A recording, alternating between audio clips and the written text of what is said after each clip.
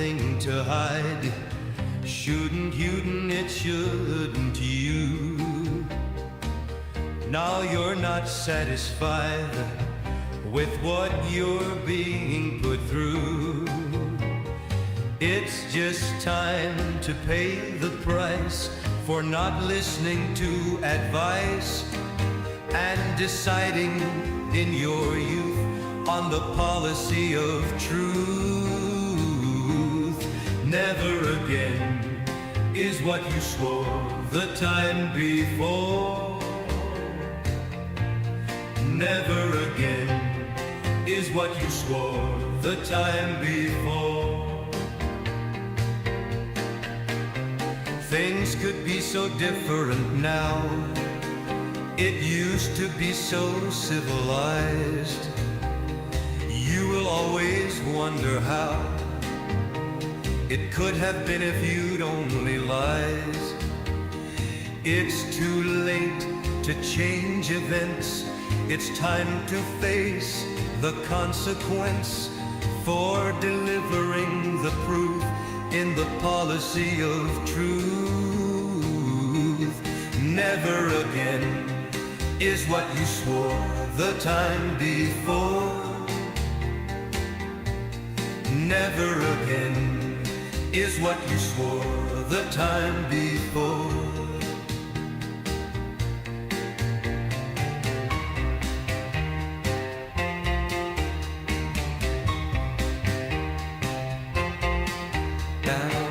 Now you're standing there tongue-tied.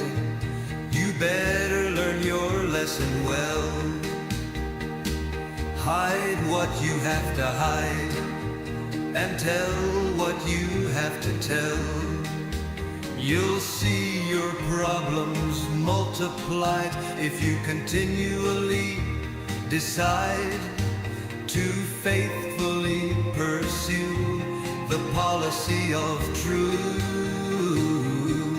Never again is what you swore the time before. Never again is what you swore the time before. Never again is what you swore the time before. Never again is what you swore the time before. Never again is what you swore the time before. Never again is what you swore the time before.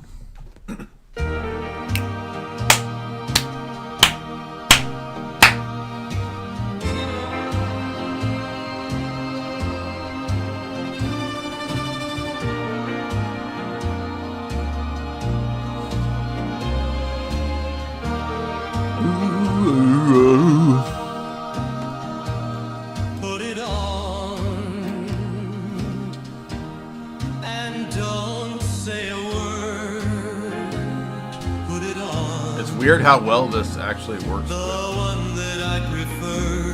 50s people. And stand before my eyes. Depeche Mode. Put it on. Huh? Please don't Jamie question why.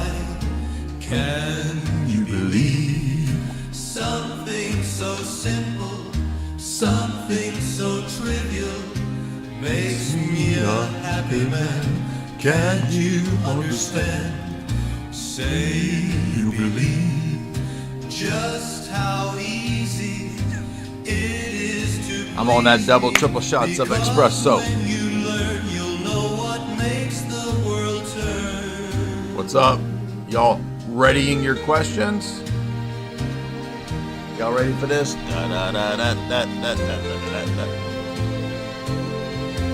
Alright, let's turn fake AI Depeche Mode down. Well, I just couldn't resist another live stream to open it up. Topics are all over the place.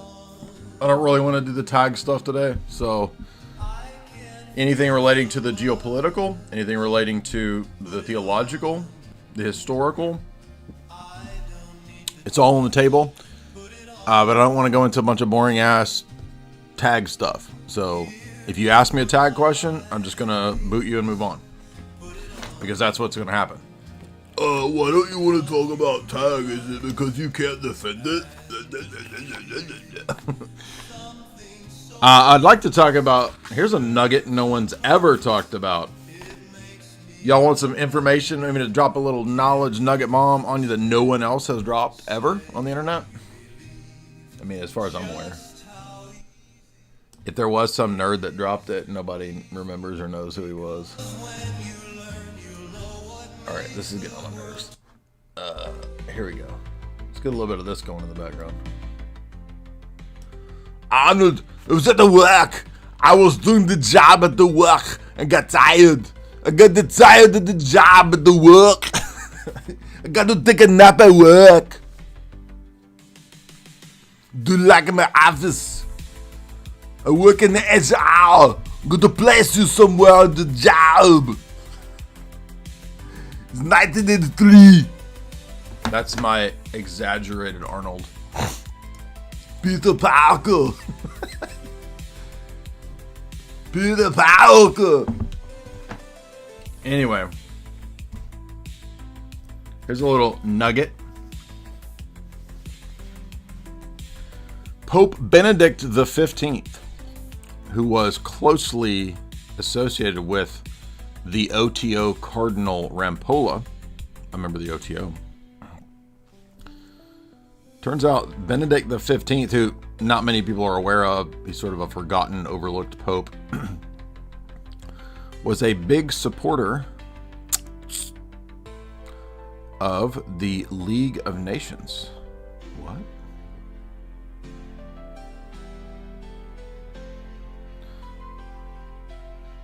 After the war, Pope Benedict XV pleaded for international reconciliation.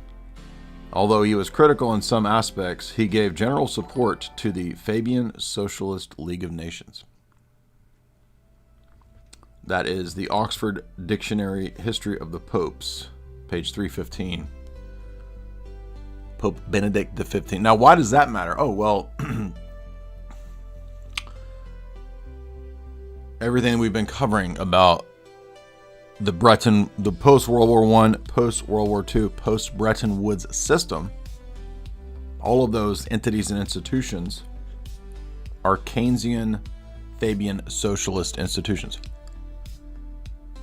So why is the supposed bastion of conservatism and right-wingism, according to these ignorant and deluded tradcats, is a supporter of the League of Nations?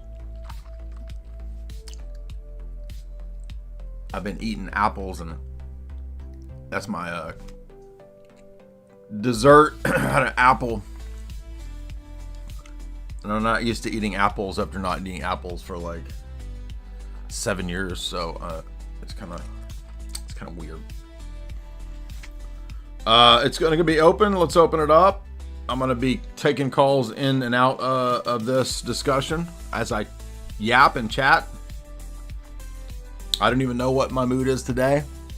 I've kind of been in a fairly serious, reflective mood, I guess, which is appropriate after the events. I'm not really. I don't use Zen. I've never had it. I don't even know exactly what Zens are. I've been offered them many times. I'm like, I'm good. Anyway. Even, trying to write for the recent Sam Hyde episode is a bit of a challenge because of, the subject matter was so dark, and I haven't finished the episode. I don't think a lot of what I jotted down was used, and that's mainly because originally the episode was about crime in the black community. And then, of course, we had the Kirk event, and so things changed in terms of subject matter. And so I'm about 34 minutes in, But if you didn't see today's new Sam Hyde posted episode, the clips are going viral of the first few minutes. They played it on the show multiple times today. If you didn't see my fourth hour, I was on the fourth hour today, and I tried to get into the history of how civilizations collapse, what a Christian state is and should look like, what Byzantium was all about. It's not going to sit well with evangelical dispensationalists, because I was really trying to critique, in nice words, a lot of classical liberalism, which of course a lot of Alex Jones's audience is going to be evangelical boomer classical liberals. So, I try to be as persuasive and rhetorical as I can. Tradcat, what's up, dude? Tradcat watch. Thank you, appreciate that. Glad you liked the fourth hour. Yeah, the Bananatine Empire was today's part of today's subject matter. Tradcat watch, you want to unmute?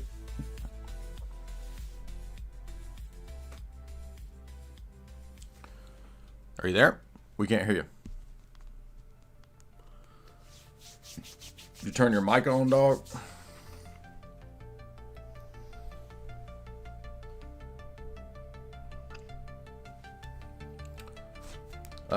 We can't hear you, man. You want to turn your mic on? Try again somehow. Come back out, come back in. F Respecter, what's up?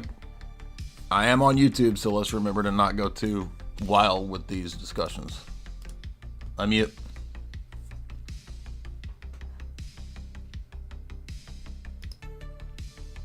Unmute. Hey, I'm sorry. My kids are being crazy. Were you talking to me? Yeah. Okay. Yeah, I just wanted to say, I encourage everyone to look up, critics of the Enlightenment like Edmund Burke. Read it. Obviously, read the classic philosophers. It is insane how this Western liberal culture that we live in has really bamboozled, for lack of a better term, Christians into thinking that the best way a society can operate in a Christian sense is to let people have complete access to all forms of sin and be able to do it unrestricted. And not only that, it's establish massive cities, which are basically Sodom and Gomorrahs at this point, and protect them with the military. And anybody who commits crime and sin goes unpunished. And if you're good and you criticize it, I guess you're lucky if you walk away with your life. I just want to say this too. I live in Florida. I'm lucky enough to live in Florida. My kids go to a Catholic school in a rural community.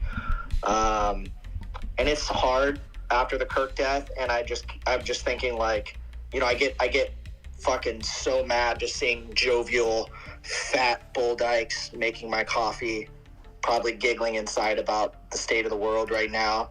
And I just can't imagine what it's like for every one of you who are living in these liberal hellhole cities.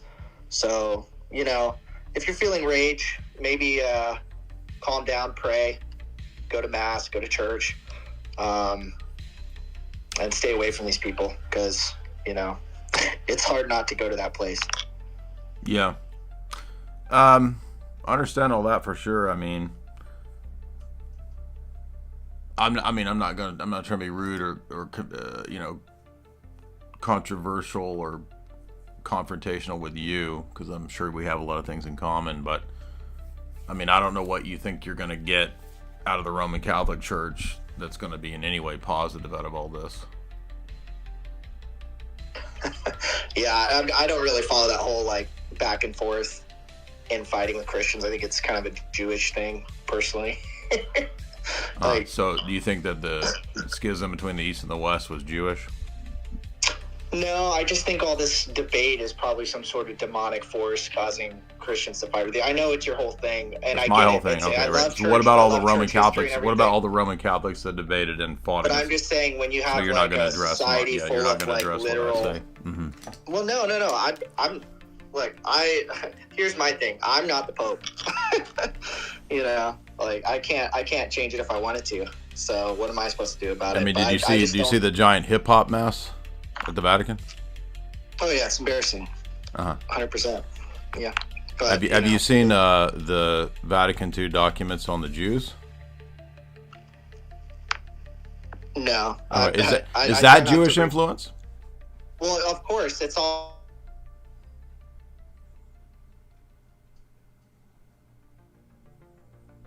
Are you there?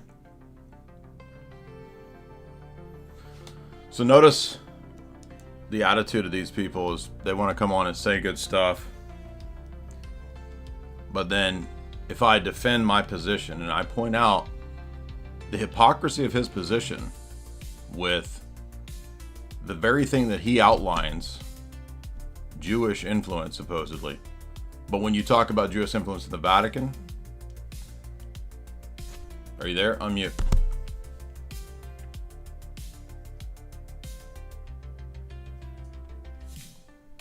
You want to come out and come back in? I'll bring you back up if you want to keep discussing it. But, this just shows the ignorance of the people that think they have this stuff figured out. They want to come talk to me about stuff. And it always comes out what's really going on. I'm engaging in Jewish subversion when his own Vatican teaches that you shouldn't convert Jews.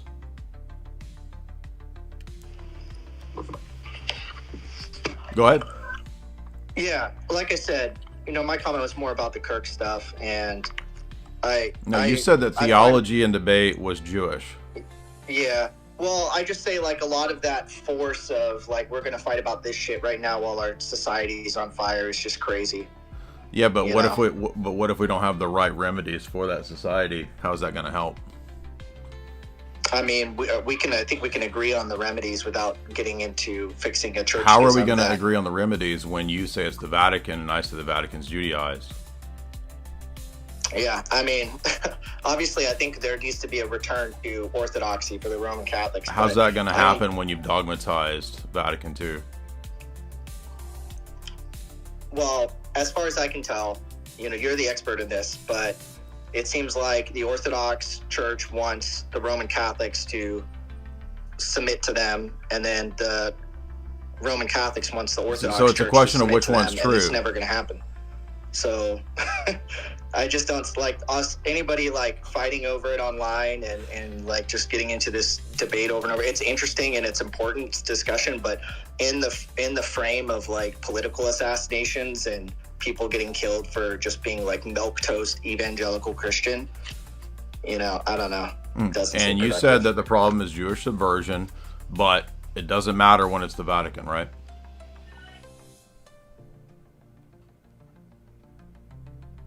Hello?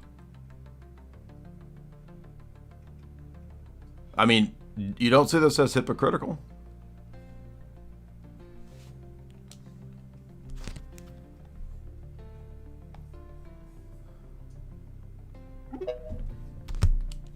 Tradcat.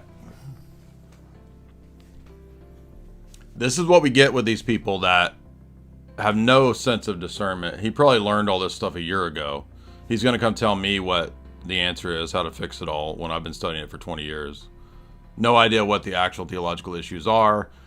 His own Vatican has dogmatized this stuff. Yeah, well, it doesn't matter. But you said the problem is Jewish subversion, but now it doesn't matter when that's a huge problem for your position. This is why you're not going to win. You're fundamentally incapable of identifying a fundamental contradiction in your system and in your worldview. What's up? Unmute. Hey, can you hear me, Jay? Yep. Awesome, thanks. So why does the Filioque necessarily lead to progressivism or humanism? If you read Church, Papacy, Schism by Sherrard, it inverts and messes up the structure and the order both of the Godhead and then the church. And if the church's structure and order gets messed up, and the church tries to become a political organization, as happened in the 11th century with the papacy, and then you get revolution in the church and then revolution in society. Okay, thanks. Yeah, read Church, Papacy, Schism. Okay, great.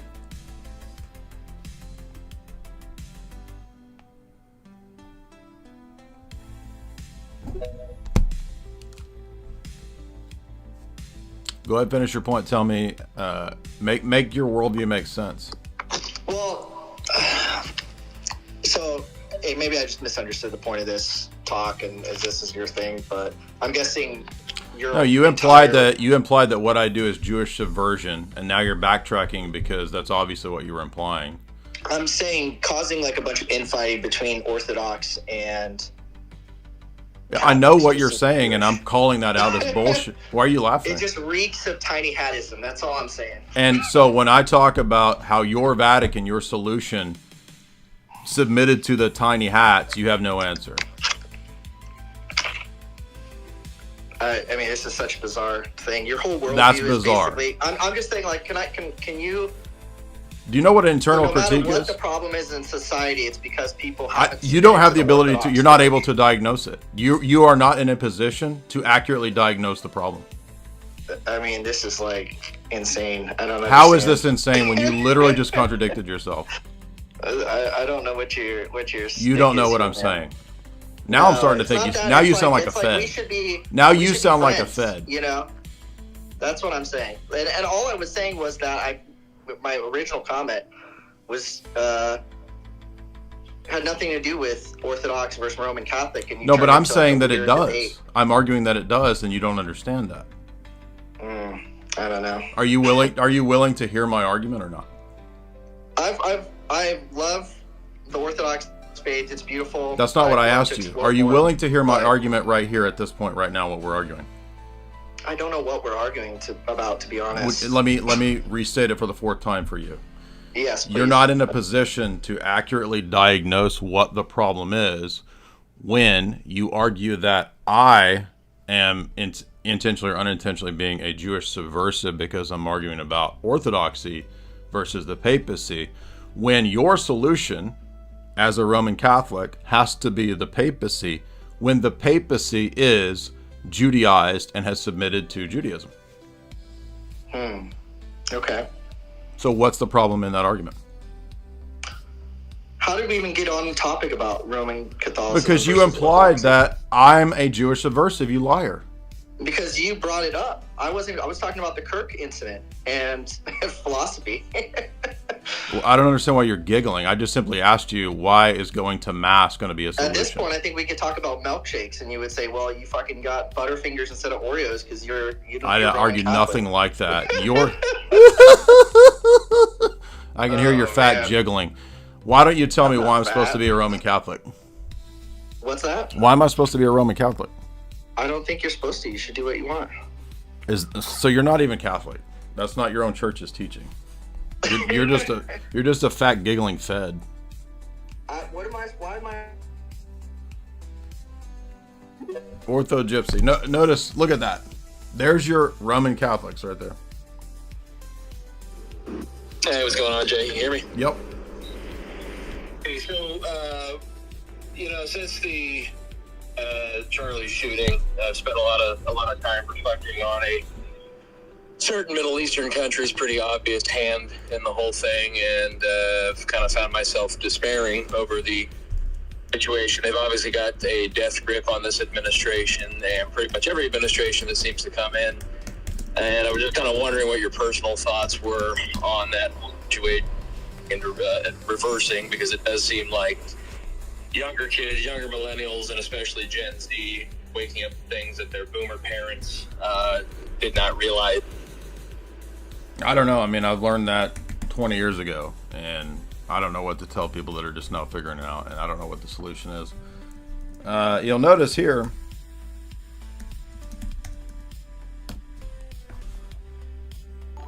here's the U.S. Conference of Catholic Bishops document. Notice how disingenuous that was.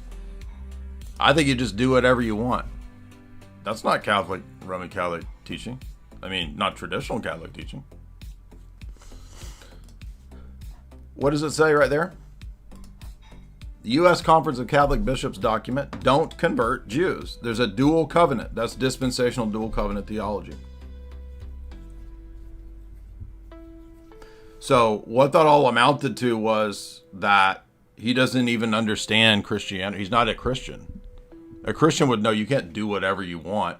And why was he? He was actually critiquing libertarianism. He said libertarianism, this idea that every vice should be promoted, has got to be clamped down. And then he says, do whatever you want, do whatever church you want. Like, so you notice, like, for many of these trad cats, they're not even traditional Catholic.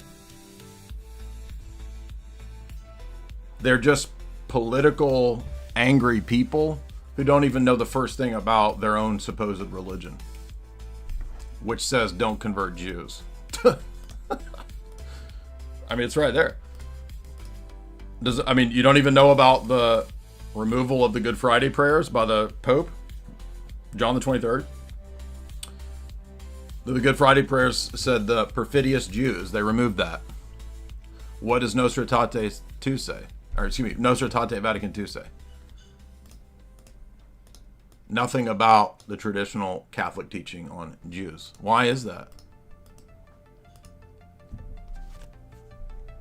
So, you want to come here, say that I'm a Jewish subversive because I debate about the fact that your own solution is a fraud.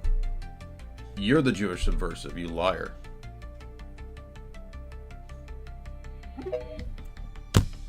Yup.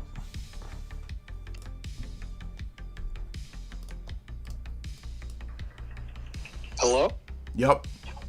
Hey, what's up, Jay? Big fan. Love you, dude.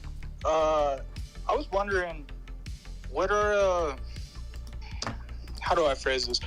What are your thoughts on, I know you're a very religious man, but what are your thoughts on the whole electric universe theory? This idea that I don't have any view on it. So, thank you for calling. What's up to do with what we're talking about? L, what's up? Individual, what's up?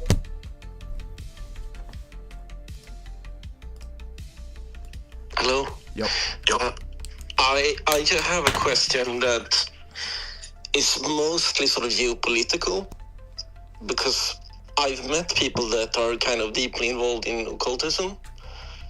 And then I spoke to like a philosopher, his name is Johannes A. Niederhauser, and he says like the world view that we live in now is occultism, basically.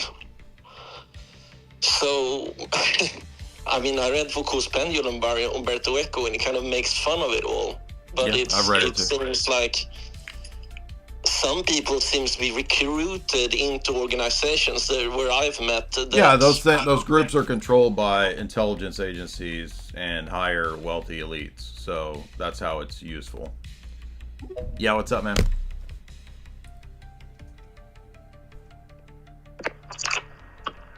Hello? Yep.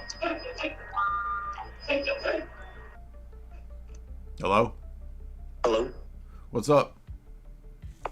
Oh, hey. I was wondering, were you surprised that the manhunt for Tyler Robinson only took 33 hours? Did you think it would take longer? I had no set view on how many hours it should have taken. Are you trying to imply that it's a Masonic number? No. I just was surprised the FBI caught him so soon. I thought it would take longer. I mean, I didn't have any set kind of view because I don't really know what to make of it yet. We've been paying attention to these high profile events all the way back to after the Big 9 event. I was paying attention to high profile events when Benazir Bhutto was assassinated. Most of you probably don't even know who Benazir Bhutto is. So, I don't have any set expectation, because a lot of times, especially before where we are now, which is a lot better than it used to be, but it's still probably no good. The FBI would basically come and lock down and clamp down these events, and there was no way to know what really happened.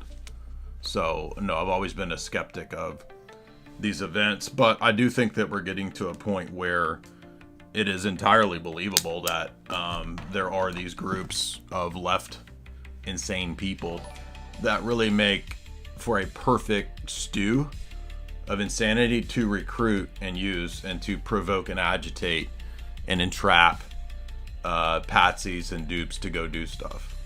Again, we've interviewed BX. She's spent several years studying online accelerationist groups, networks, comms, etc. And this is obviously the pattern, obviously what goes on.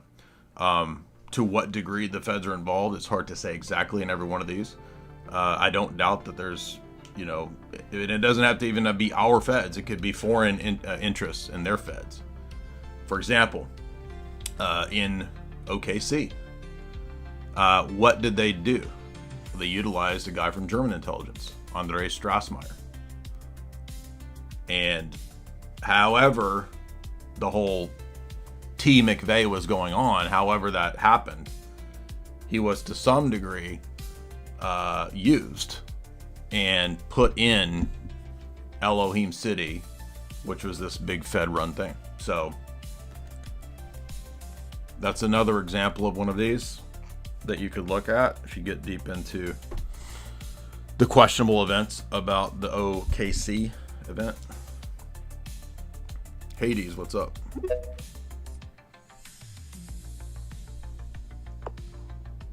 Yo.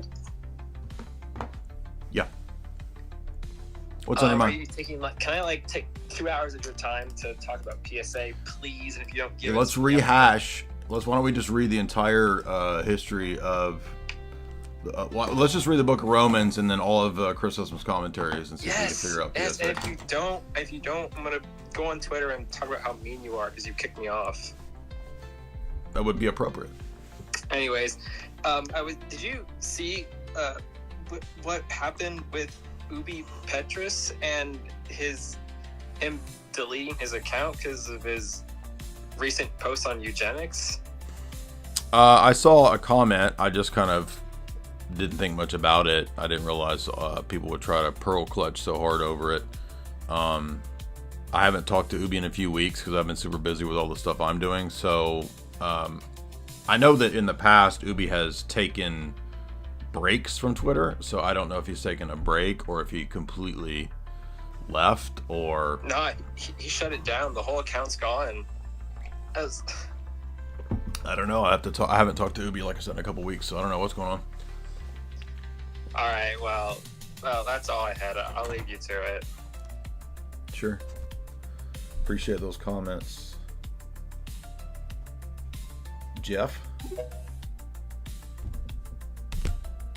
Hey, what do you think about this whole connection between Nephilim, clowns, and demons, and the fact that the left is embodying? Obviously, they're possessed and just demonic, but not only that, but they are turning into literal clowns. They look like clowns. Yeah, I think if you go back to ancient cultures, animistic, shamanistic cultures, the appearance of the shamans, the rituals, the dances, the masks, they look clown-like, which probably is an influence from demonic spirits. Dude, Freemasons would, they started with the circus, right? And they would have clowns, top hats, a whole ritualistic thing. But also, one more thing. Tomorrow on Tucker Carlson, gonna be huge, dude. Orthodoxy's blowing up, man. So I'm really excited. Keep an eye out tomorrow on Tucker Carlson. Who's on Tucker? I don't know if I could say, but why can't you say? I don't know. Maybe I don't know if I'll get in trouble to say. Josiah should be on Tucker tomorrow. Okay. Yeah. I don't know, but you didn't hear from me. Okay. But I think that's fun. I think that's cool, man. More names on Orthodoxy blowing up. Yeah. Thanks, Jeff. See you, appreciate that. Yeah. Well, Jamie did a podcast, Killer Clowns from Outer Space, and they went into that. I don't know that clowns necessarily has anything to do with Nephilim, but I think you could link it to the demonic, and they are actually just literally taking on the appearance of clowns. So, John, what's up? I'm not saying that being a clown is necessarily demonic. Yeah, what's up? Yeah, I was just gonna tell you, don't want to be out of reach here, but I was kind of looking into Charlie Kirk's wife and her background with the beauty pageants and everything like that, and then also Peter Thiel's boy JD Vance showing up right away after he died was kind of suspicious. I don't know. I mean, maybe I haven't looked into I've never even seen or don't know anything about his wife until she did that video, and I watched the video. I don't know. That seems pretty speculative to me, unless there's some kind of hard evidence. But Subdeacon Daniel.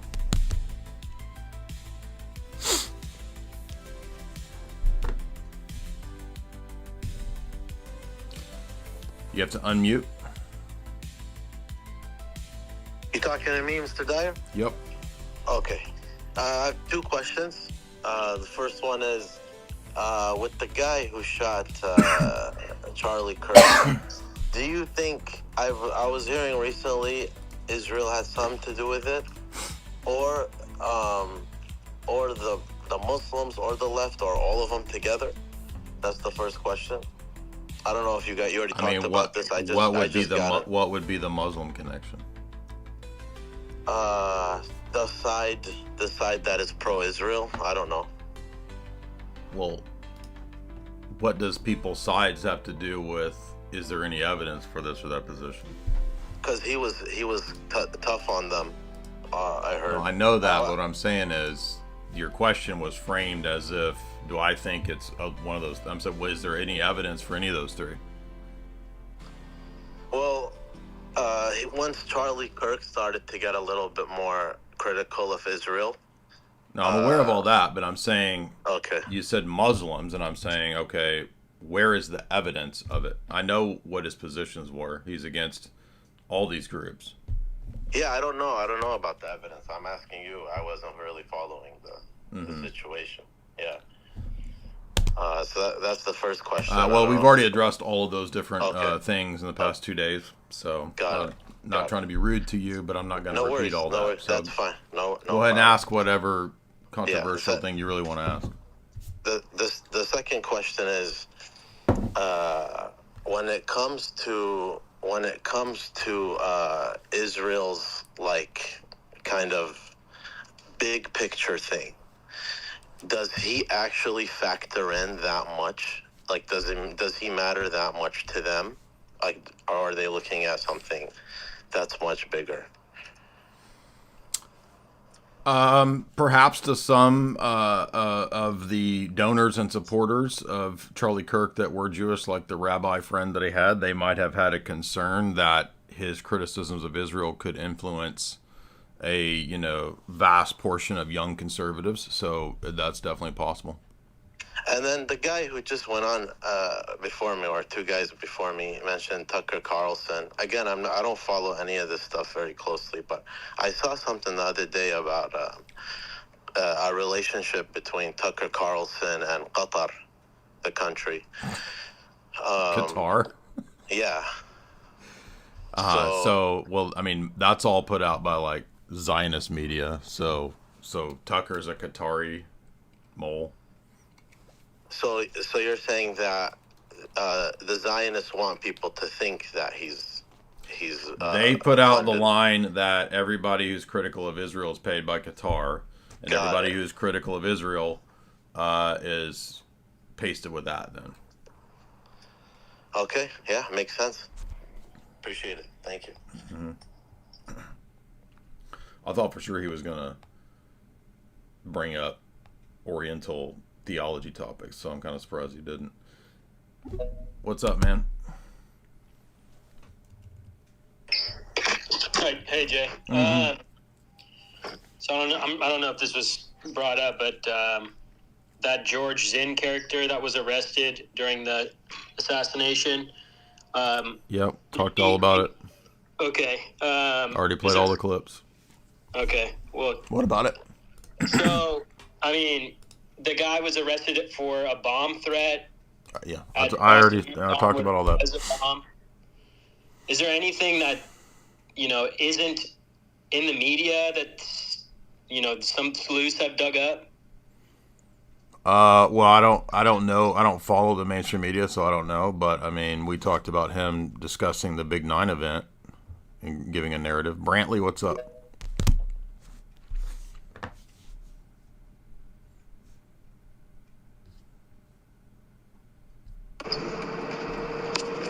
Hello? Mm-hmm.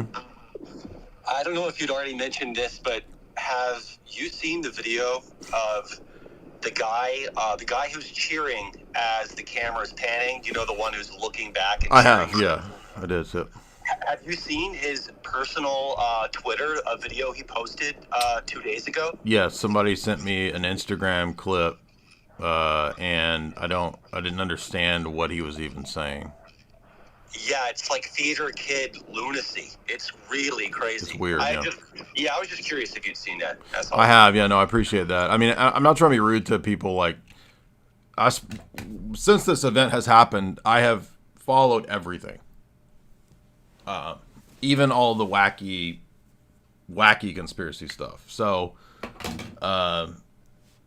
which usually the wacky stuff isn't true. So, maybe sometimes it could be. I don't know, but I'm not convinced that this was a vast plot by his wife to take over TPUSA.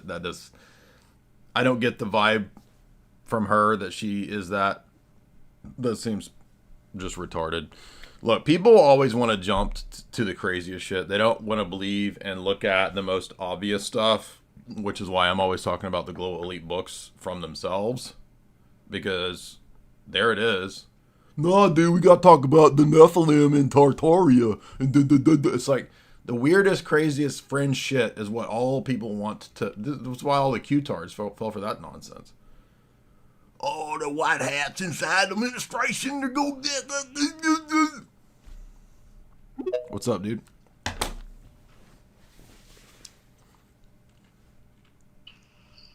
Hello. Yes, ma'am. Okay. Two things. So I've listened to your videos on Sola Fide and some of Seraphim's as well. And maybe I'm just too brainwashed from being a Protestant. I don't know. It's not clicking with me. I don't understand it. So do you know of like another YouTuber or someone who's written a book like that has written it to explain it for like a child, like really dumbed it down? I don't know about a child's book, but I mean, I'm happy to try to childify it as best I can. What is your specific hang up?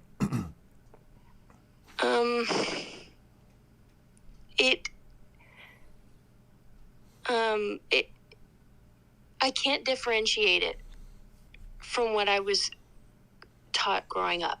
Like, and maybe sometimes I wonder if it's like the words have different meanings, if that makes sense. So yeah, sometimes they do. So that's probably part of it. Yeah, so it's like you guys sound like you're saying the same thing, but I know that there's a difference. Like intrinsically, I know that, but like I said, I almost wonder. Okay, well, let's talk about. I'm not sure what your background is. Is it evangelical or like classical Lutheran, Calvinist? What's your background?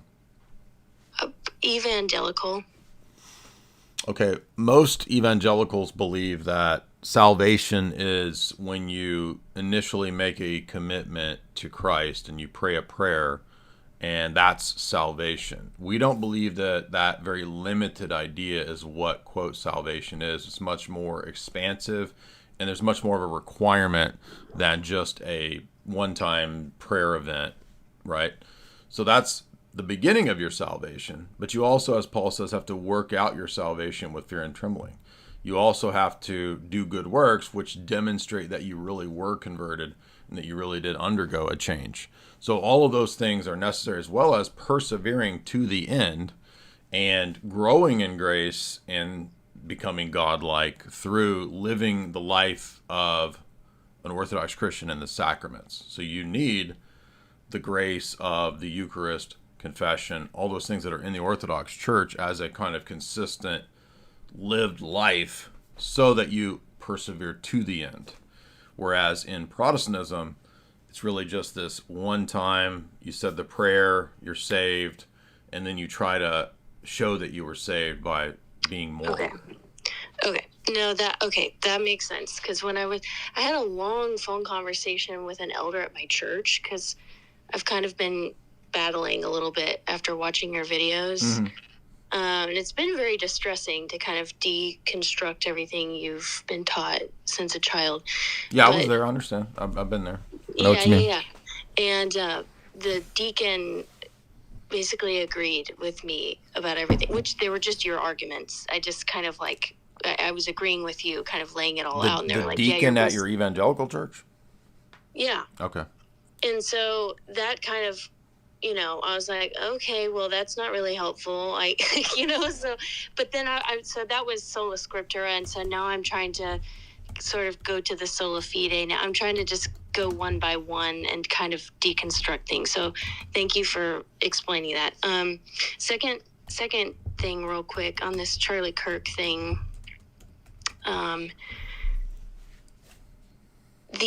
So we've had a death in the family, so I've had a lot of time to myself. And on X, I've spent a lot more time online than normal. And seeing a lot of but sort of, it seems like the conservative side of the aisle is sort of, you know, there's accountability for what you say online at your workplace. You know, there's sort of no more Mr. Nice Guy kind of attitude on the right. And I empathize with it and somewhat agree with it, or I guess I do agree with it, but I also understand that like emotions are really high, and I'm sort of concerned that I'm being kind of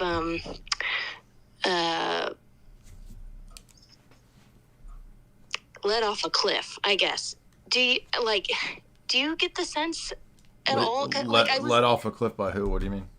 Well, let off a cliff, sort of, it seems like all the, you know, main people on the right, and I feel like I listen to a lot of them, but like even J.D. Vance this morning, he was saying no unity with these people who are celebrating the death of, you know, the murder of someone. And I don't necessarily disagree with that, but I'm like, okay, are we being led in a direction that is going to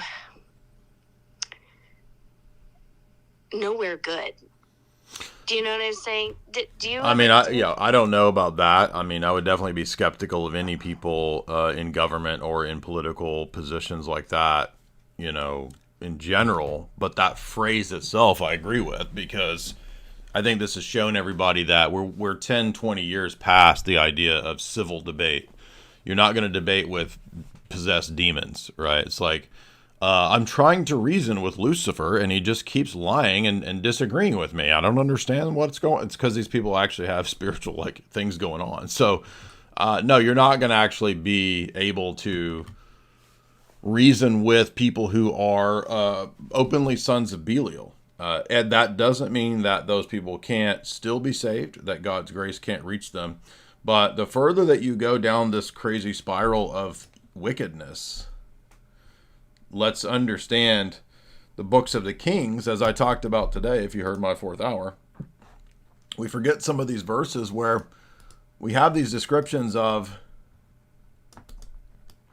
these types of people that are willing to engage in very radical political action, shall we say.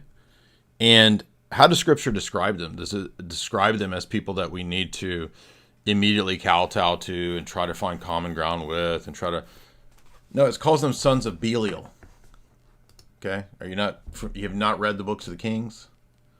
There's no extension of grace to wicked murderers other than the grace of what ought to be the death penalty. Did you know the death penalty is an action of love and grace? When a person is so advanced in their wickedness that they're a danger to society and themselves, at a certain point in a just society, I'm not saying that any person can do this, the civil magistrate, the state has that role and that authority. In traditional Christian teaching, Romans 13, Paul says, the state has the sword as an executioner, a diakonos, a deacon. So the state actually has a almost diaconate. It's a lower level of clergy role. That's why the Byzantine emperor could sit behind the iconostasis. He is equivalent to a diakonos. And he holds that sword, not just Romans 13, but Paul says to Timothy, also as a means of a deterrence. And nobody before the year 1900, unless there was some kind of weird fringe pacifist, ever believed that you should get rid of the death penalty. It's a very modern, pacifist, ridiculous idea. The church fathers talk about the death penalty all the time. Classical Christian Orthodox countries, countless statements about the death penalty. Code of Justinian, on and on and on. And so anybody telling you otherwise, if they're in the OCA, they're Americanists, putting their Americanism and their pacifism before church history. Their own church. It's amazing the level of ignorance people have of their own church and their own Christian nation's previous policies. Imagine trying to be a Serbian king fighting Muslims and being a pacifist. This is so stupid. I mean, it's utterly retarded that we have to explain to people basic morals that are not even that controversial in the history of Christianity, and armies of clergy and liberal theologians will just denounce the ortho bros, and it's like what? Where are you? Like, what world are you living in? You've got satanic TRANZ loons, and you're concerned about the ortho bros. Yeah, right. The sons of Belial shall be as all of them thorns thrust away. Two men who were sons of Belial. That means worthless persons. 1 Kings 21. There came in 2 children of Belial, and they lied in a political conspiracy against Naboth. And they were working together with the wicked king so that Jezebel and the king could steal Naboth's property. This, by the way, becomes a type of the death of Christ. And if you read the book of Matthew, when it talks about the parable of the vine dressers, the vineyard, it's parallel to 1 Kings 21, Naboth's vineyard. Naboth is a type of Christ. Clear as day. And everybody lives in this weird delusion as if Jesus is hippie Jesus and we're supposed to be pacifists and there aren't sons of Belial anymore. Oh, did the whole world change from the time of the kings? Because I sure do see a lot of demonic, satanic cults, people doing these kinds of actions, political conspiracies. Sounds to me like they're still sons of Belial.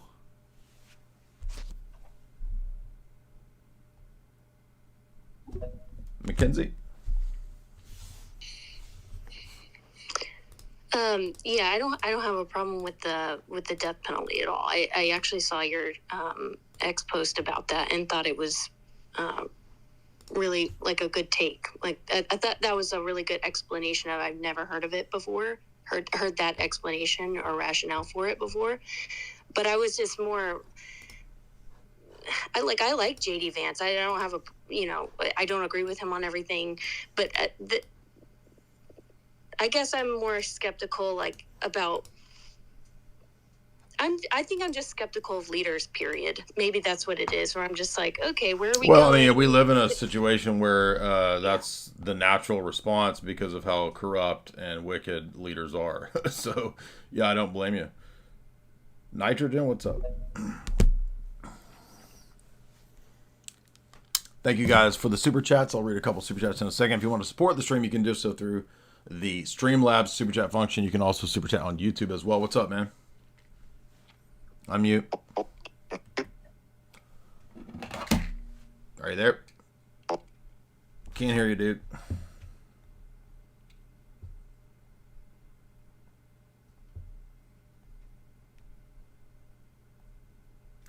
Okay, if you're the normal average Orthodox caller that's calling in to discuss all the same Orthodox theology stuff, let's take a break from a lot of that stuff today, because every time I open up, it's the same Orthodox dudes that immediately call in. I'm not mad at you guys, but I want to get some different takes and some different people and some different opinions in here. It's not a catechumen FAQ day. What's up, man? Oh, can you hear me, Jay? Yep. May we talk about Bitcoin for a moment? Sure. So there was a caller that called in a few weeks back, and he was talking about the Bitcoin knots versus core, and he was pretty much saying that that there was like anti-censorship, and that's what they were trying to fight for. And he said to, when he left, he said to install core, the true and trusted. And Yes, I've I been recall. researching since, and I've come to the conclusion that I think core is despicable. I think a lot of those devs are corrupt, and it's a liability to Bitcoin itself. And I just wanted to know what's your thoughts on that. Again, as I said then, I've listened to Bitcoin Mechanic. I've listened to Matthew Cratter. I've listened to all of the inter-Nicene Bitcoin people arguing, and the evidence seems to be on that side of things. But I am not tech competent enough to know exactly and for sure how all that works and which one is exactly correct. But I would tend to think that it probably is not a good idea to have all this sort of spammy stuff. Sandal, what's up?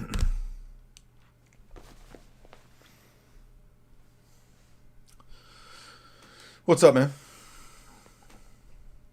Hello. Mm-hmm. I used to believe in God, and I watched you a lot. I really enjoyed a lot of your takes. But I've been through a serious period of doubt, and I kind of don't really believe. But I don't know. I think I might be wrong. But I'm not convinced of a God.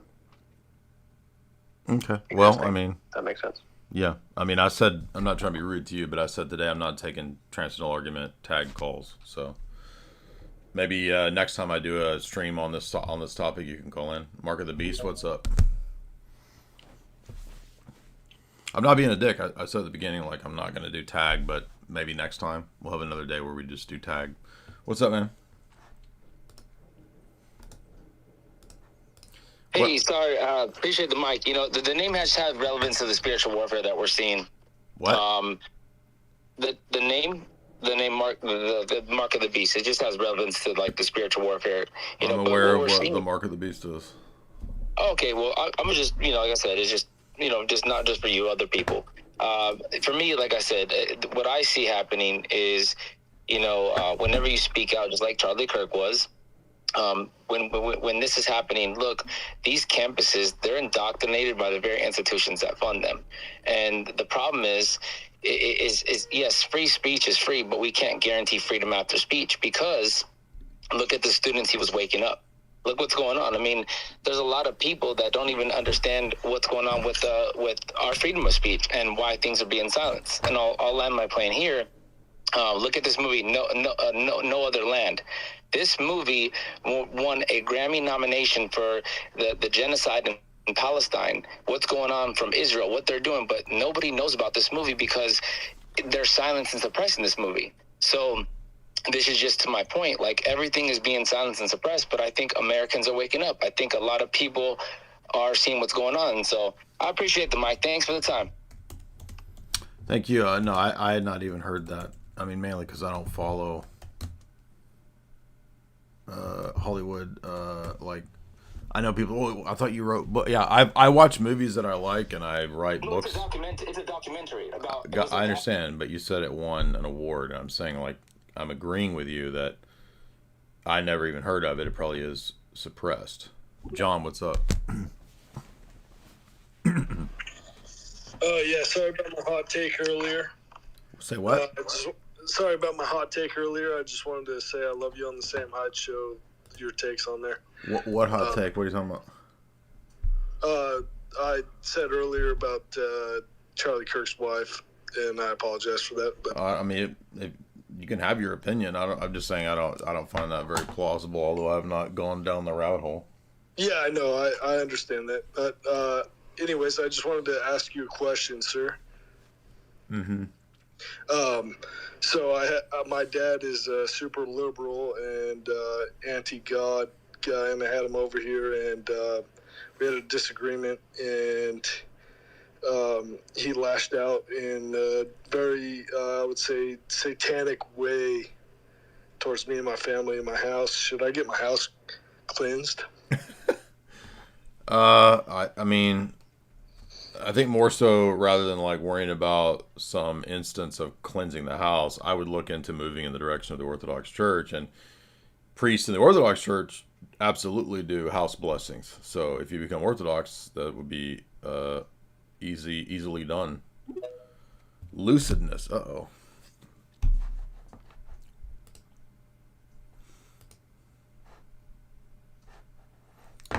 Lucidness, what's up? Hey, thanks. Big fan of your work, Jay. I just wanted to say this whole this situation with Charlie Kirk, it just seems like this time around it wasn't an operation per se, and that's why all those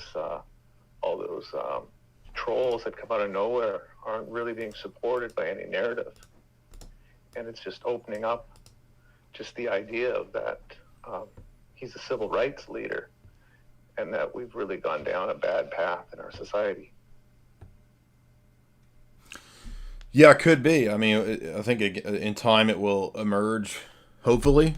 But it's at the same time, studying these kinds of high-profile events for a long time, and I'm not saying I'm an expert. I'm just saying I've studied these things for a long time, and that's all I'm saying. I've noticed that in most of these high-profile events, you're never going to get all the details. You won't know exactly what happened. You will have a general picture, right? Big 9 event, we don't know every specific detail of how everything was done and all this, mechanics of the operation. But we do have an overall idea, and we have clear motivations about that event. OKC, very similar situation as to all exactly what happened and at every precise moment that day and following that day. It's hard to say, but you can draw kind of the overall idea based on the contradictions in the narratives, the evidences, and the pieces of evidence that don't match up, that kind of stuff. I'm not saying people can't do that about this event. I'm sure they're already doing it. But keep in mind that you're not going to figure and know all of the details out. So usually what you have to do is kind of look at the bigger picture, and that tends to give you a better idea of what probably went down, rather than remember after the Big 9 event, all the science papers that were coming out about controlled demolition, and then the anti-controlled demolition NIST papers, and I'm not knocking Richard Gage, but then Richard Gage is going to write a PhD dissertation proving that nanothermite or whatever burns at this, and I don't even know if he believes in nanothermite. I'm just making a joke. It's dude, nobody is going to read all these PhD papers. It's just eggheads living in another dimension that think that you're going to prove to everybody on the basis of some unreadable sci-tech engineering paper that 5 people can read, and then everybody's going to be on your side of exactly what went down on the Big 9 event. And then you're ignoring the bigger picture, the PNAC, that kind of stuff. That's what's annoying about all that. And I don't mind, I get it. Maybe somebody's got to demonstrate scientifically the speed and the tectonic plate measurements of what happens when there's a controlled demolition and all that. It's just you're losing the mass when that's the focus. And you can look at bigger picture stuff like, what did Brzezinski write in Grand Chessboard? What's in the PNAC documents? That's a lot more effective in getting an idea than this impenetrable science dork stuff. Silas, what's up?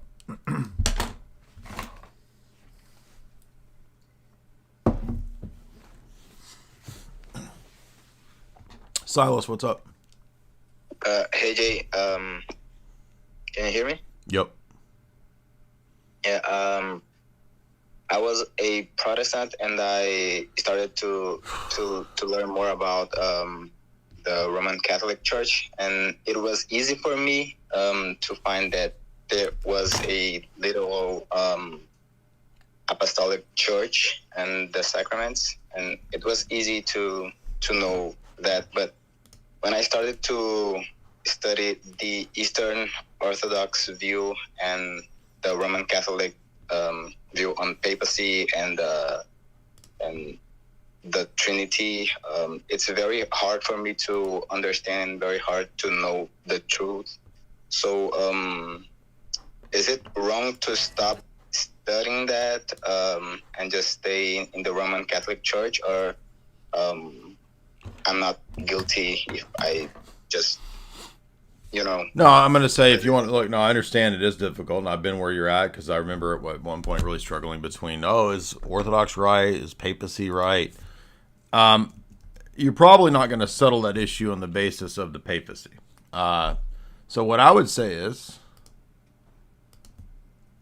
here's a cheat code.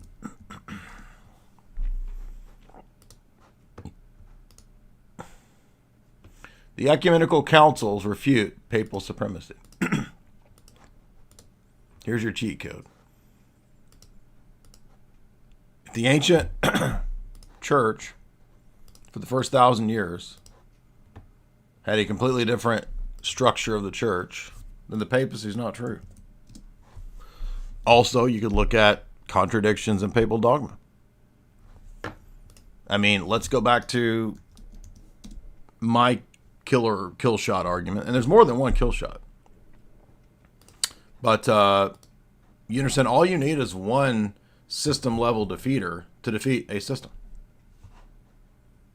You don't have to get a PhD in church history, Catholic Church history, papal history, to understand that, as Ibarra says, if you can show a dogmatic contradiction, then that defeats the papacy.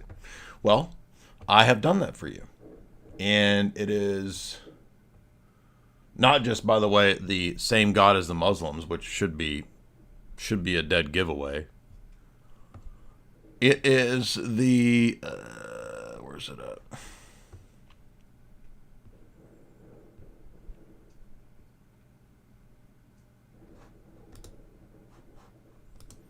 One dogmatic contradiction that ends Roman Catholicism. How can it be necessary for salvation to believe that the Pope is a world ruler in 1300? It's not necessary for salvation the first 1,000 years. And now, after 900 years, it's no longer necessary for salvation after Vatican II's religious liberty documents. I mean, if that doesn't show you, like, bold-faced, clear-as-day contradictions, I don't know what would. The great Dean Arnold, what's up?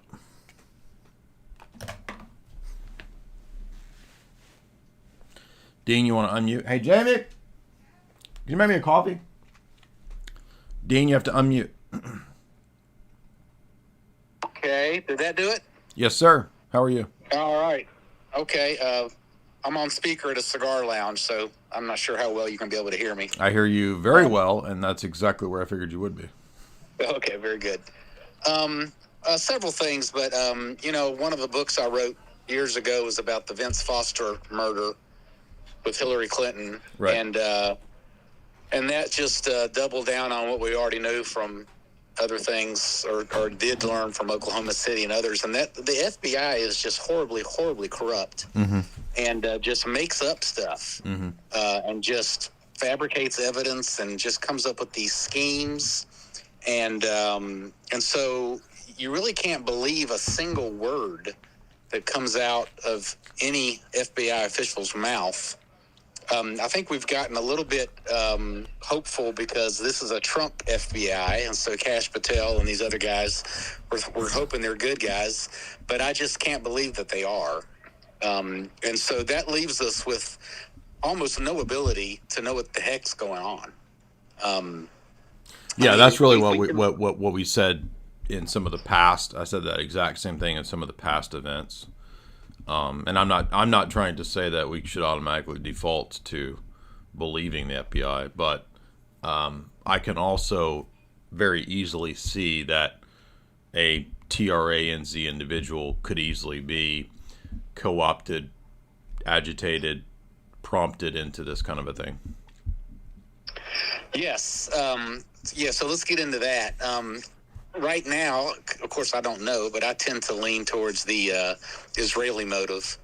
But it could very well be the other one, or it could be a patsy set up, to empower the others.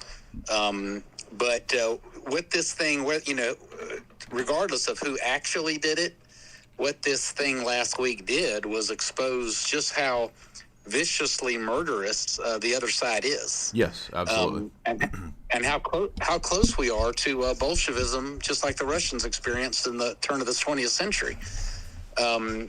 We're getting really close to that. And thank God that some countries already been through it. I mean, not thankful that they had to go through it, but, you know, it's happened before, and we will survive. We may not actually survive, but we'll survive in the kingdom. But these people are murderous, and they're very capable, you know, with another administration or a turn of events to just slaughter everybody. Mm-hmm. Yeah, I mean, that's why I've been sharing this Metropolitan Tikhon Shevkunov's essay, How Nations and Individuals Become Demonically Possessed. And it's about the Bolsheviks.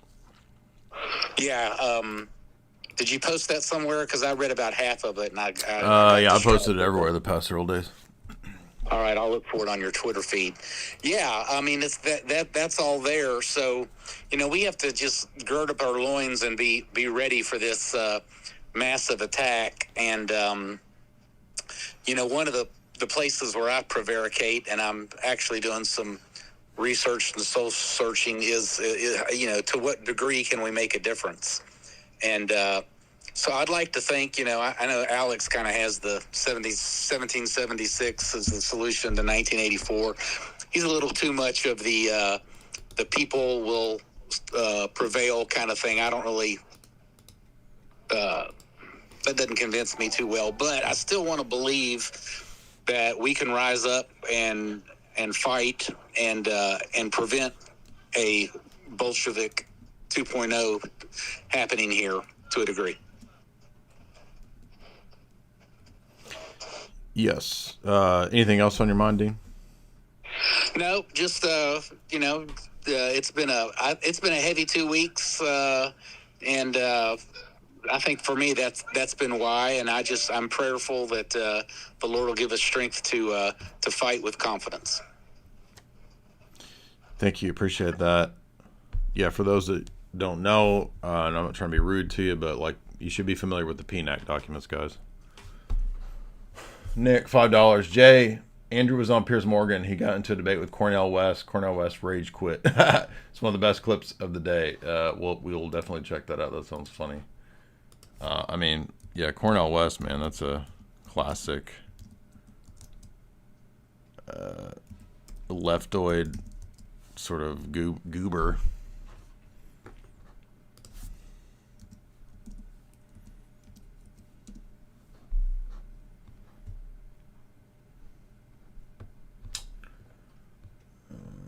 Here's a clip. All leftists want to see me dead. When I'm a leftist, I don't want to see you dead. I'm a Christian. You called Trump's administration a neo-fascist movement, you lunatic. People have gone out You're of your absolutely way. right. You have gone out of your way. No, let me make the to case. do everything Let me possible make to the cultivate case. this. Let me make the case. Oh, yeah, Will you you just allow made me to your speak, case. brother? Come You on, just man. made your Come on. case. No, you haven't made the case. If you think I've made the case, then you're not interested in dialogue. You just said this brother over here said this. You very, very You called different him than Brother Charlie, man. neo-fascist. That's You what very... Right, all these people have is to just call everybody names. I mean, that's like, I think civil debate as a possibility. I mean, it probably ended a long time ago, beyond 10 years ago. But when Gavin McInnes went to wherever in 2016 and people were getting hit with bike locks, that was the end of the idea that we could civilly debate the left. Right? I mean, that was the, remember that? And I think even Stefan Molyneux said something like, you know, debate's over. I think debate's over. You know, debates, when people are swinging the bike locks, like, you're not going to reason with these people, right? Which is why I made the joke. And I'm sure somebody's, oh, he's racist. Racist. Can somebody actually give me an argument why? Maybe racism is the greatest sin of all. Okay, prove it. Where's that? Show me that racism is the height of all sins. It's the greatest civil sin in civic American secular liberalism. But prove to me that racism is the greatest sin. Galatians 3, there's neither Jew nor Greek, nor male nor female. Oh, so there's no genders? Or is that just saying that in the church, you don't get ahead on the basis of any of those qualities? It doesn't mean that those qualities don't exist, unless you think there's no more males and females, which is crazy. But look, rapper sings, I hump France and I burn France as he strangles a white woman symbolically. But look, we're overlooking the obvious, which is, why has no one taught him to code, and why has no one given him a copy of the Federalist Papers? Clearly, if he had read the Federalist Papers, this rapper would not be strangling white women dummies symbolically. He just hasn't been educated on classical liberal constitutional policies. If this man had a degree, if he had a patron to send him to get a constitutional law degree, this brother right here would be our greatest beige black man in Big Tent conservatism. Perhaps we could even get TRANZ people on our side. He just hasn't read the Federalist Papers yet, dog. Didn't you know? That's a pretty good zinger, I thought. FDA? Yes, sir.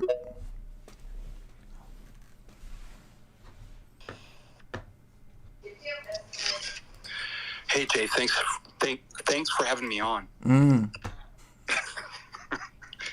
Hey, I just want to add real quick, to follow up on your saying, like, there's no political dialogue with the other side. You can only have dialogue when there's common rules that are accepted, right, of rules of discourse and civility. And it's like, I've made this point before, it's like heretics. It doesn't matter what evidence you offer, that they're going to reinterpret it to be evidence for their position and evidence, and nothing be evidence against. So why are we having a conversation? And the last dialoguer they killed. So look at this. David Bradshaw posted article statistics from YouGov, and you've probably seen this. It's interviewed from far left to far right, whether they think violence is ever justified to achieve political goals. And shocker, 25% very liberal agree, 17% of liberals, 9% moderate, and it goes down to basically nothing for the quote-unquote far right. So what do you get? You get some libtard professor come on and be like, well, that's interesting data, because historically it's the right that commits the vast majority of violence. Of course, that's what they always say that. Yeah. Oh, let me quote, he quotes the Cato Institute. Now, I want to show you why it's not, and everybody here tries to go point by point through this. There's nothing you're going to say that's going to change their mind. The fact that this guy already has solidarity and indigenous people and all the lingo on his page should already be a warning sign that it's like, there's nothing you're going to say to this person So he takes from, so notice the conversation's about what's actually going on right now. So what does he do? Oh, he goes all the way back to 1975. And he's looking at, the Cato Institute looks at people actually convicted. Yeah, I saw that. Yeah. Yeah, you saw that. And they were leaving out burning of cities by BLM. That doesn't count. Yes, exactly. Also, guess what you throw? It's like the same statistics where it says the majority of religious people have less IQs than atheists. It's like he only got to that number because he threw Muslims in there. Right? Which is the exact same thing that the Cato Institute does with this. This is supposed to be this libertarian thing. It's like, what includes a bunch of like, okay, now we're getting up. And then, of course, it's got the Oklahoma City bombing, which is sus. Oh, the anti-abortion. Like, I thought all that was refuted. Do you think you can actually, and then WHITE, supremacy, I thought we all know, like, that's made up. Like, that's all fake. But they use that for their stats. But it just goes to point, like, why are we dialogue? Like, there's no political discourse. Look at, you just show the video of Andrew with Cornel West. Yeah, let's play different the than rest of Charlie, it. though, man. Yes. Yeah, go ahead. Yes, absolutely. Yeah, and I can it's make your a rhetoric case due for to that people too. like you that got that man killed, sir. No. There are such a thing as neo-fascists. But Pierce, why you have a brother on who's not gonna allow nobody to speak, man? We just wasting time. If all you're interested in is making your money, and you bring this brother on it, and nobody can say a word, and we can't even mourn Brother Charlie passing. I had dialogues with Brother Like Charlie. he cares This about, brother's like gonna he's say, mourning. Give me a break. This kumbaya and so forth. Man, all these leftists are so obviously fake. You know what I mean? In their posturing, and they're always appealing to emotion, always appealing to opportune, situations. This is exactly what Jesse Jackson did in the 80s. Al Sharpton after him. It's like a con man like pattern that they use. No, Charlie was made in the image of a loving and mighty God. I believe that. I see my friends and Sister Erica and the kids, because this brother wants to trash my Christian sensibility, and look at him laughing now. It's a joke, man. Pierce, it's not worth it. Is Charlie Kirk part of the neo-fascist movement? Not with this brother. Is he part of your neo-fascist movement? Not with this brother. Yeah. When Charlie himself says that he is against Civil Rights Act, why is he standing up? Look, we're debating Cornel West tie right here. I'm gonna debate Cornel West tie. I don't want to debate Cornel West. Let me see your tie right here. Make him a proponent of Jim Crow when he calls Martin Luther King Jr. an awful human being and a scumbag. I'm critical of that.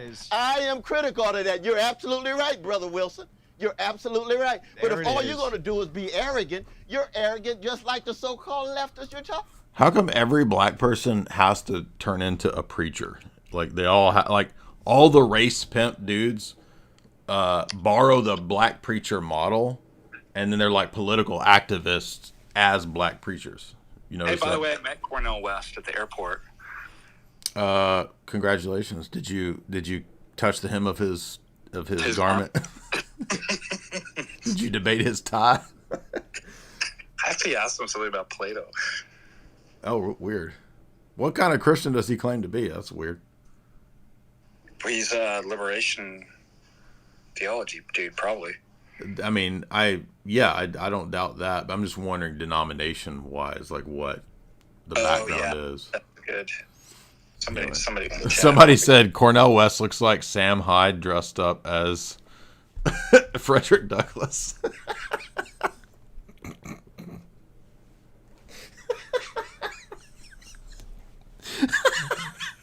And they just lie. That was funny. I know they lie all the time. They just take he's saying this thing here. Let's take it out of context. Let's twist it around. Yeah, but this is something that we've done so many videos on. You have to understand, in the mind of the left, and that's what that BLM person showed the other day when they admitted it. In the mind of the left, and it's not just black leftist activists. This is anybody on the left. They actually believe that it's justified to lie because anything is moral and just against the oppressed, right? The oppressor. If you're oppressed, in their mind, that justifies literally anything. And the revolutionaries, whether it's in French Revolution or the Bolsheviks, they know that that's the criminal psychology of the criminal class. And that's why they marshal and use the energy of the criminal class for the leftist revolution, you see. So you wonder why black criminals become the face of BLM, George Floyd, all these kinds of people, right? They become the face of that because it signals to the criminal classes that they can participate in the revolution and get away with it. And I'm not joking. Like, that was one of the first things we learned in my French Revolution class. And somebody was trying to call me out about that the other day. They were like, when did this happen in the French Revolution? The storming of the Bastille, they opened up and let out 7 prisoners in the Bastille. That was one of the first things that happened in the revolution. Did you want to say something else? No, just but I'll give me a second. I'm just doing so.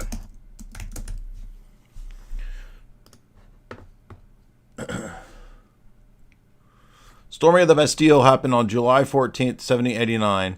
Political violence by revolutionary insurgents who stormed and seized control of the armory in the fortress in the political prison known as the Bastille, and they let out 7 thugs and criminal people that were being held by the monarchy.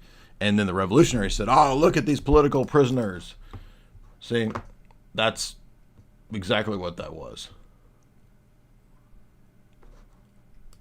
Let's see what what I wanted to say Yeah, is go ahead. I actually covered I thought you did an excellent job covering the big picture of the stream. I don't know if it was that yesterday or the day before. And I actually played that in my stream, and we just kind of went over when you're covering Quigley's tragedy and hope.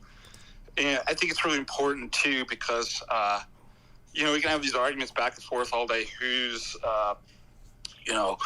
really committing the violence? But let's historically locate where the left actually comes from, right? And the Jacobins and obviously, like, carried through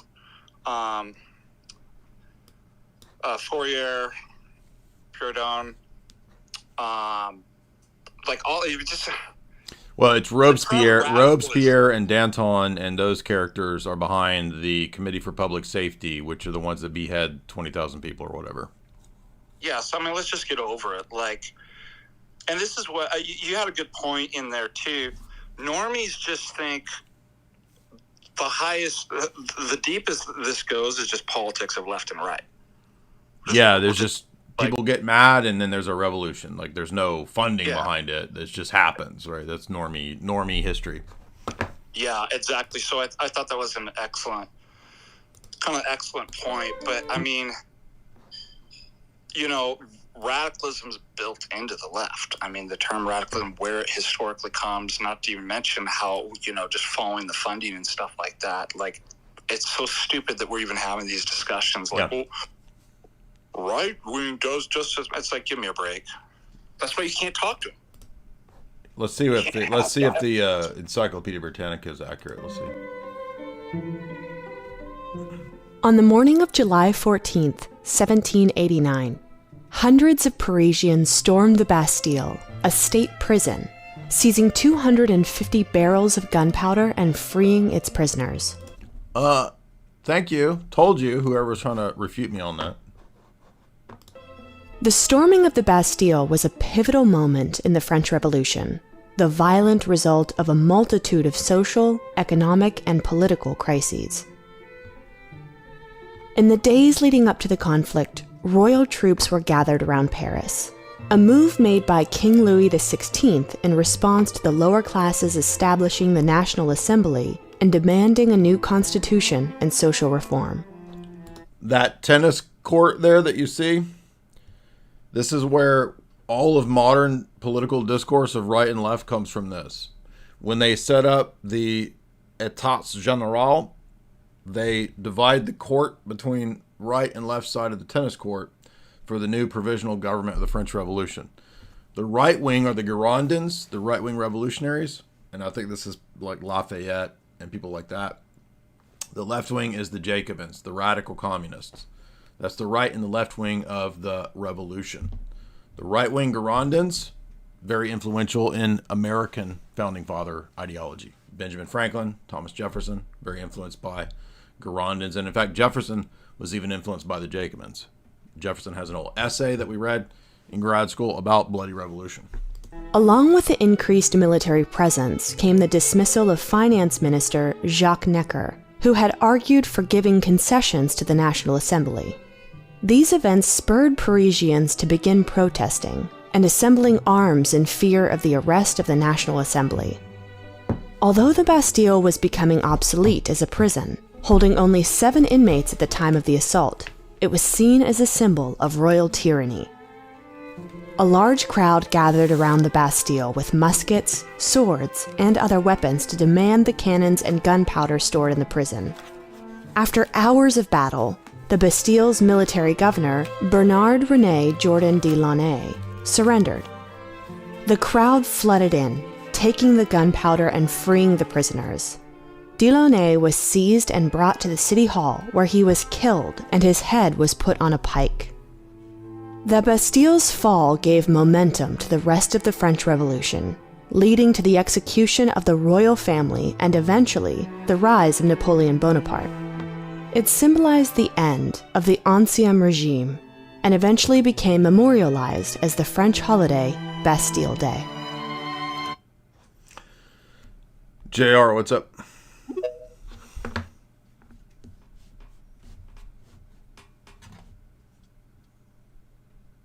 You gotta unmute. Hello. Hey. Yes. So, obviously, you know, I'm one of the two people that you said have read Tragedy and Hope.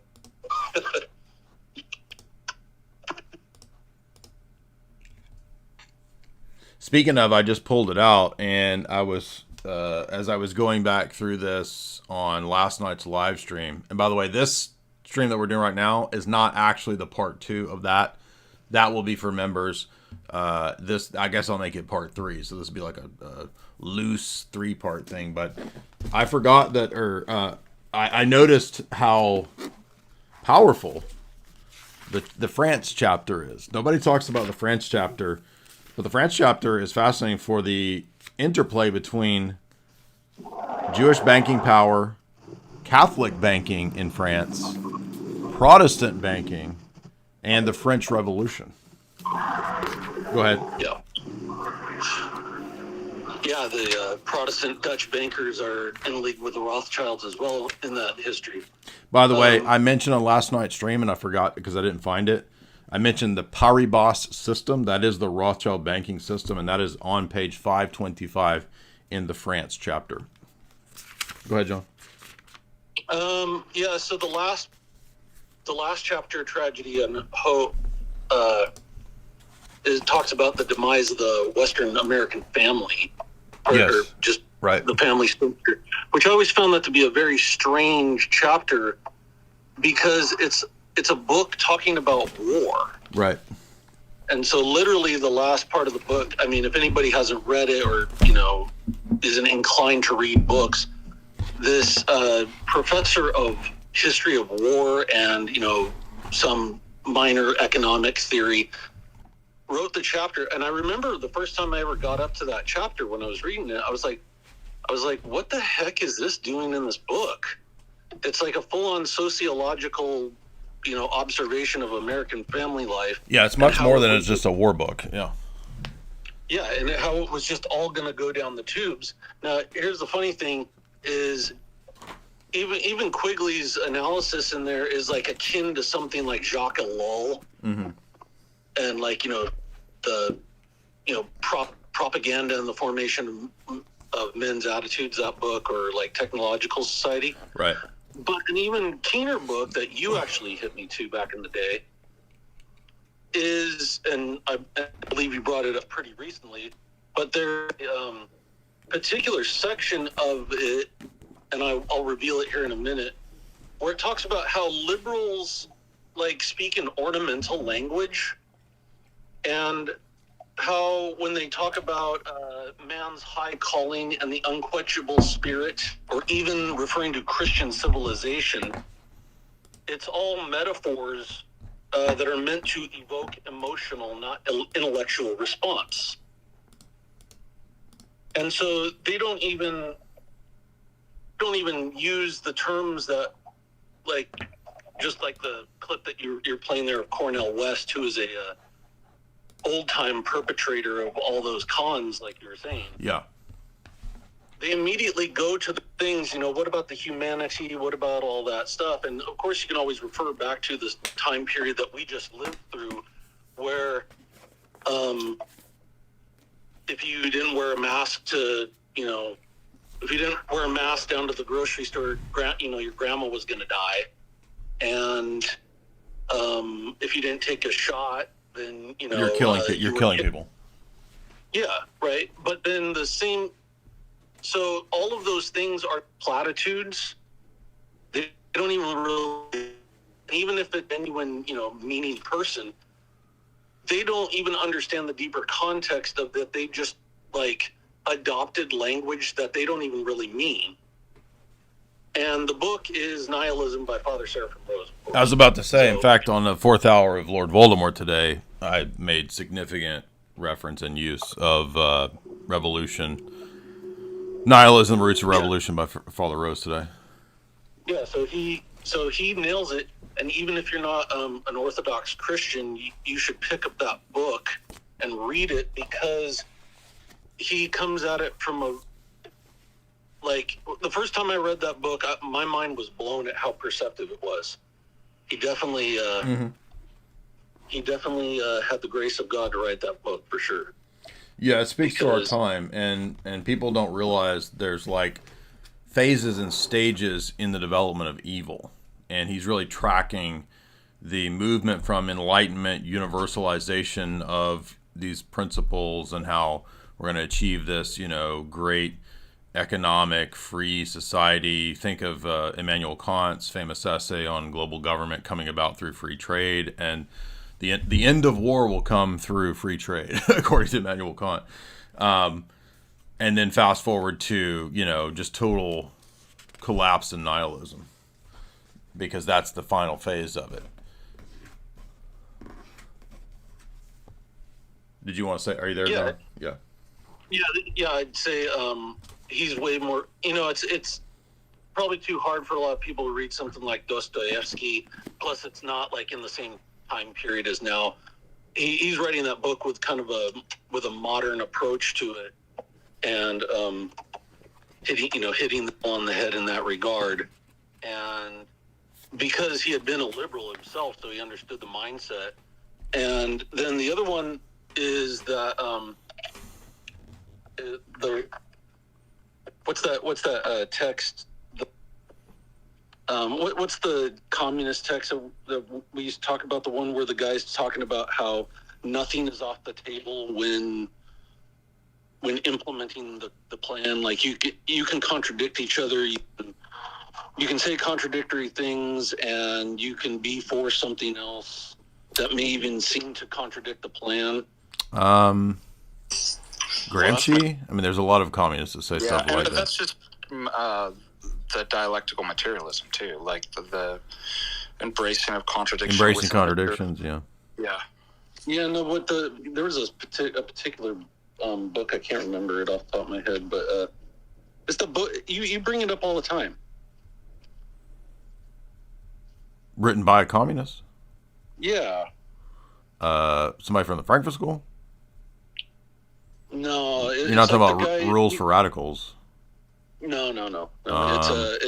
It's the guy who's being interrogated. Oh, you're talking about the Rakovsky interrogation, the Red Symphony. Yeah. Yeah, he goes into great detail in that text. Yeah. About how so sometimes things may even seem contradictory to people. Yeah. They're very, very confused at the time, but they're doing it on purpose. Yes, and in fact, speaking of, somebody said, are you talking about 1984? No, actually, you're onto something, because when George Orwell is writing that, he's writing about the attitude of the people that are really behind the Fabian socialists, and it's the same people that we're talking about, like Rakovsky, who was a committed Trotskyite, who believed that was the end goal, and that a lot of the what he called the Stalinists the bourgeois socialists, right? Because they still had these elements of nationalism and stuff like that, because Stalin realized that Russia would collapse if he didn't put a stop on some of the no audio. What do you mean? Can you guys hear me?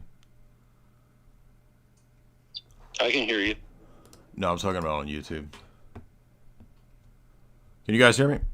Give me a thumbs up or something in the chat if you can hear me. It might be this cord over here. This cord acts a little weird.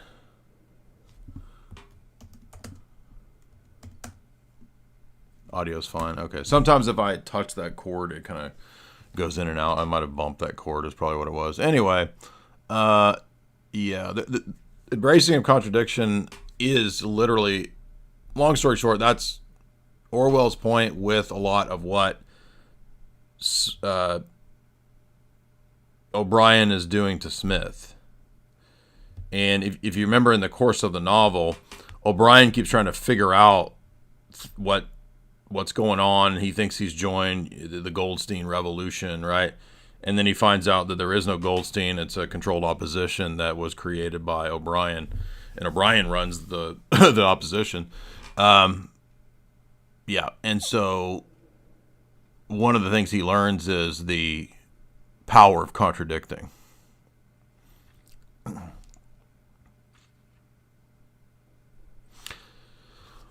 Also, I have not gotten to this book yet, but I do have it, and a lot of people have over the years requested this. It's probably more of a historical thing. Obviously, not so much revelatory. There might still be some gems in it, but I do have one of Quigley's other massive tomes called Evolution of Civilizations. I do eventually look forward to getting to that.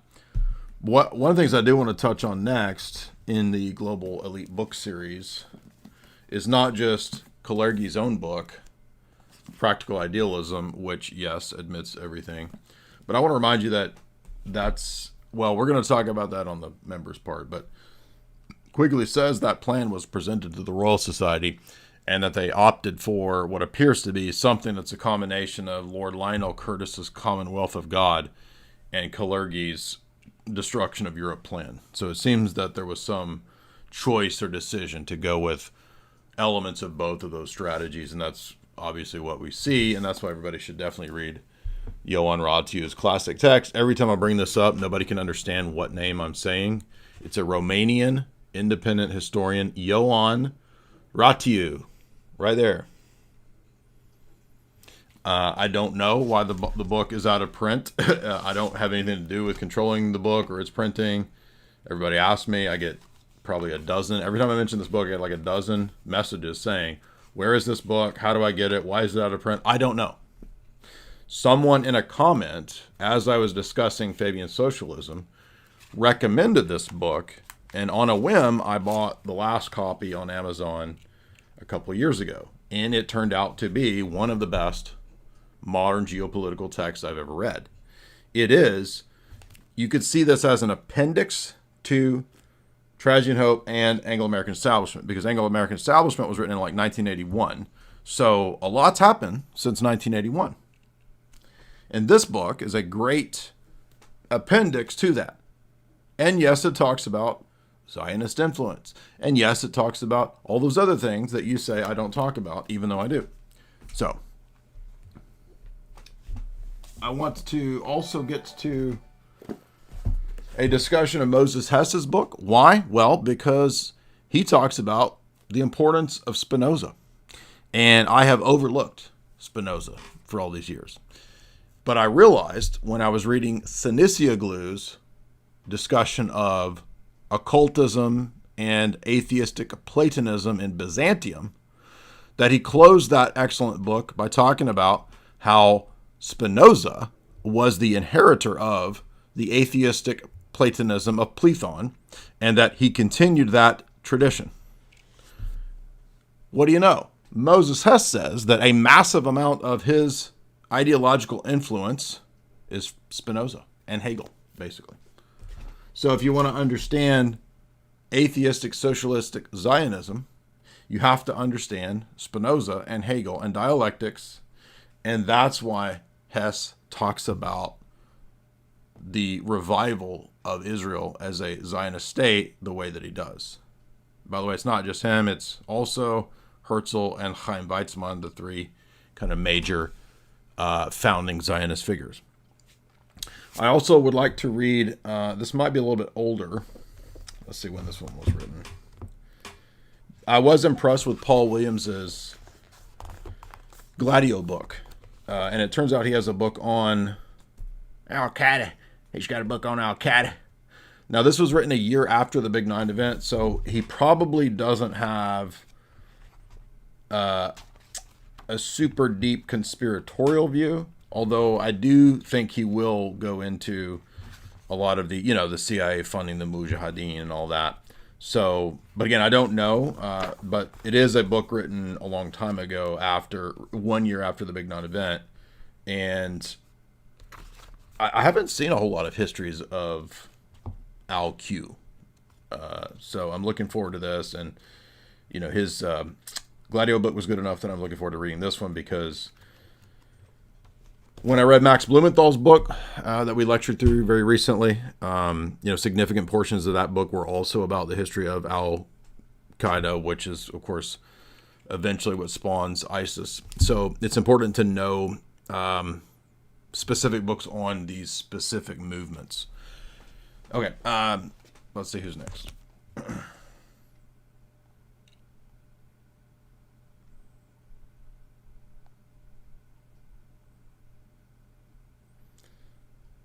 Ben Yaturi. The book is Paul Williams, Al-Qaeda. What's up? Hey Jay, hey Father Ananias. I just have a question on the Orthodox position on original sin. I've heard various interpretations from different Christian groups that original sin is intellectual pride, and that Adam and Eve thought they knew better than God. And I'm sure it's more nuanced than that, and forgive me. Well, that's part of it, but yeah. And sort of relating it to like the present day, but it seems like so much of the current inability to have public dialogue is based in this intellectual pride and failure, especially on the left, to converse with intellectual honesty and debate in good faith.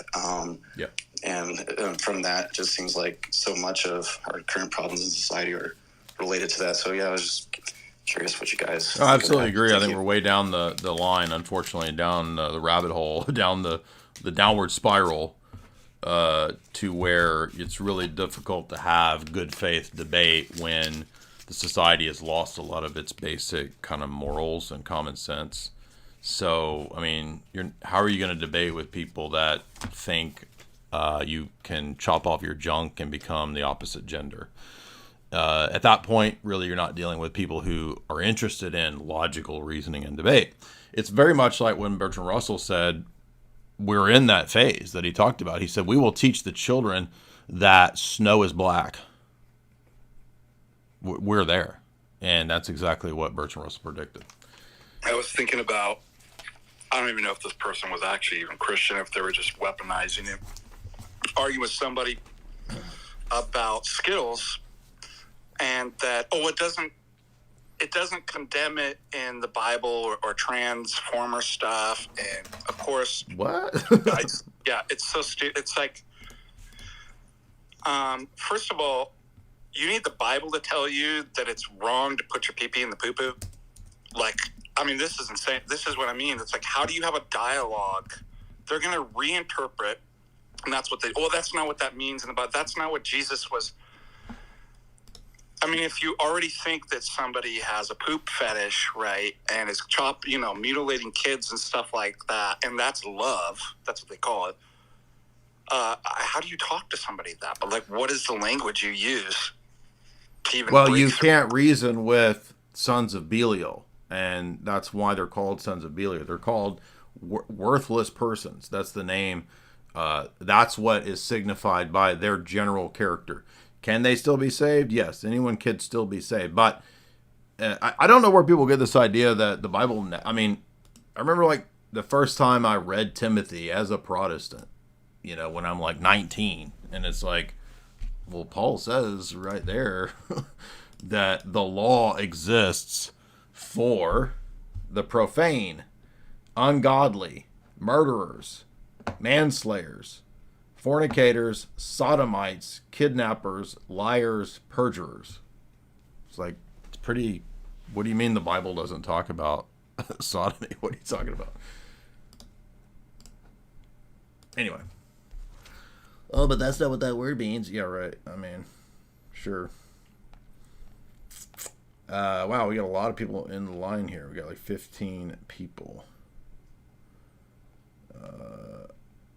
Let's go to people that disagree, and please no FAQ questions today. So don't ask me about fasting, Orthodox calendar. Please don't ask me about any of that. Don't ask me about PSA. Let's keep it to the topics kind of listed. I know it says theology, but let's see. Morgan. Oh, and I said I'm not really interested in talking tag today, so what's up, man? Yo, yes, Jay. What's on your mind? So yeah, but I was wondering about so I was thinking about secularism, and I think you can pretty much draw all of these problems back to that, and I think that it's so multifaceted, and it impacts obviously so much of this degeneracy stuff on the left and the right. That's kind of like obviously what I've seen and experienced within my life as well.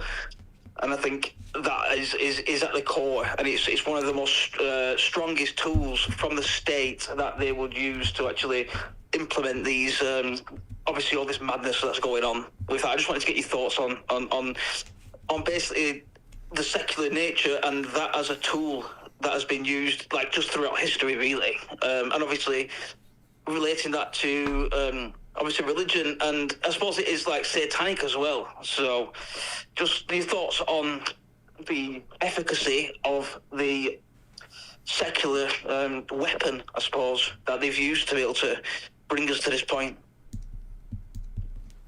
Yeah, I mean, a lot of what he just asked and talked about was what I talked about on the 4th hour today, if you didn't see my 4th hour of Lord Voldemort. So what he asked was essentially the entire 4th hour. So I'm not going to repeat all that. You can watch that today when I reshare it. Usually Alex posts that sometime later this evening. So you can check it out there in terms of the bigger picture. But yeah, I would say from the time of the French Revolution, that's really where we get the idea of secularism. Well, the Enlightenment and then the French Revolution. It's hard to know exactly how many people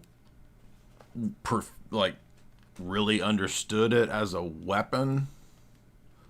But it certainly ended up being that. And I referenced the Pabanatsev book, Reflections of a Russian Statesman. And he said that he definitely recognized it as a weapon, because he said that when you don't just separate the church and state, but separate God from the state, it's always under the guise of freedom. And you don't actually get freedom. You get the state steps in as the church also. So the state becomes God. So that's what happens when you go as far as we have with Roger Williams, who believed in separation of God from government, right? And this becomes a very popular, prominent, radical Reformation tradition. So if you don't know, the Reformers, right, Luther, Calvin, the classical Reformers, they still had a fairly traditional idea that the state still had a duty to God. So Calvin, for all intents and purposes, pretty much has a form of a Republican, a Presbyterian theocracy is what he sets up in Geneva.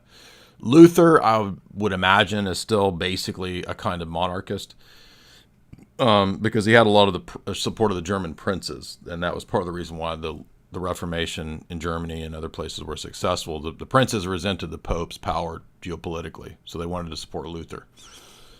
But this other branch of the Reformation that we don't ever talk about, called the Radical Reformers. And this is where we get the Hutterites, the Mennonites, and the Amish and the Baptists. They come out of what's called the Radical Reformation, and eventually Charismatics too. You could throw them in the mix, because the Radical Reformers were actually the first Charismatics of the modern period. Unless you want to pick out histrionic Roman Catholic female so-called saints, they were also pretty much of the same cloth. But Quakers, Shakers, all those loons, they come out of what's called the Radical Reformation. And they were so wild that people like Luther, Calvin, and even Zwingli believe they should be persecuted. The state should step in and shut down these crazy, loons, basically. Because what happened was you had basically every goober deciding he was an ordained prophet, right, to reform the church. Once Luther kicked it off, Pandora's box is open. There's no stopping this train. Everybody's now a Luther, including, grandma over there shaking, and that's the Holy Spirit making her shake. And I'm not joking. That was the Quaker Shaker perspective. They believed that they had the inner charismatic movement of the Spirit, and that was superior to the church, the Bible, sacraments, and any of that. The direct, intuitive gibberish and shaking was proof of the Holy Spirit, supposedly. The other thing that we don't talk about is the Radical Reformation, because, quite obviously, they were persecuted by pretty much every state. They adopted a position that, well, the state must be the beast. The state must be Antichrist. Thus, by the time of Roger Williams, the famous Baptist in Rhode Island, Roger Williams said there needs to be not just separation of church and state. He took this principle of kind of what the founders had, what's, what you get from like Locke and the Enlightenment people. He said, no, it needs to be like separation of God from the state.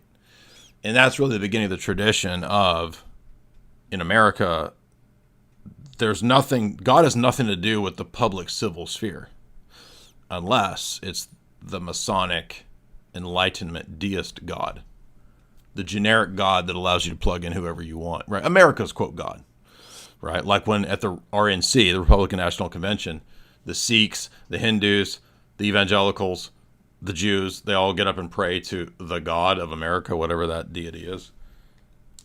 That's all essentially kind of radical Reformation tradition, which ironically feeds into the actual beast system.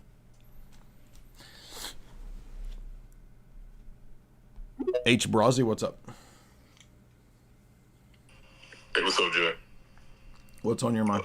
Hey, no, it's gonna be real quick. I know you don't want to, do agrees tonight. So I just because you brought it up a minute ago. Remember how it wasn't in the DMs. It was on the super chat. Remember I told you I went into that to that ethno-nationalist space and I was defending you. It was like 2 weeks ago at this point. Mm-hmm. Yeah. So it was the only reason I went in there is because there was something very specific that exposing dispensationalism, which is like a lady that she actually used to be in the chat. She called into you before. You booted her one time because she was saying stuff that wasn't safe for YouTube. She called in again. I remember. I know you're talking about. Yep. Yeah. So I don't know if you know, but she's bowed out of like a catechesis, and she decided to be a full-on ethno-nationalist. But I will say when I heard her speaking, it was because she witnessed MURDER, like apparently right in front of her by somebody of my skin complexion, and it I guess it just messed her up real bad, and she's lost faith in any form of God, I guess. So.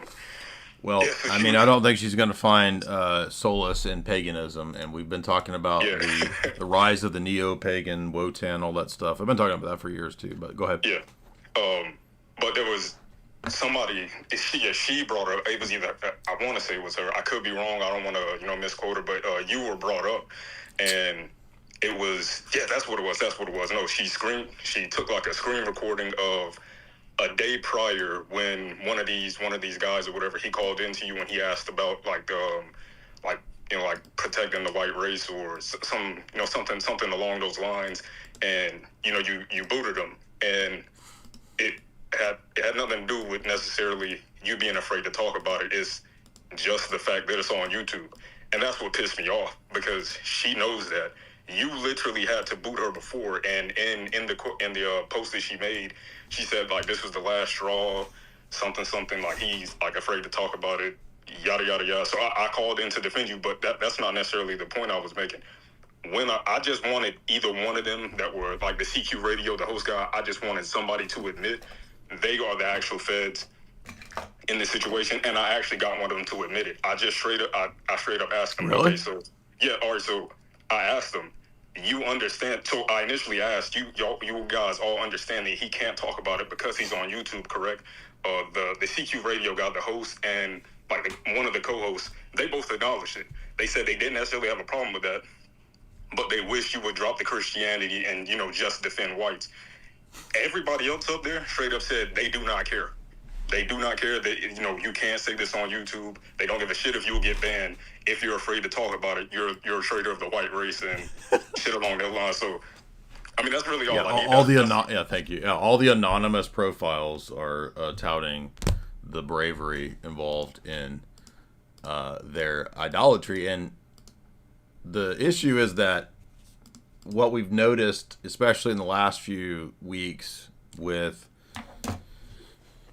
the hubbub that came up with the Oriental Orthodox, and they got mad because I said it was a brown cult. The reason I said it's a brown cult is because they were calling us all racists, supremacists, and I said, but wait a minute, if that's bad, I did an internal critique. A lot of people weren't even smart enough to figure out what an internal critique was. I said, then why isn't your racial, nationalist, tribal religion, which is what you put first, you guys are like the biggest offenders of this. You're the most ethnophilatist in terms of your tribal Coptic nonsense. And they didn't have an answer to that. They just said, And then I realized when we were at the Ludwell conference, when Father Turbo gave his talk about the lost cause in the South and all that, what happens is that when people get their priorities disordered, and I understand why people in the Christian sphere have this attitude where they feel like the churches are a lost cause, not in the Civil War sense, but in the sense of like the left and all that, because many of them are, right? Many of the Protestant, Roman Catholic, and some Orthodox churches are completely libcucked. But that's not all of them, and you can't make your decision about the religion based on a survey of, I saw a pedophoros with a gay couple, so Orthodoxy is cucked and it's not true. Okay, Orthodoxy is not like the papacy, like a top-down thing. It's decentralized. And the majority of the Orthodox world isn't on board with Elpidophoros' approach. So it's a rash judgment, and you're always going to have people that kind of pop in and out of movements, and they'll make their decisions for bad reasons on the basis of rash judgments. So that can't be stopped. But usually what happens, by the way, is that when people make a rash judgment, or when they decide that I'm not doing everything the way that they should do it, and then suddenly I'm the bad person, right? So I tried to instruct that girl and give her links and things like that. But you know, if she wants to, if her religion and worldview is going to be based on a single event that she saw a murder or something like that, which is terrible. But I mean, you can't. That's just that's a really dumb reason to. I mean, then the next bad event that happens will completely change your worldview. So it doesn't really make sense. And, you know, I wish her the best. I wish she would continue with whatever she was inquiring. But you have to be patient. You have to persevere. We're in really difficult, troubled times. And you're not going to get away from the problems by finding the wolf boys in the woods, and that's probably going to be run by some weird creep who wants in your butt too. So you're going to notice that when you leave this, you think something's better. Okay, you go try out what you think is better, and it's a bunch of neo-pagans out in the woods worshiping their Wotan, Odin. He's real, maybe he's not real, who knows, who cares? And then your tribal leader wants in your butt. And I'm not kidding. But why would that be wrong? There's no God. There's no ethics. It's just survival. Might makes right. What's wrong with the wolf boy pack leader getting in your butt? And I'm not kidding. You think I'm joking. It is a joke, but it's real. But wait a minute. I thought degeneracy was the problem. Oh, but we come full circle now, and I'm in a far-right Wotan pagan group, and we're going to have wolf boy butt orgies, because that's actual based pagan tradition. What's up, agent? Hello? Yep. Hey, Jay.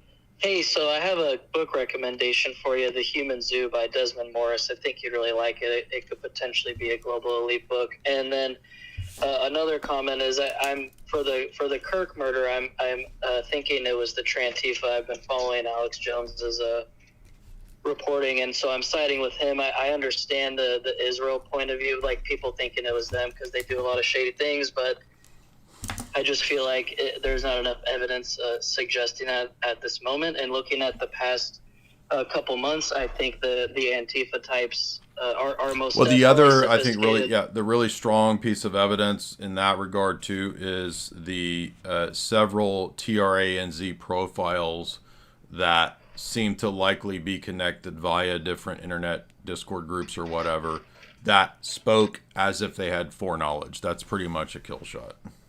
Right, and one last thing real fast is I lived in Utah for 7 years around the Mormons, so to me it's completely plausible that he severely rejected the Mormon faith and just totally went completely insane. So yes, and then well, I mean, the Mormon faith itself is a sex cult, so it's not like it's some right-wing thing, actually. Right, of course, and people are like, oh, well, that's so weird that his dad turned him in, and then supposedly this local sheriff. But from my point of view, being around the Mormons is, no, it's actually not strange because they run everything over there, and so to me, it's just very plausible. And one last super fast thing is, if Israel did do it, that doesn't make sense because it would have made a lot more sense to keep Charlie alive and trying to control him with women, money, power, than just killing him, and then his voice is 10 times stronger. Because I'm out here in Arizona, and people are super riled up about it, and people are upset, and this isn't going away. So thank you, Jay, so much, man. You're great, and much love. Thank you. Yeah, it's that alone, I think, doesn't really tell us either. Like, because number one, even Victor Ostrovsky, when he critiques his intelligence agency, he says that sometimes they made mistakes and sometimes they did do things out of reaction. So it is entirely possible for Bibi and his entities to react and not necessarily think something out. But it's also possible that they would think things out and realize that this probably wouldn't be good long term if it came out, especially. But maybe they reacted. Who knows? We don't know. And so that's why you have to wait to start seeing evidence as it comes in. But nobody on the internet does that. Number one, because they want to get like attention and clicks. And so they want to come up with the best story and the breaking news and get all the, the Twitter traction or whatever. And really, unfortunately, that muddies the water. But it's always been that way, right? You can go back to like 2011, 12, 13, after events at that time when they were happening, like immediately think people were putting up their, theory videos and their theory podcasts, trying to get up in the algorithm and all that. So you can't really stop that. But if you really want to do thought out, big picture, high profile event analysis, you got to wait. And the downside of that is that, like Brzezinski said, after 2 weeks, everybody's forgotten because the news cycle moves so fast. But like people are still trying to put out Vegas event documentaries. And I'm not saying that's bad, but it's like people aren't going to, it's not really going to get anywhere. I don't think. Maybe it could. I don't know. Maybe you could. I mean, are you really going to get justice for OKC, justice for the Big 9 event, justice for JFK? Probably not. But I think, smarter, intelligent-minded researchers will be measured and have sobriety when it comes to analyzing these events. And you have to give it some time. Because you're not going to know within 24 hours what's actually going on, but everybody thinks they have to have some vast know-it-all theory within 24 hours. Yeah, what's up, man?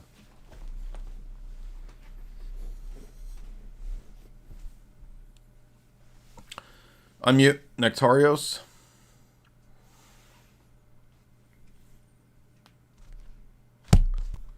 You got to have your mic on, man, if you're going to call in. Owen, I gotta read some super chats. We got a bunch of super chats here. Owen, what's up? Hey Jay, I kind of wanted to echo in on what was sort of being said earlier about the point. This is this assassination kind of flipped a switch in me or something. I kind of just like done with the left in a way I didn't even know I could be. And to echo what Father Deacon was saying earlier, it's absolutely pointless to speak to these people. They are utterly evil, and if you look at every position that they take that they are obsessed with, it is evil itself. Yeah, they want to harm. They want to harm kids, and Jesus says rape kids. That's. I'm on YouTube, so be careful with our terminology here. But yeah, it's literally what Jesus says are the worst things. So. And the ultimate example that I used to give when I was sort of like, why talk to these people, is the Destiny character, because it is speaking to him is a fruitless and pointless task. Yeah, that's why I haven't had nothing ever to do with him. Yeah, any interaction I've seen with him is only totally enraging. He is completely dishonest. He lies about the positions he's taking. As he's taking them, yeah, sure, he lies. It's only lies. And so I've just come to a point where I just tell people, maybe I shouldn't do this or strategically, but I tell them the left is evil, their father's the devil, and I hate them and I'm done with them. And Ecclesiastes does say there is a time for hate, and that's where I'm at. Anyways, that's all I got. Yeah, I mean, people have to realize, we do pray imprecatory prayers, and everybody's just chosen one side of everything, so they think that there's only tolerance and never boundaries. But one of the elders, I forget which one, said when people are actually cowards, they cloak their cowardice in tolerance and piety. And that's what a lot of the people in the Orthodox world do. Squirrel, what's up? I'm not going to debate. I would never be around Destiny at all. I knew he was bad back in the Worski days, so that's why I've always avoided him. I told Tristan he shouldn't waste his time debating him. So, what's up, man? I was just curious if you had a video breaking down your views on the Big 9 event and what that is labeled. I've talked about it on several podcasts on Rockfin, so you'd have to go to my Rockfin for that, because you can't really put that stuff on YouTube. Dasein. Hello, Jay. Mm-hmm. So there was two different things I wanted to mention, so if that's all right. First, I wanted to ask about metaphysical interpretation of the tree of the fruit of good and evil, right? Because, and how it relates to the idea of dialectic progress, specifically because in all the revisionist kind of reinterpretations that Hermeticism, Gnosticism, and Freemasonry hold to that, kind of verse, it basically holds that that essentially that the serpent is the liberator character, right? Right. And ultimately, what they always come to is that this idea that good and evil are necessary dialectic tensions to, push forward towards absolute realization. Yeah. And that's essentially the doctrine of the left, essentially. Yeah, that's Hegel. That's dialectics. Marx. Absolutely. Yeah, I mean, and Hegel even talks, about his interpretation of history. He talks about Zoroastrianism as this evolutionary step where at first you have dualism, right? Yeah. And then dualism moves to non-dualism, inevitably. Mm-hmm. Yeah. Yeah. Go ahead.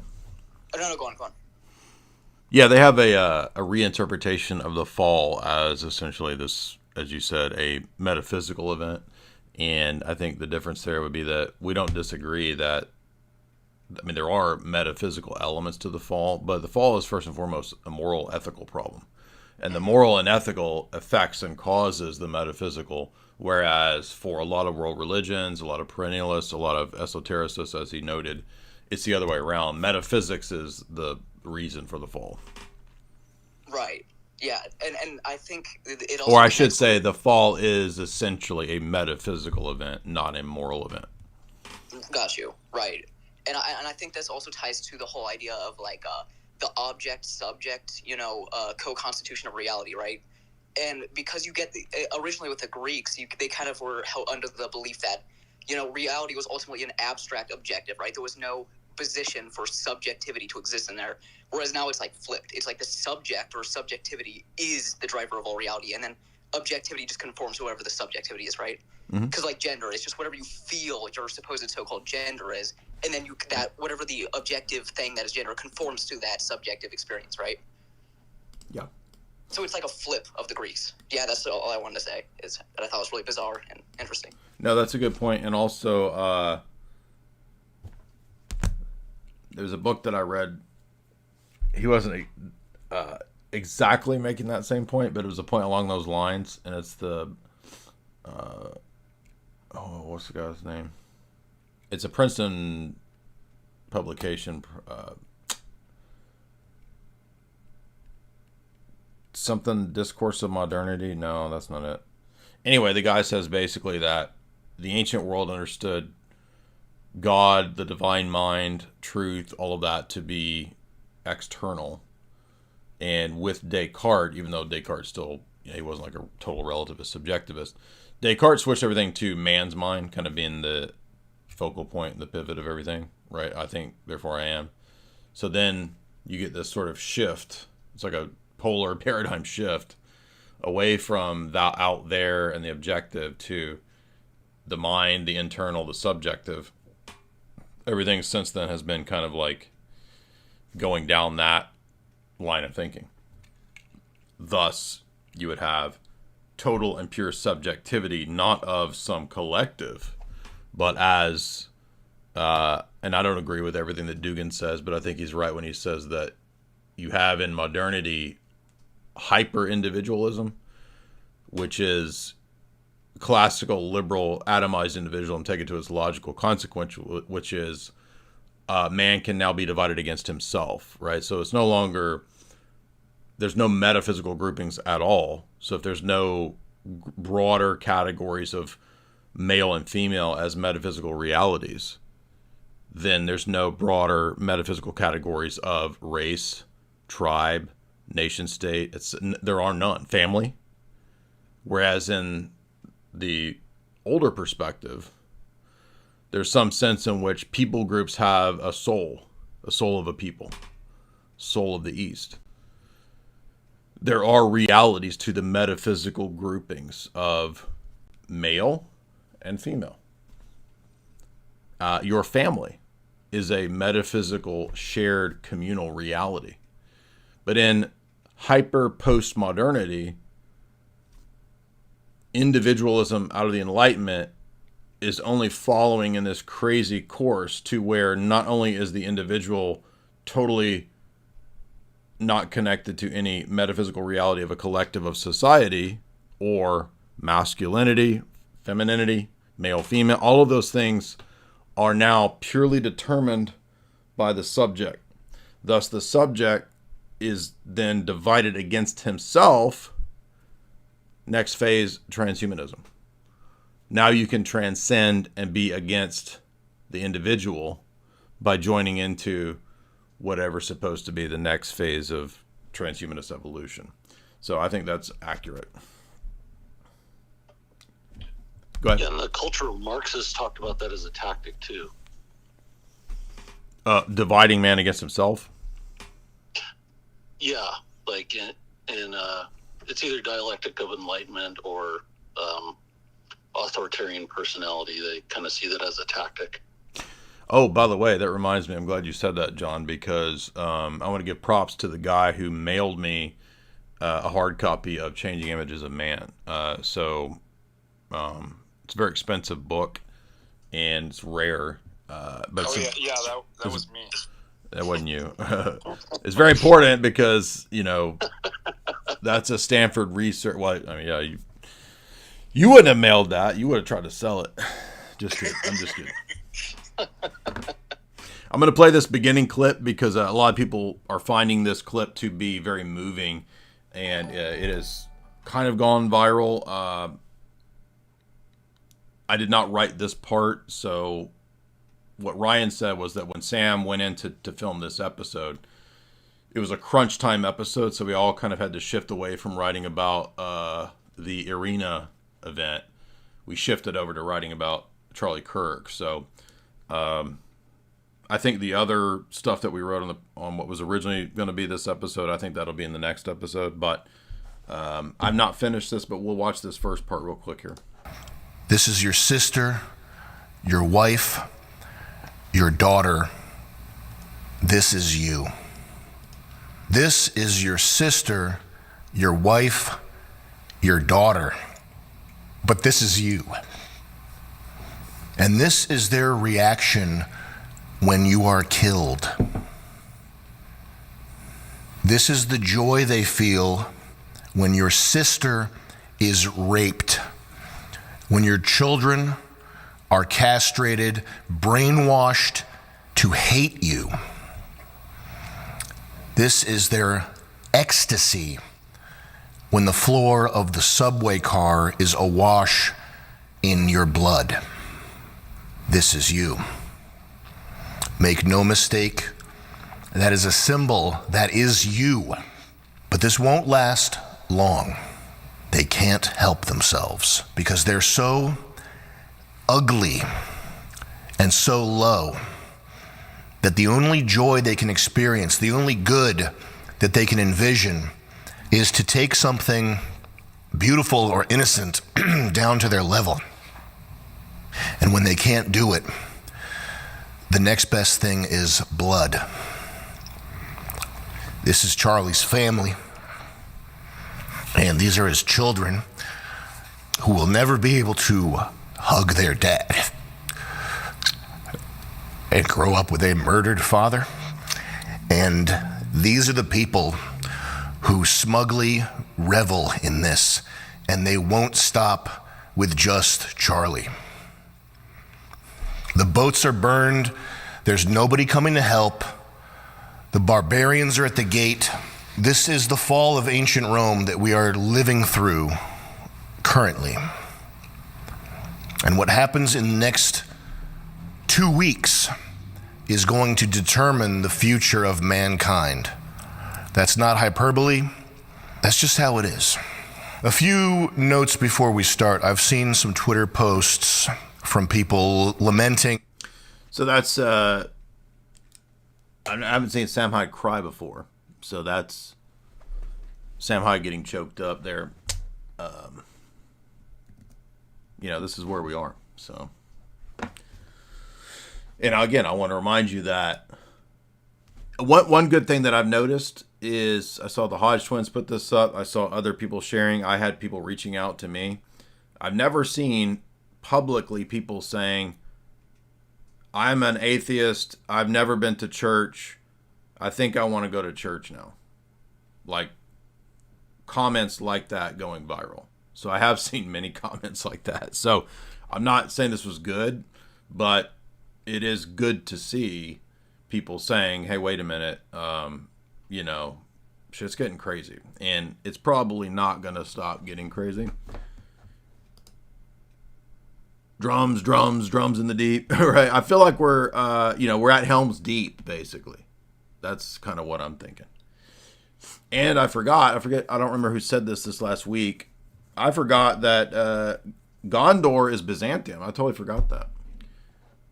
By the way, Rome will come to our rescue because they had Pharrell and John Legend do a Disney concert at the Vatican. So don't worry, guys. There is hope because Pharrell and John Legend did a pop concert at the Vatican.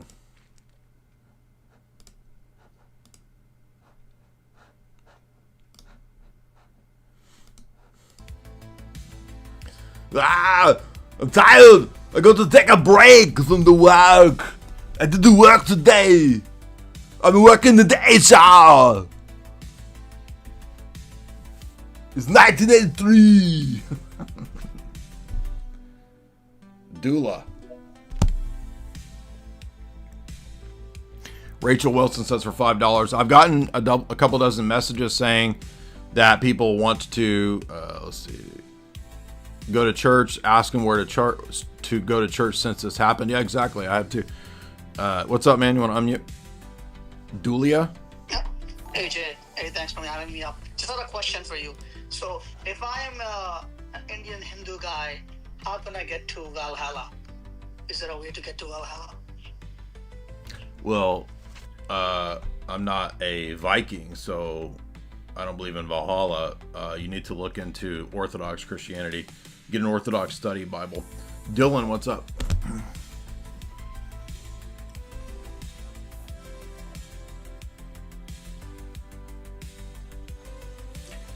Dylan, want to unmute?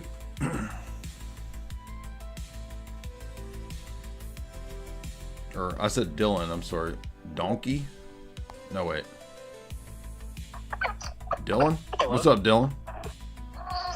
Hey, hi, I was just curious, in some of What? your videos. Hello? Yeah, go ahead. Speak up. Hey, can you hear me? Yeah, go ahead.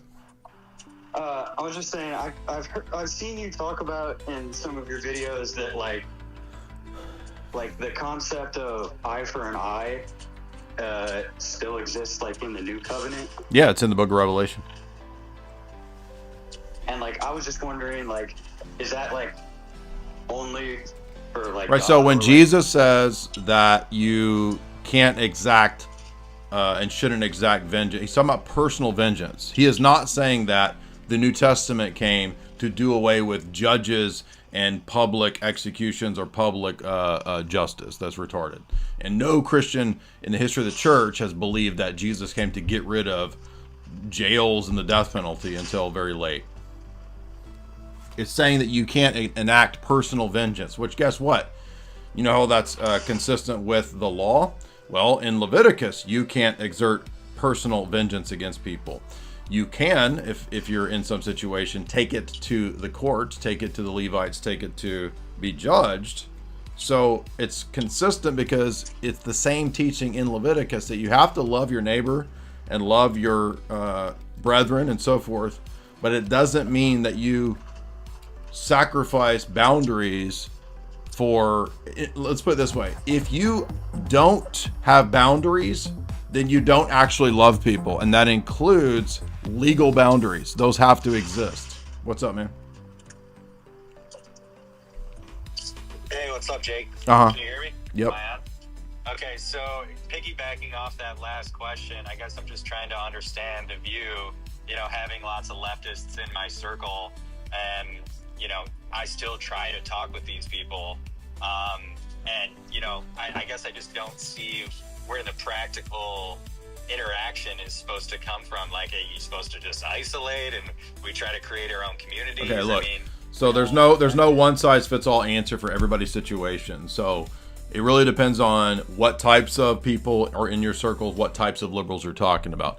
If you're talking about boomer Democrat normies that don't know any better, and I know some of them. I know some people who are like in the Orthodox Church that are boomer normies that know nothing.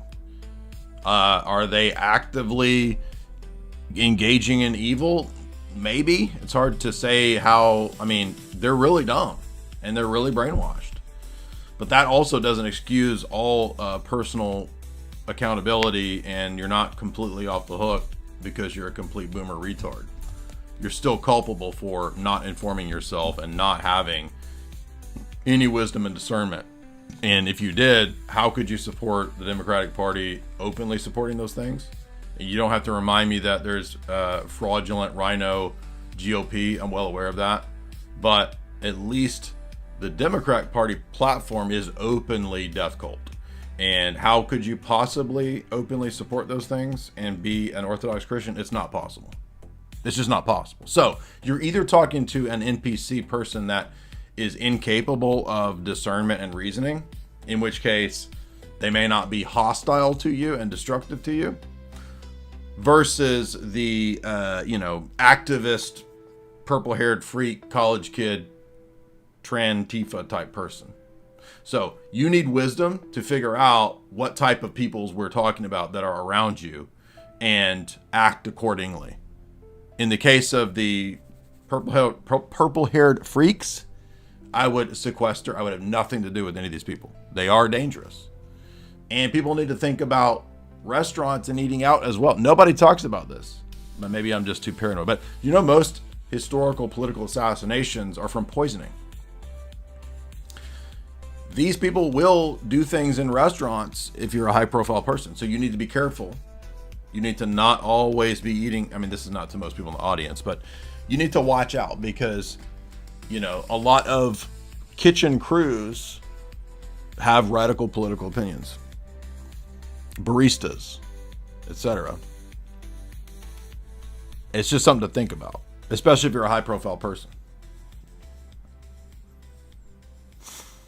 I suspect, I can't prove this, but I suspect that a lot of these crazed left people are actually being prodded and agitated in groups, discords, telegrams, chats, whatever, and that's being allowed, and we may not be as aware of a lot of this being a little more methodical than we thought. In other words, we have this default to thinking, oh, all the leftists are a bunch of crazed loons, and they are, but it does seem like more and more it's coming out that a lot of these people have organizational planning and structure, and my guess would be that that's happening. Yeah, I'm sure there's some feds there, but like, I think the NGO think tank foundation networks are a lot more active in probably a lot of that than everybody just sort of defaulting to think, oh, if something bad happens, it's the FBI or the CIA that ran that guy. Well, perhaps, but probably a lot more on the ground radicalizing and organizing and community organizers. Remember back to the Obama times? I guarantee a lot of the same networks. Where was my comment on this? Now I'm going to go into more of this in the part 2, or I guess I should say the part 3 of this for members, but let's go back to, do you remember the Podesta plan? Well, the Podesta plan, and I'm glad Alex talks about this, and I'm not just trying to politicize this as Memory right. hole. It has been memory hole. I'm not just trying to say, oh, you're just saying it's the Democrats. I'm way beyond right-left stuff, okay? It does matter, though, because for whatever reasons, the Democratic Party has chosen to become this openly radical thing. And one of the things that people don't realize is these NGOs, think tanks, and billionaire-funded organizations are probably a lot more connected and organized and strategizing beyond what we think. We still haven't awakened the right and the conservatives to even understand this yet. I mean, barely. Maybe a little bit. They're starting to kind of understand a little bit about this. But most people still think, we gotta vote the boobs out. Vote the boobs out. Bring in a new crop of good men. And it's just like Jimmy Stewart when Mr. Smith goes to Washington. Well, he went up there and he gave them fat cats what for. He told them what's up. They changed their mind. That's what people think. They think that it's Mr. Smith goes to Washington still. And if we just elect the right Bays MAGA man, he'll just march up there and, well, gosh darn it, like Jimmy Stewart, why he'll give them what for. I'll tell those fat cats, give them what for. You're not going to give 1 million NGOs, think tanks, and foundations globally what for by filibustering in Washington for 2 days. We're not in that world, and that was never true anyway. By the way, if you watch that movie, which just as a movie, it's actually okay. It's funny. It's pretty good as a classic kind of movie. But that is actually an Americanist propaganda movie. Because the whole point of that movie is to propagandize you into thinking that the Americanist political system is the best system. And if you just, gosh darn it, pull yourselves up and get a network of Boy Scouts to get the word out, well, gosh darn it, things will change. You're not going to change. Do you know how many NGOs there are in the world? There's over 1 million NGOs, think tanks, and foundations. 90-ish, 95% are libtard.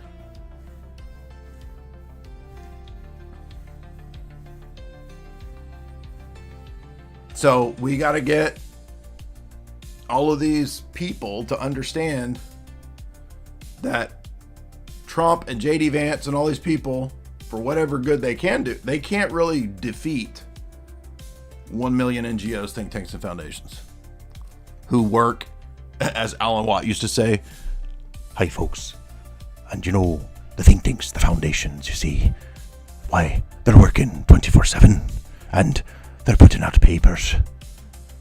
They're churning them out, folks. The big boys are churning out the papers 24/7. You can't fight that. How are you going to fight it? You got to get the word out. Well, they won't believe you. Now, I'm not trying to be a curmudgeon like Alan Watt, but he did have a point about that there's a million think tanks churning this shit out 24/7. Now, a little reminder that the future is planned. Now, I'm not trying to blackpill you, because it's not actually blackpilling. If you understand this is not actually blackpilling, it's actually freeing, and you're not going to be duped, you see. If we could get more people not to be duped by thinking that the next crop of elected officials will march in there like Jimmy Stewart, Mr. Smith, and give them what for. Well, give them what for? Well, I'll go up to Washington and by golly, I'll give them what for. I just wanted to do a Jimmy Stewart impression, so I've been doing that. But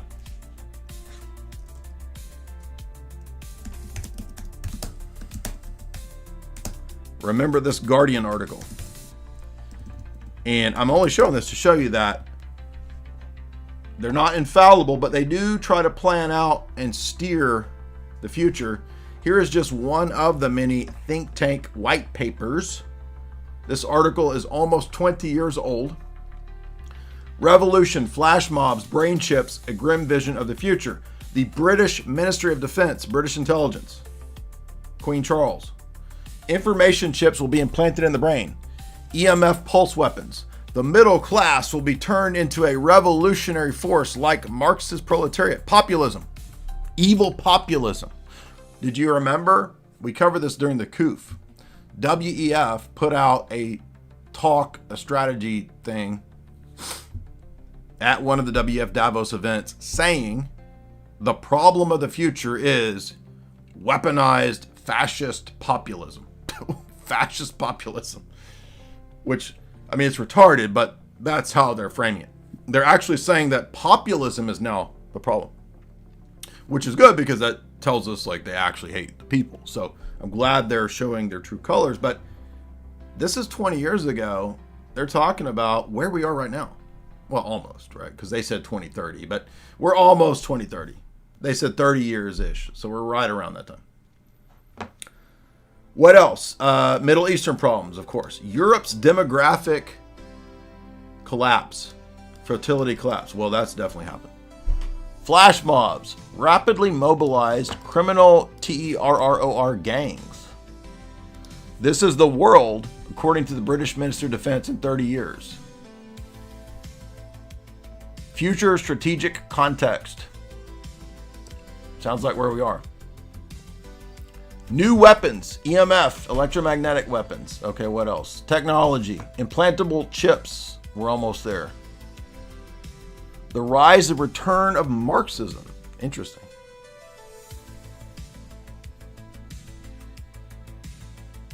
The middle classes might unite using the access to knowledge, like propaganda on the internet.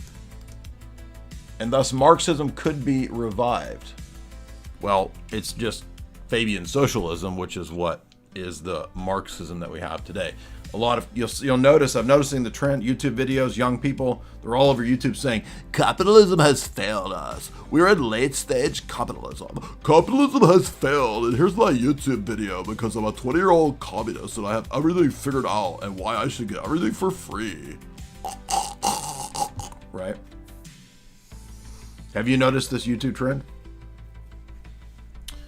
So I don't know that, quote, actual Marxism will necessarily make a comeback. It's going to be some form of new blended whatever, right? Call it Marxism, call it corporate communism, call it whatever you want. It's going to be basically some kind of thing like is emerging now. Social unrest, flash mobs. Are you there? You're cutting out. John? You're cutting out, John. What? Oh, I just said corporate feudalism. Corporate feudalism, that was... Quigley says it. Somebody I was just reading said corporate feudalism. Yeah, I forget who it was. Quigley mentions it in Tragedy and Hope. Oh, that was me again. I said that. Yes, everything is from FDA.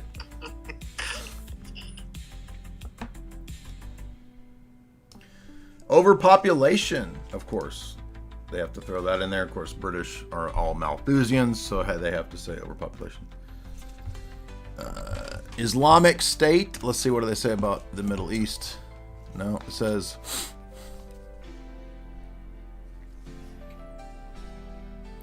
It just says unemployment. I don't know. So that's the biggest problem for the Middle East is unemployment. That seems like not a very good projection. However, the next one is Islamic militants.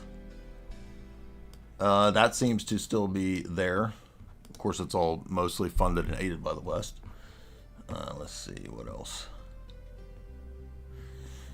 Big T. Yes, of course. And what else?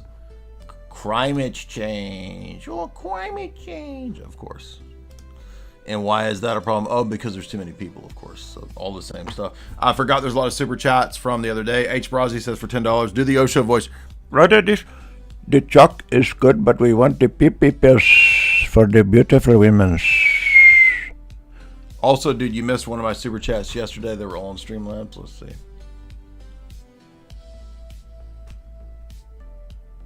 Dayjire, $10. Grok and P. Plies. Thank you for the reply.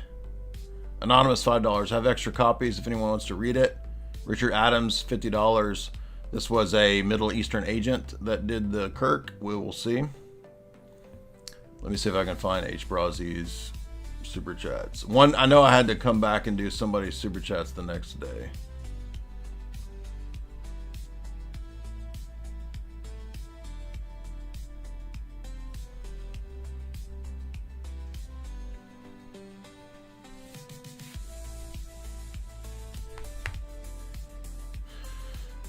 It doesn't allow me to scroll back beyond 3 days, H. Brazzi, so I apologize. Nick says, check out Andrew on Piers, Cornell West. Yeah, we played that. Abeen, Isaac, $2. What are we debating today? The Byzantium Empire? Yes. No one, $2. Do a video on why you aren't Mormon. Well, there's actually probably 10 Mormon debate clips now, and I think you could gather from any one of those clips why I'm not Mormon. Let's Talk God, $10. What's the distinction between piety signaling and helping a person to become Christ-like? I'm starting to see more people just justify their nonsense with all of this. Keep cooking. Well, I would say, first of all, the internet isn't really the place to tout your piety. It just doesn't make sense, right? I mean, the internet is like... I'm trying to think of the 90s equivalent of the internet. The video arcade. Like, you're at the video arcade with a bunch of idiots and, you know, you're making dick jokes. It's just not where you want to be trying to show off that you pray. It just doesn't make sense. That's a lot of the internet. It's so... The real piety happens, as Christ says, when you go into your room and you pray and you are in the church and being transformed in the services, in the liturgy, etc. That's the real piety. And then you got to film it.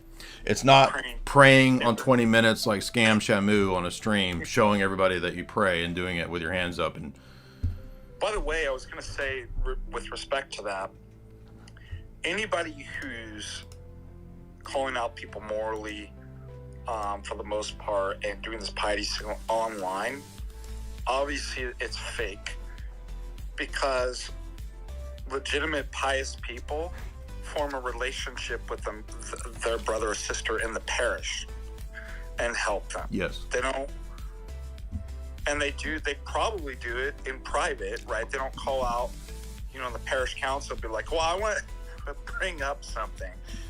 I want to call it, you know what I mean? And so the very fact that it's a public display of people who are actually pious don't do that. They do the hard work of forming a relationship with the person at a personal level in the parish, and they would never do it in public. So that's how you know it's all fake. Exactly. And the only people that like have the authority to call people out in public are clergy. So it's crazy that we're having laity online who you don't even know who these people are, but like, wow, what he said is really. I guess we have to listen to this 13-year-old in his mom's basement that we don't even know is Orthodox because it's ridiculous. Right. Thumbtack $2. Sam Hyde needs to be corrected on the comment about St. Paisios. Yeah, there was a guy that called in, and I think that the guy wasn't stating what he was reading very well, and Sam didn't understand. He admitted he didn't understand what the comment was, but the comment was saying that all of us die within divine providence at the right time, and we don't know whether it's a mercy, and it might be because we might have gone off in a bad direction, right? But in the case of Charlie Kirk, he had actually just had an Orthodox priest on a month ago inquiring and asking questions about Orthodox Christianity. He had mentioned that they had Tokos, so there might have even been, some interest in that regard as well. Surrender. Constantine shows up at Nicaea and says, "What is this, a Catholic church?" And he was like, "No, it's a Roman Catholic church. It's Constantine." And then he Constantined everywhere. Ha ha ha. Lawbro, $5. I've watched you for only 2 years, but I noticed that people really struggling when they call in and they have a hard time to stay on topic. Callers need to do better. Okay, so Lawbro has a chastisement for you callers. Get straight now. Organize your questions, son.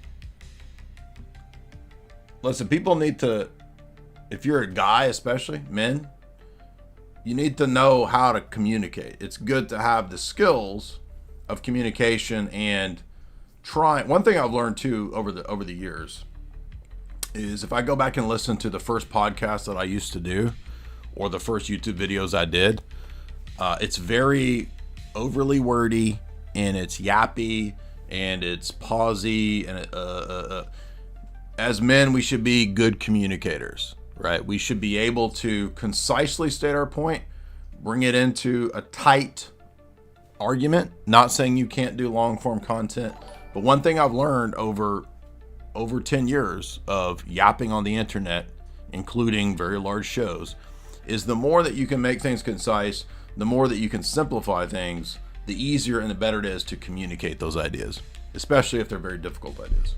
So guys, men, try to work on being good communicators, because that's actually a masculine characteristic. It's not a feminine characteristic to be effective at talking. RS, Jesus prayed for Peter's faith not to fail in Luke 22. Couldn't he pray for all of those who fall away?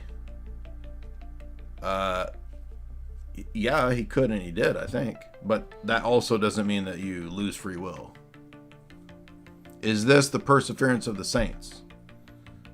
I mean, it relates to that, but Jesus praying that the saints persevere, and that it's kind of like, it says in is it Timothy or Timothy, right? Paul says God would have all men to be saved.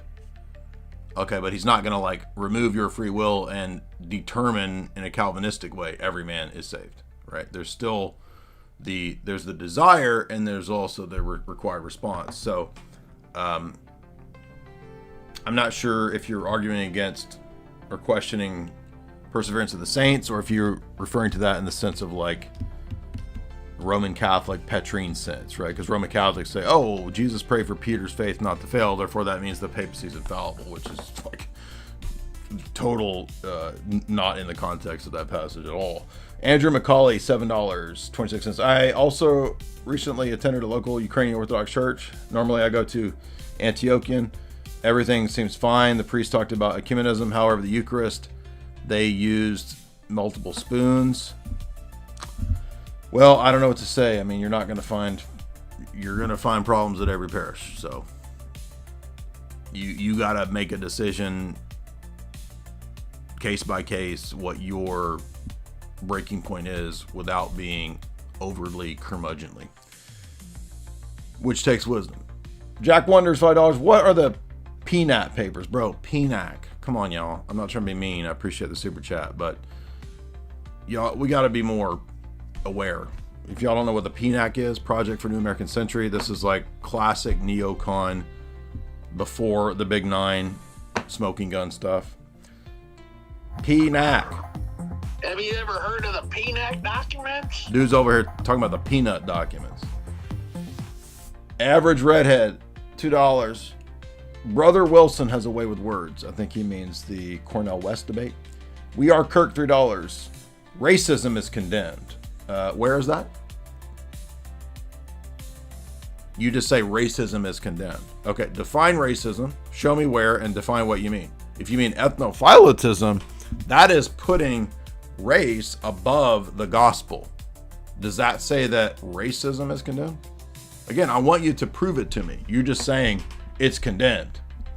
Race is outside of the church. No, you're talking about the modern Darwinian idea of race based on biological categories. I'm talking about the idea of ethnos. If you notice in the resurrection, there will still be ethnos, because we see in the book of Revelation, it says that every tribe, tongue, and nation is represented in the resurrection. Doesn't sound like they all turn into a gray glob to me. I'm disappointed that you had Leonardo on the stream. Well, goodbye. Good riddance. Sarah's, $10. Thank you. Nima Madur, $10. Evolution of Civilizations by Quigley is amazing because it explains the general theory and method of analyzing civilizations. It helps you give a context for what happens in tragedy and hope.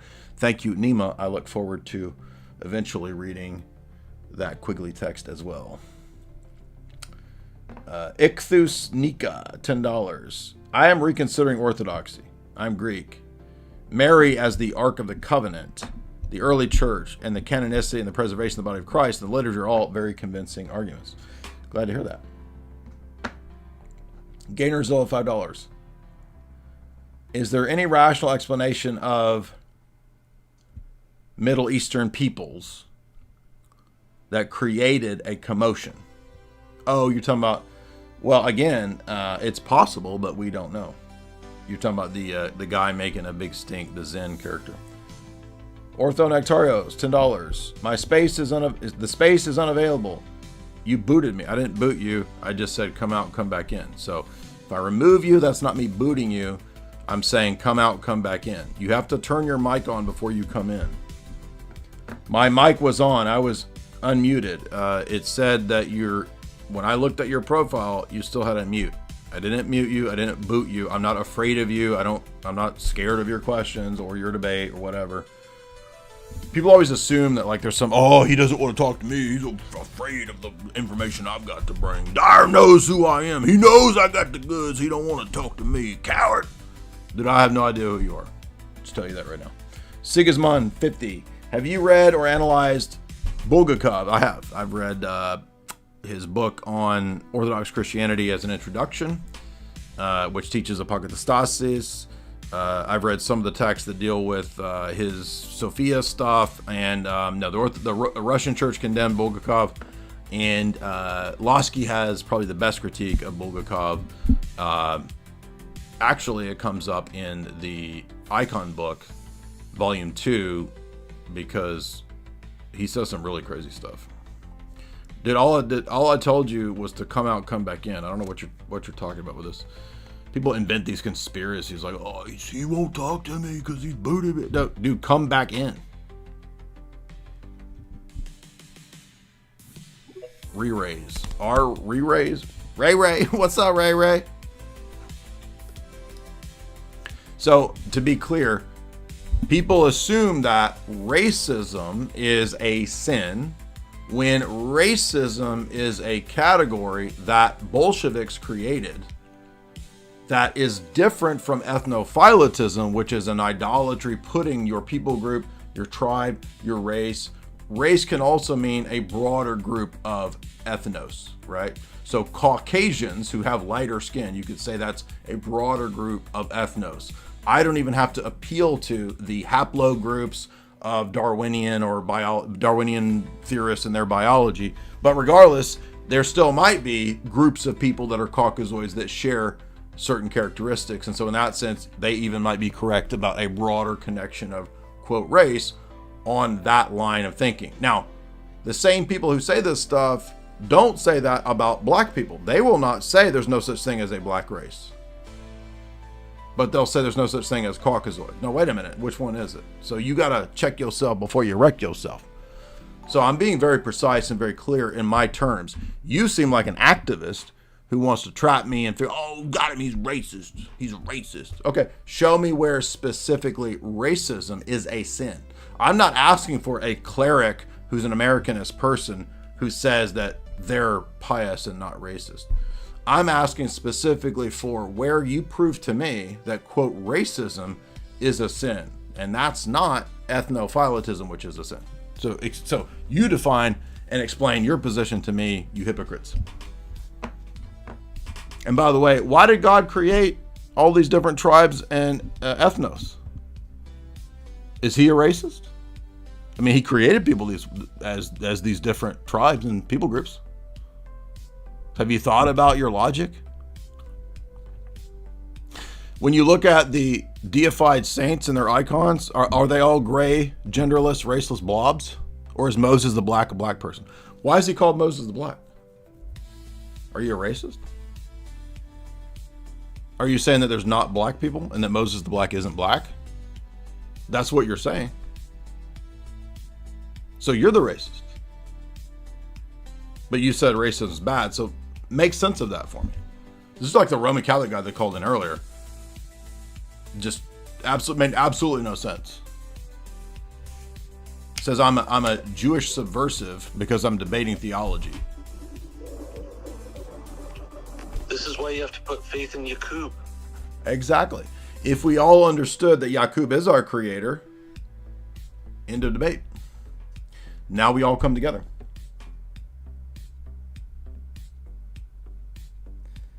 EA $5. What is the response to a Roman Catholic who says we brought Christianity to the world? Well, that's just assuming the papacy. I mean, the Orthodox Church, if the Church of the first millennium is Orthodox, that's what Christianized the world. So no, don't let the papacy take credit for Christianizing countries that are still basically practicing Santeria. So get out of here with that nonsense. Glitchy Rhythm, $5. That was a great stream. Everybody should watch the Sam Hyde episode. Thank you.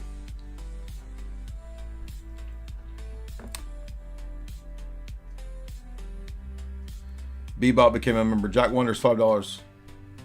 We did that. We did that. Angry Medic, $5. Another people are missing the point too is let's say racism is the greatest sin. Let's say it is a sin. Okay, let's say you prove that whatever racism is, you prove that it's a great sin. When you're arguing with leftists and libs and atheists, on what basis is it a sin or bad according to them? They're not going to have a basis. So you take it whatever direction you want. A Bean Isaac, $5. I've heard that the Prime Minister of Great Britain is threatening to deport 3 million people who participated in the British protest. Wow. I mean, I haven't heard that. I haven't looked at that, but it wouldn't surprise me. He's an open Fabian socialist, right? Keir Starmer is an open Fabian socialist. He does everything that we say the Fabian socialists are up to. So of course he would deport the nationalists.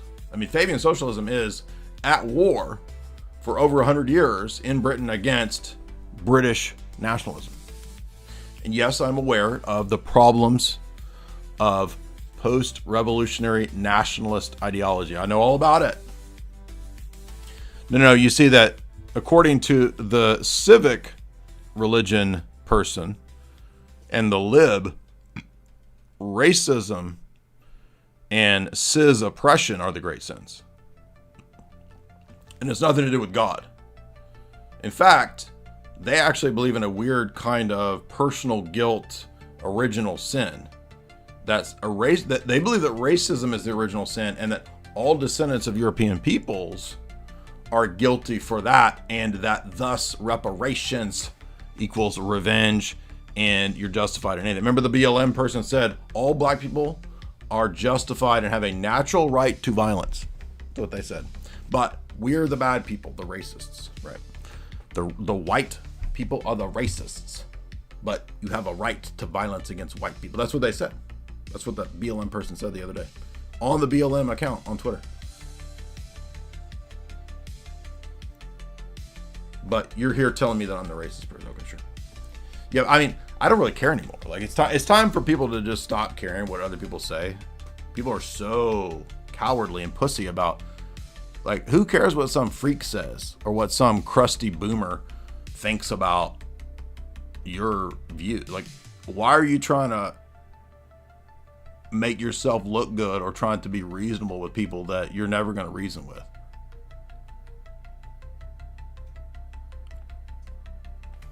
How come? No, why call in and prove me wrong? None of y'all can do that. Gabriel, what's up? You want to talk shit? Send me super chats talking smack. Just call in and prove me wrong. Where did Jesus preach about the extreme sin of racism? Nowhere.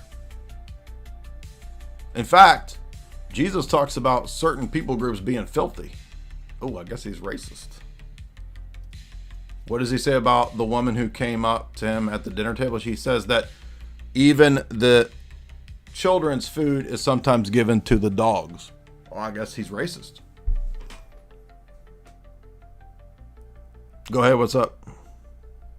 Paul says Cretans are liars. Oh, I guess he's racist against Cretans. He's generalizing a people group. Uh-oh. What's up, Gabriel? Unmute. Hey, man. All good, thank you. Can you hear me? Mm-hmm. Okay, I just wanted to comment on what you were saying earlier about the papers. And, you know, there's all these, well, the... What? PNAC? What papers? What are you talking about? Oh, the papers about foreign policy, New American Century, etc. The PNAC.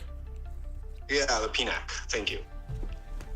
Okay. And yeah, well, you have a bunch of information from USAID, but also there's the Republican Institute, International Republican Institute, which is like the equivalent from the right. And yeah, they talk about the use of gender ideology or LGBT activism as part of their strategy for destabilizing nations, and coercing leadership or removing.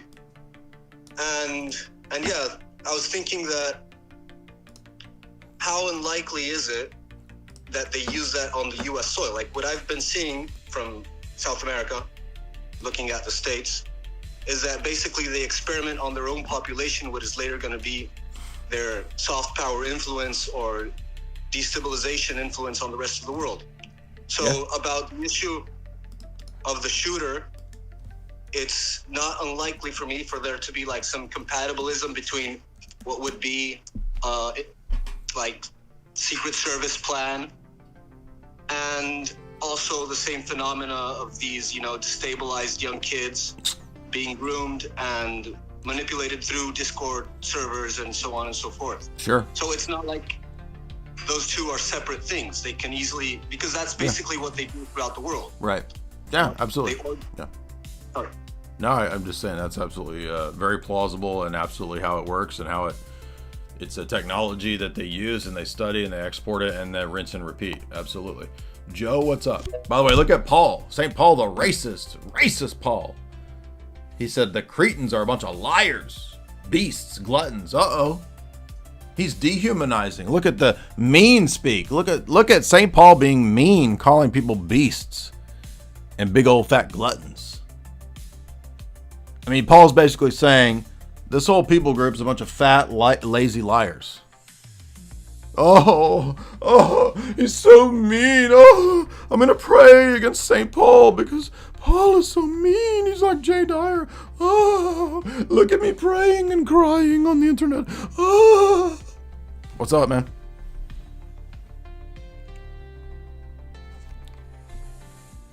Joe? Joe, what's up?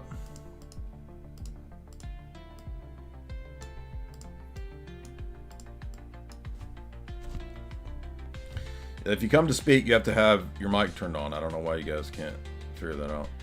Okie, what's up?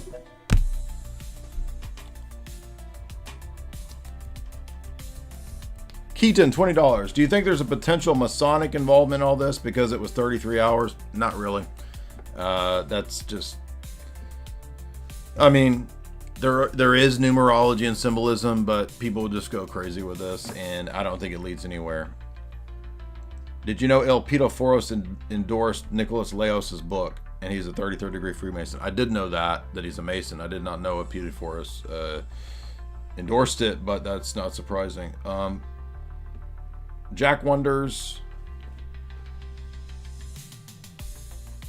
I spent $5 clarifying a question so I could educate myself.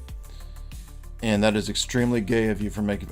I'm sorry, but we make jokes about everybody. And if you can't handle me saying that you should be familiar with the PNAC documents and saying that was the peanut documents, then you need to grow some balls, dude. Toughen up, not be so effeminate, not be so sensitive. Maybe you're new here. We make jokes all the time. Everybody that calls in, I joke about their name. I say they're somebody else. I say you look like a goofball. I have a rebel tooth. Look at this. Guess what? You're going to be made fun of. I get made fun of every day on the internet. Grow up. Who cares? Okie, unmute. What's up? Yeah, hello, Jay. Just wanted to say I'm a huge fan. And I had a question. I read that Q&A is fine. My question is about original sin. I read from Abba Justin Popovich, and my understanding is that we inherit a nature which is in a sinful state, and our will is directly inclined towards sin and stuff like that. Yeah, but none of that is the Augustinian doctrine of original sin. Yeah. No, I just want to, that's my understanding of it, but the question is, my friend sent me an excerpt from the life of Saint Basil the Younger, and it says that infants who are not baptized got a slight enjoyment in contrast to people who were baptized. How do we fit in that understanding? I don't understand how that works. Well, probably that in the eschaton, whatever their fate is, which we're not really told, is that it is not punitive punishment, and it is not theosis. So the difference being that only those in Christ who have recapitulated the virtues participate in theosis. So what that means for them, we are not actually told, but it doesn't necessitate that they're actively in some sort of punitive state. What's up, dude? The prayers, by the way, of the Orthodox Church show this.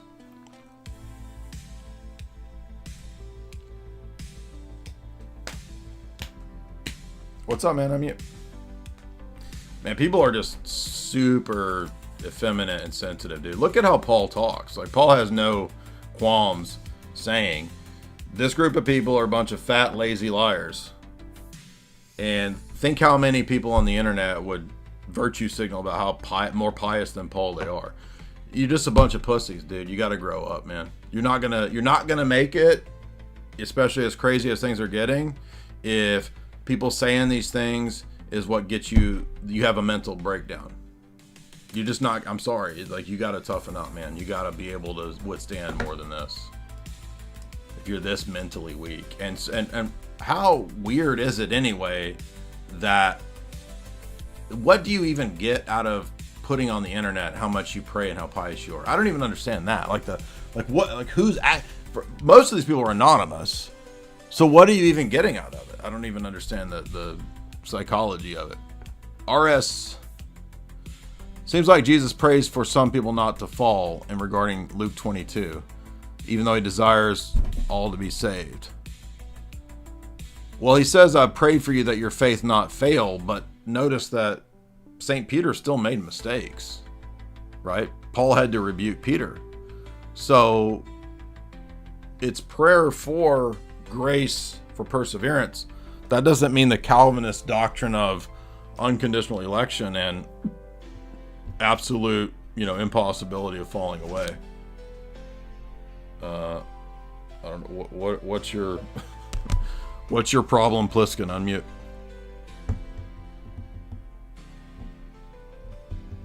Hello? Yep.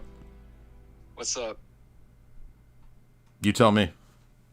I don't know. I'm just looking for people to argue with. Oh, you came to the right place. Shut up, faggot. Uh-huh. You got an argument? I don't really know. I'm just here to talk shit. Good job. What are we gonna argue? Give me something. Let's argue about it. Just trying to find the block button.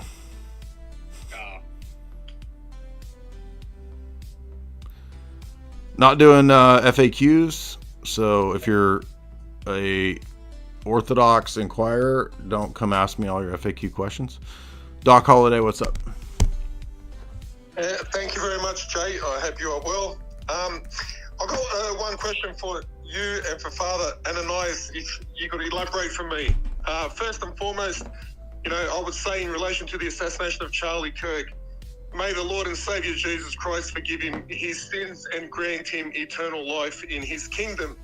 Now, Jay, I see on Spaces many people talking or saying that Charlie Kirk was pro-Israel or pro-physical Israel, modern state of Israel, pro-Jewish.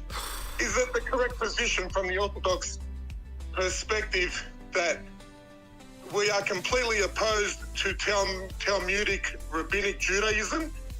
As Orthodox Christians, we are against the existence of the modern state of Israel, and there is nothing that is pro-Jewish that a true Christian can support in 2025 or even earlier or even looking forward. I'll pause there. Thank you very much for your answer in advance. Yeah, I've covered this many, many times. It shouldn't even be a thing that we have to every day respond to. Our critique of dispensationalism has on Twitter almost 120,000 views. James?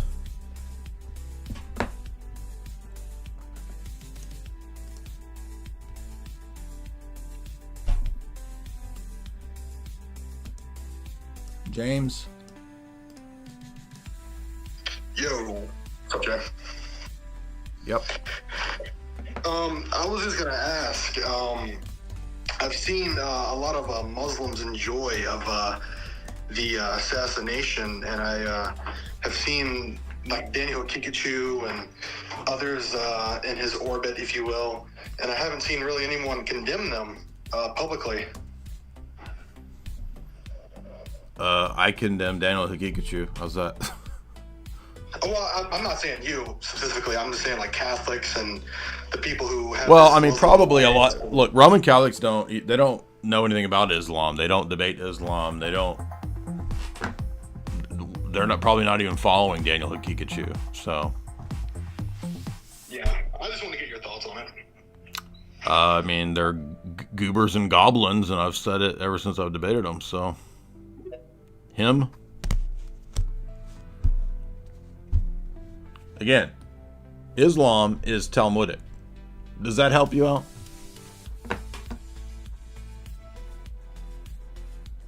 I feel like a lot of people are just now learning about the Talmud and Zionism, and I learned all this in 2007. So I'm not trying to be arrogant or mean to people. People are asking me questions about shit that I figured out in 2007 and 8, okay? So I'm just bored with the same old questions. I learned about Zionism. I learned about the Talmud back then. Okay. None of this is new. I've studied these topics. Dude, I'm over here actually with Moses Hess's book. Nobody else is even talking about Moses Hess's book.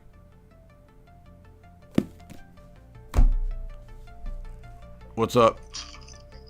I'm good. You hear me? Yep. All right, yeah. I don't necessarily know if this is just because I am around Protestant spheres, but when it comes to, say, the big events, right, there feels, I don't know, that this one has more of a spiritual component to it. Like when I go to church and they're bringing it up, like any other event, I don't necessarily see the same reaction to it. Is this one different than others? Yeah, because he's the most high-profile Christian conservative, and it's the biggest high-profile assassination event since 1968. So yes, that's why. so like none of this, I guess, and I'm 26 for reference. It's more or less that like when 9/11, the big 9 event is coming up, or like say something like Vegas, like it didn't necessarily get the same credit as this one. That's just because like bringing up the big martyr word that hasn't really been brought up since here. I mean, I don't know how to restate what I'm not trying to be rude. I'm just going to restate what I just said to you. So. Drop my phone. So I'm looking for people that disagree. If you disagree, you got to have a line. Please don't call in and ask me catechumen questions.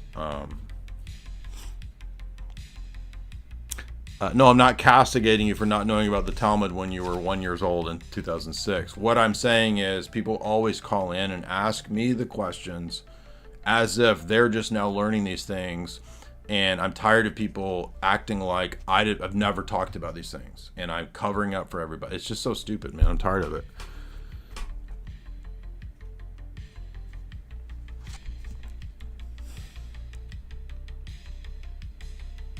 So I'm not going to unless you disagree. So don't raise your hand unless you disagree. Because it's always the same Orthodox profiles that call in. I'm not mad at you. I'm just saying, like, it's the same people that pile in every time to the Discord, to the Twitter. And it's like, I want a person that disagrees or has a question that disagrees about the topics. Don't ask me about PSA, dude. Player Paul, $5. Should we consider moving to traditional countries? No, I don't think expat is probably not the approach for most people. Expat could be the right thing for some people. So, just depends. I don't know. I don't know your situation. Air, what's up? What's the transcendental argument? Air, what's up? Yo, Jay, can you hear me? Yeah. Yeah, so I watched the speech at the Vatican from the rap concert or whatever, and I saw that Pharrell, his first thing he said was about fraternity. I just found that a bit bizarre, like the Masonic signs. Well, he's probably a Mason. Yeah. Yeah, exactly, man. And I just think from a traditional Catholic or SSPX perspective, surely their position now is just untenable. I mean, all the guys there were saying that, there's still hope and so on, but I mean, you got a guy. I mean, they're gonna think it's hope no matter what. So. Yeah, it's crazy, man. To me, it kind of shows the fruit, obviously, from the tree, and I think when you have someone unchecked at the top, it's just embarrassing, man. To be honest, yeah, I just found it so bizarre. Yeah. By the way, no, it's not technically a hip hop mass. I was joking when I said that. Marco.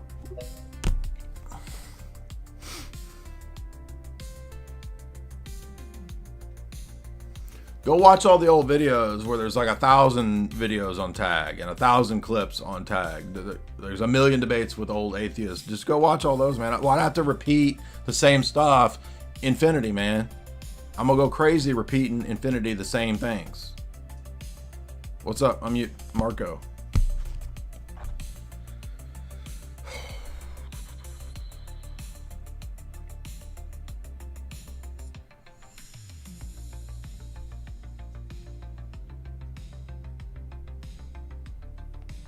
I'm not taking questions unless you disagree, dog.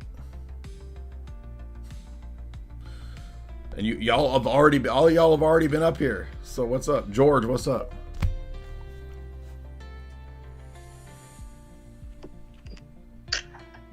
Hey, yo, Jay, can you hear me? Hey, Jay, Big Floyd here. I got a bit of an outlandish question here, if I may ask. Okay. So this is a bit of a hard question. Maybe Father Deacon Ananias can chime in on this as well. What is the limits between how should an Orthodox Christian deal with technology that they may need to survive, like diabetics or something? Or in my case, as Big Floyd, I need Finn for the Finn reactor in order to survive. So, is Finn and Orthodoxy incompatible for my case, Jay? That's funny. Reb, what's up? Every person in America deserves a little fentanyl reactor in their home. That's a natural right, my friend, my people. H. Brozzi, $5. The guy that called in talking about Valhalla was making a joke. Kaspater say he will see a Kirk in Valhalla. That's funny. I didn't know that. Jack, the guitar god, $5. I'm a Serbian Orthodox, and we had a new guy come into our church specifically because of the Charlie Kirk event. He knew nothing about church. Exactly. I'm seeing that too. Reb, unmute. What's up?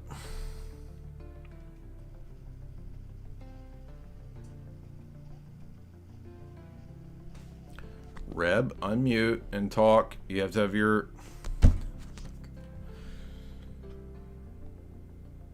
I mean, I don't know.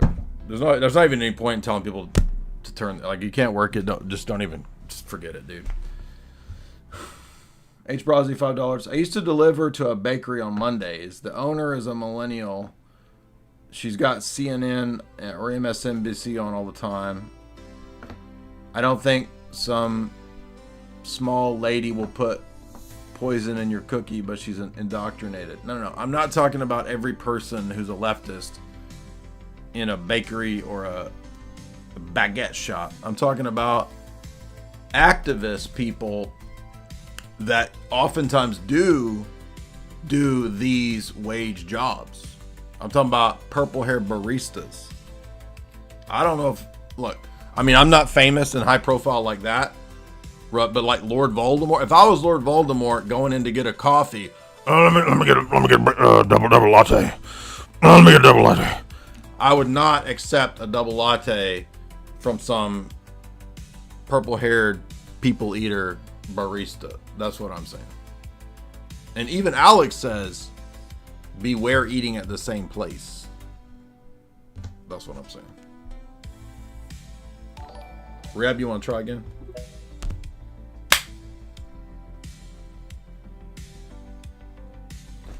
Unmute.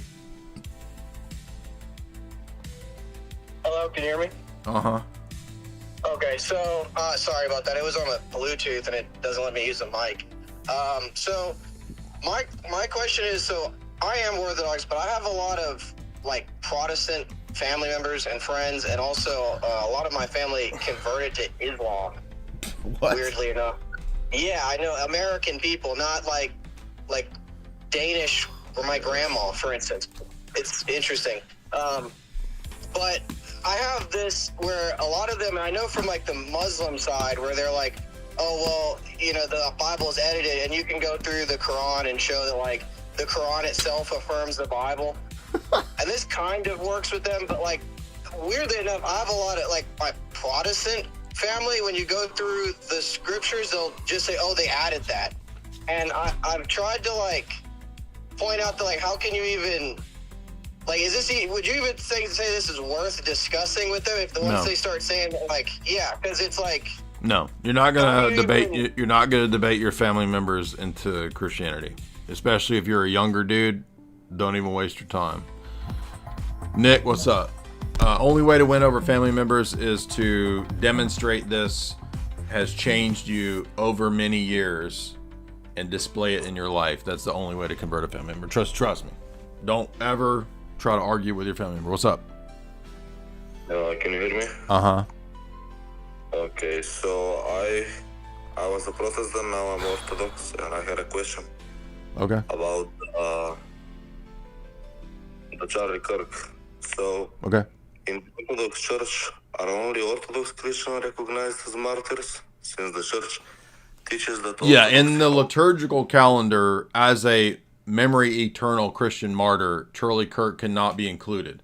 He could still be a martyr for the name of Christ and for truth, and, you know, in God's grace, that's up to God if he, you know, was ignorant and whatever. We don't know, but he's not a calendar church martyr. Exactly what I said about the Coptic so-called martyrs.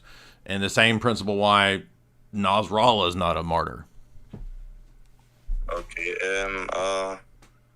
so because we know from Revelation that martyrs are in heaven and talking to God.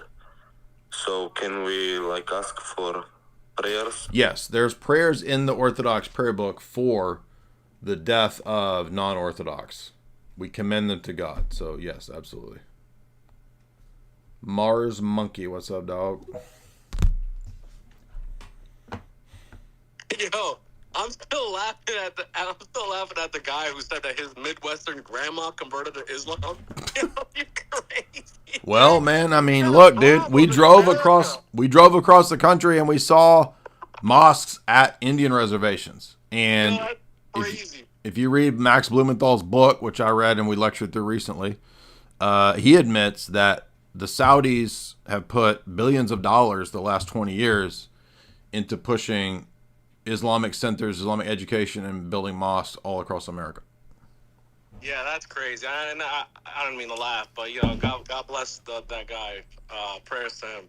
But let me ask you this: how would you respond to the accusations that are coming from the left towards people who are who make fun of and laugh at George Floyd? He was a father. He was a bad guy, whatever, but he still was a human. How do you like respond to that accusation of hypocrisy? I would say all the stuff that I said in the first 20 or 30 minutes today about the sons of Belial. I mean, the fact that you're a human doesn't excuse you from being held accountable to justice. So being a human has absolutely nothing to do with whether you're accountable for your actions and whether you're liable to justice. Penguin Groiper, what's up?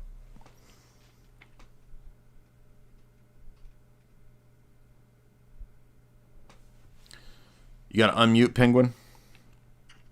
Oh, my bad. No, I just wanted to say good job on the... I don't know, it's probably... I'm probably a little late to this whole, thing to the like the Oriental guys, but I totally agree with you on the hypocrisy. I had no idea that the roots of Orthodoxy is actually like Catholic. It was totally crazy, and like the YouTube button on the wall with the prayer corner, like that's just crazy to me, So yeah, the virtue signaling crazy. Well, I hope he does find his way into the Oriental sphere, because maybe that's where he deserves to be. Yeah, so that's it. Thanks for your work, man. Yeah, thank you, man. And Appreciate sorry it. for my accent. I'm from Eastern Europe, so it's That's all good. It's all good. Yeah. Appreciate those kind words. Thank you as well. Awesome. White boy, what's up, white boy? I'm waiting for that dude to call in. What's up, Awesome? Hey, can you hear me? Mm-hmm. Yeah, I have a question. As far as Christians, we're told to evangelize and to spread the word. Do you think we've hit a point with the left to where we should take words, what even Paul said at points, and not even eat with or drink with these people? We should Yes. other them? Yeah, absolutely. I mean, there's not a specific delineator of a perfect list of who the left are to avoid. You got to use your own personal wisdom and practical, approach to figure out, probably this person is dangerous, is actually, they love to use that terminology of toxic individuals. If you can figure out who's toxic, yes. Now remember, in the Gospels, you even have situations where we don't throw pearls before swine, don't shake the dust off your feet. Not don't shake it off, but shake the dust off your feet if you realize that these are people that are not interested. People have been duped into this weird idea that Christianity is this pacifist, roll over and give everything away and be a stupid coward and just let everybody walk all over you and never take power, never have an office in government, never be whatever. That's all fake and gay, dude. That's all Enlightenment radical Reformation heresy. It's stupid heresies, nothing to do with the entire history of the Orthodox Church, which has warrior saints and kings that fought Muslims. How are you going to fight Muslims? How are you going to be a sainted Serbian king and fight Muslims as a dumbass pacifist, you idiots? You idiot liberals. And all these Americans, we do not believe in the death penalty because we are pious Orthodox Americanists in the OCA. Really? Well, did the kings of Serbia believe in the death penalty or not? This is the barbaric, and this is the problem. The problem is the Ortho Bros. Notice the Ortho Bros and their rhetoric. ERK, what's up? Meanwhile, OCA priests calling for the death of Charlie Kirk as if it was just. So the problem is the Ortho Bros, and you got OCA priests saying that the death of Charlie Kirk was good. Howdy, Jay. Yep. How are you doing? Oh, I already know. Sorry, I've been watching. It's sorry to see you struggling with all that and everything. What am I struggling with? I'm having a good time. What do you mean? Oh, I thought you were upset earlier. My bad. At who? At what? What are you talking about?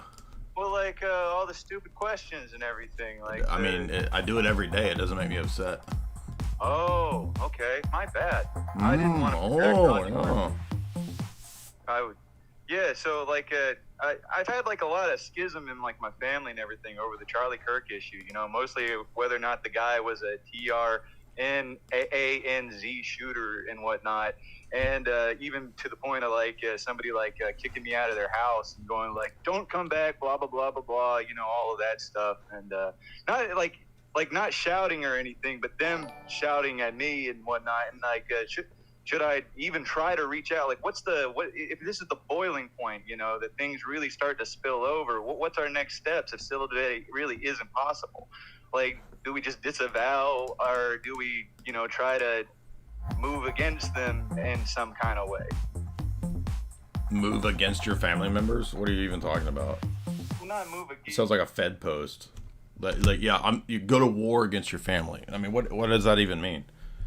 I can't tell you what to do in your specific situation. I'm sorry that you had to deal with that, but Jesus said he came to bring division, sometimes even between family members. So you're going to have people that disagree. You're going to have families splitting over these issues because you can't be neutral on death cult pure evil. So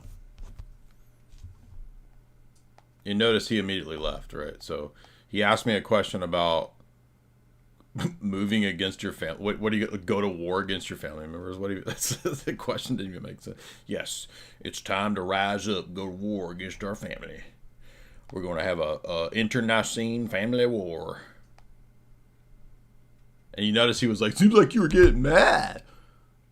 This is the normal MO of what we do on this channel and on my streams, and I try to interject with a little bit of sass. Does me being sassy sound like I'm upset and mad? That sound like a total Fed post right there.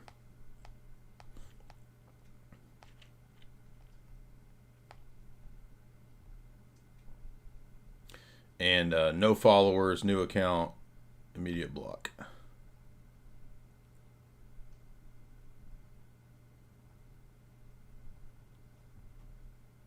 Gabriel.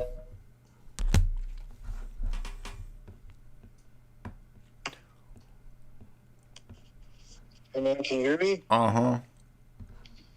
Yeah, I wanted to, since you were talking about disagreements, but I don't know if it's a disagreement, but it's a legit question. I completely agree with what you were saying earlier about the pathetic state of many Christian churches. And that's one of the things that's raised my interest about the Orthodox Church. It seems to be the healthiest one in all senses. But do we agree that God is fundamentally incognoscible? It's not something that humans can understand fully? Yes, we cannot fully understand God. Great.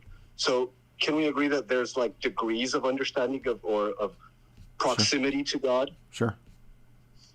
Okay, so I'm not a Catholic, just to be clear, but I do come from a Catholic tradition in South America. Most of South America was evangelized by Catholics.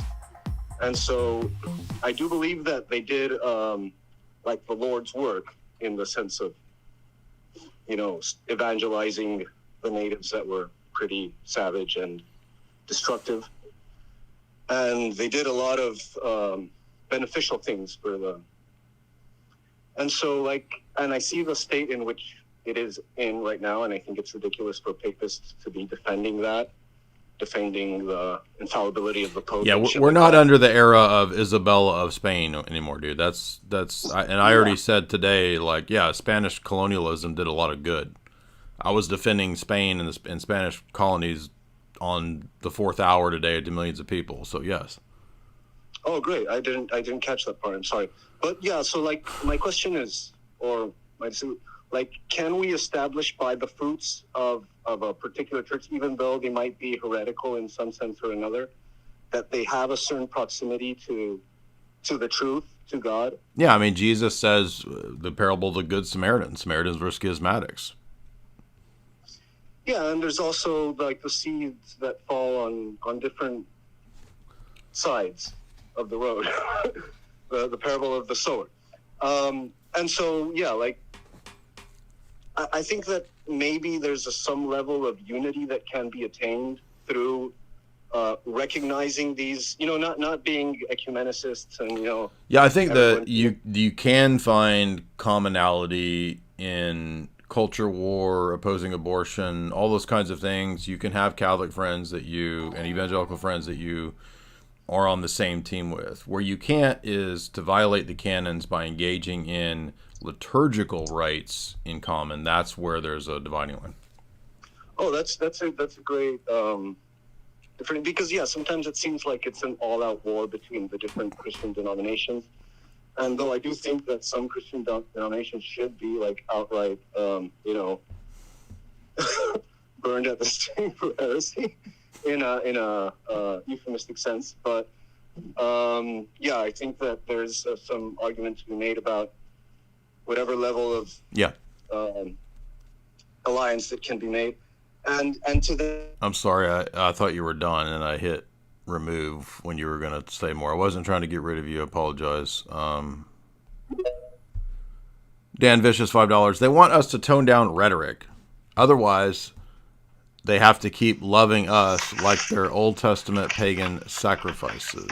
What's up, man? Hey, what's up, dude? I was listening a little bit earlier, and I heard Sam Hyde talk about, kind of being like the fall of Rome, the barbarians coming in. I thought that, it's not exactly a novel insight, but I think it's reasonable. But I also think it should be pointed out, I've been reading about the history of Byzantium. I was saying Byzantium on the War Room. I said it's like the fall of Rome, a.k.a. Byzantium. Yes. Well, Byzantium, they fell to the Turks, and then, Rome, the city proper, the Italian peninsula fell to the barbarians. Right. But I think people need to realize that even the barbarians that took over Rome were somewhat Christian. They were Arians, but they were Christian, and they had a sense of nobility to them, or what's the word I'm looking for? Fagando! They had honor, somewhat. I'm not saying it was obviously horrible what happened, but we're dealing with an entirely different set of morals here, and that it is definitionally amoral. It's satanic. And I think it's interesting to look through history, because the first fall of Rome was bad, but they were somewhat Christian. The second fall of Rome, i.e. Byzantium, fell to the Turks, which were Muslim. And then the third Rome, Russia, fell to the Bolsheviks, which were atheists. And even the atheists aren't as batshit crazy as the left leftists that we have today. They're the logical conclusion. The atheists today are the logical conclusion. Maybe not even the logical conclusion, because they can probably go further down the depraved route.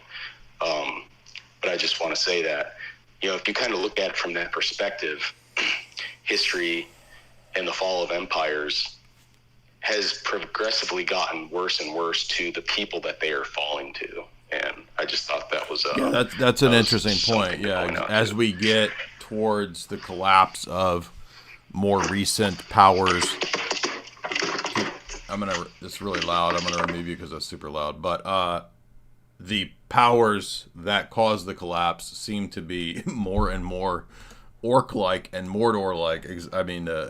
Goblin-like. Uruk-hai. We're basically orcs and Uruk-hais, are at the gate, and what we need is a gay wizard to save us, right? I'm talking about your boy Gandalf right there. That's what we need. Somebody said Gandalf was a Fed. He's glowing, so exactly. Mark Medlick, $5. This is off topic. What paint store did you work at? I paint cars. Color matching and mixing sucks. Well, it took a long time for I worked at a local mom and pop paint shop, and they utilize all the different brands. So they utilize PPG, Porter. That's like 20 years ago. I don't remember all the different brands. Anyway, it was not Sherwin-Williams. I didn't work at Sherwin-Williams, but we did. Sherwin-Williams was a competition, so. Big time, $10. Thank you for your efforts. You, Jim Bob, FDA, Cotel, Andrew, I begin my catechism at my serving Orthodox Church. God forgive us, help us all. Yeah, that's good to hear. Good job, man. Many years to you.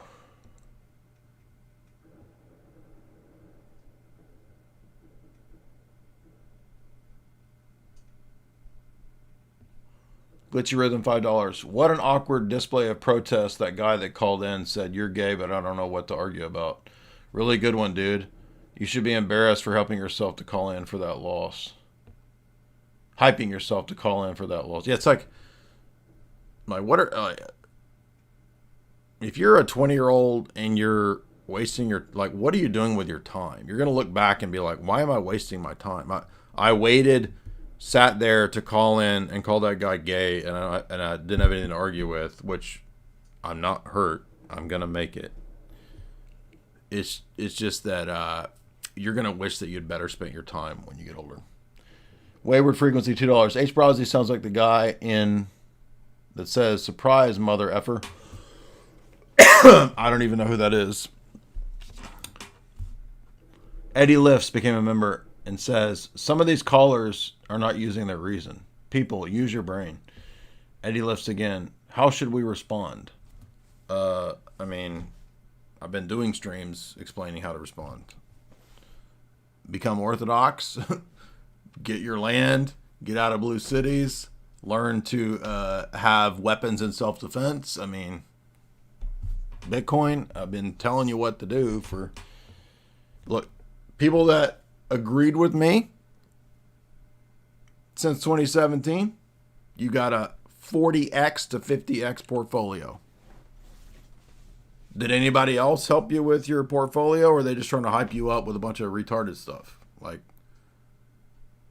I feel like the audience over here has been blessed in a lot of ways, and that's God blessing all of us.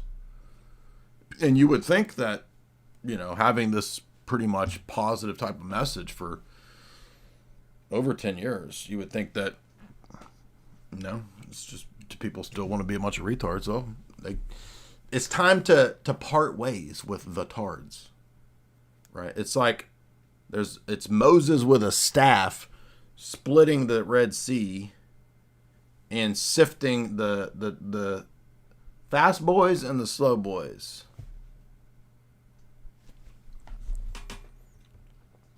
Miss Appleby, $10. Sunglasses are great on you. They fit your style. Thank you. Crow, $2. Thank you. Orthodox, $5. When the leftists flaunt their flawed studies, I hear Mulder saying, "How can I disprove lies that are stamped with an official seal?" There you go. It's a good Mulder quote. Hash function 25, $5. Why is in persona Christi important? Well, it's more of a Roman Catholic terminological idea, but I think as Orthodox you have basically the same idea, that the efficacy of the grace of the minister is not primarily dependent upon his moral righteousness. That's not the same thing as Donatism, which Donatism says that all morals, it's not the Roman Catholic position of ex opere operato. It's more refined and nuanced than that, but basically, if I'm responding to you as a Protestant, it's to say that to avoid Donatism. Because if the efficacy of the sacrament is dependent on the celebrant's righteousness, your sacrament is always in doubt, because you can never know if he was righteous or not. I mean, the priest might have been thinking about boobs when he baptized you, and thus you didn't get any grace on the Donatist perspective. Why do Protestants treat it as an imaginary speed bump? I don't know what that means. The sacraments or the priesthood or the presbytery, as they say? I'm not trying to be rude to you, hash function. I don't understand the question. I don't understand what is a speed bump to Christ and grace. The best argument against Donatism is that everybody's sacraments are in doubt. Vincent, $2. Another podcast with Bob at Speaker's Corner. I mean, I don't have any personal problems with Bob, but Bob's whole approach is ecumenism. And, I mean, Bob needs to become Orthodox. That's all I'm going to say. Player Paul, $5. Should we consider moving to Russia? I don't know about that. I think a lot of people think they're going to move somewhere. Like, you're just going to have a lot of the same problems. I mean, there's a lot of the Soviet bureaucratic stuff still in Russia, so I don't think you're going to find some haven in Russia. Regenerate.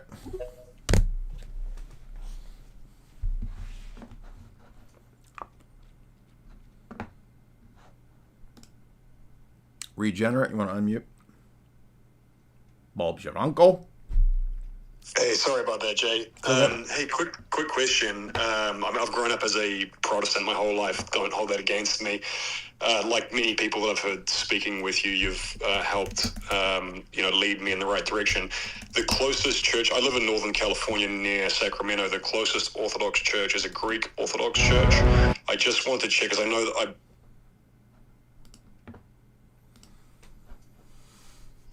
Fugondo! Are you there? Can you hear me? Nope. Now I can. Oh, sorry about that. Hey, just wanted to... No, just don't even waste your time. Try to find a Rokor church, Serbian church, Antiochian church.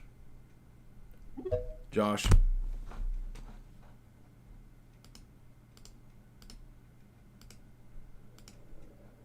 Trying to find a good picture of the Siege of Gondor.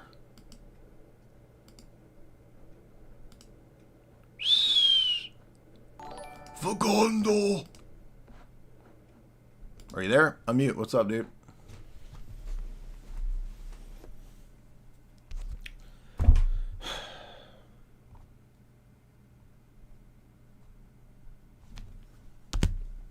All right. Thank you guys for calling in. That's enough. I've had enough. So can't do anymore. Appreciate it. Super chats.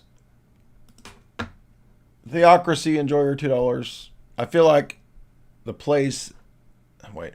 I often feel like the fact a dialectical materialist world power, China, is going to replace Western liberal societies, which indirectly threatens traditional philosophy. Is this an existential threat? Although Confucian metaphysics is rising in China. I mean, I think China is a degree of a threat. I don't think they could really be a world power threat without significant aid and support from the West, which they've had for a long time. But quite a few global elites want China in that power and in that state. But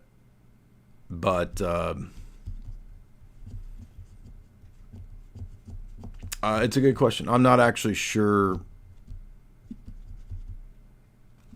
I mean, they do have that like 100-year Chinese plan and all that. It's hard to say exactly what level of power and influence they will have in the future, because I guess it depends on a lot of factors in terms of what the West does, which remains to be seen. I imagine if the West continues to collapse, they might try to step in to that vacuum and be a significant power, which I guess then it would be Israel versus China. Like I don't know how that would be a weird one, but I don't know. I don't know enough about China and geopolitics to really comment significantly. In fact, recently I was curious that we hear these stories pop up every now and then. Yeah, I'm aware of the problems in China, China's population problem. I'm aware of all that. We already did a discussion. We did a whole podcast on Peter Thiel talking about Antichrist. So go watch the archives. All the stuff you guys are saying, we've already done all that. I was trying to study Chinese intelligence and espionage, and there is suspiciously a lot, like hardly anything on that. It's very difficult to find much on that topic. I found a couple documentaries that I watched, but it is interesting that you can't find a lot of that. Because you hear these stories of, oh, this Democratic politician's limo driver was a Chinese sex spy. You know, although this guy was Congressman so-and-so was dating a Chinese sex spy. Like, you hear these stories and it's like, I would like to read about Chinese espionage, and then you can't really find much on it. I'm sure there's some mainline books, but like, I mean, something like really digging into it, but I'm not sure how to gauge how real China as a dominant world power in the next 50 years actually is. Really depends on a lot of what the West does, probably. What about African intelligence? Believe it or not, actually, we did do a discussion of the CIA in Africa. We did that was 2 or 3 books back. We covered John Stockwell's book, CIA Operations in Angola, which is a fascinating book. Got a little boring and repetitive towards the end, but overall it was good. Average Russian, $3. One could wager an example of what racism is might be, say, the German general plan against the Russian people. Yeah.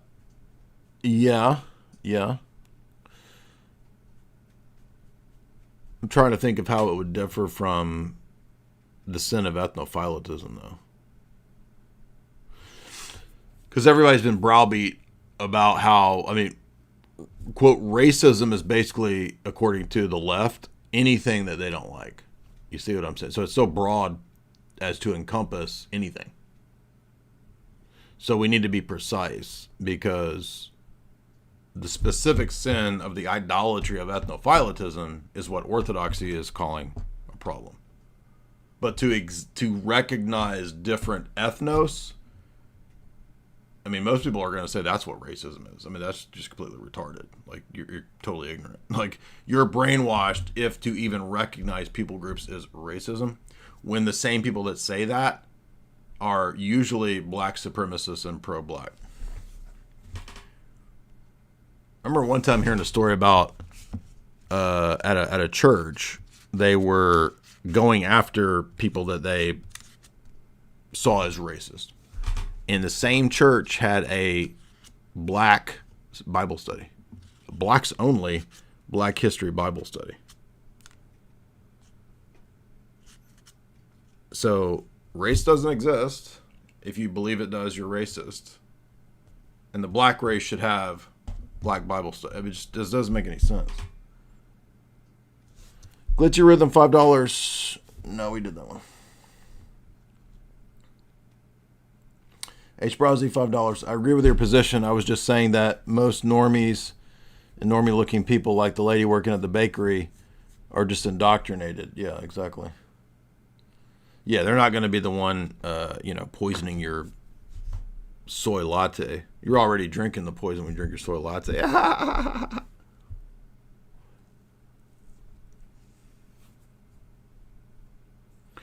I'm well aware of the debates about the fact that there were not all the patriarchs present at the... I know all this, man. I'm just saying that if you say that the people group is more important than the gospel, that is an idol. And one thing I noticed from the Ludwell conference, and that was right after debating all of the Orientals, and then think about Judaism. What do these groups, and Papism, what do all those groups have in common?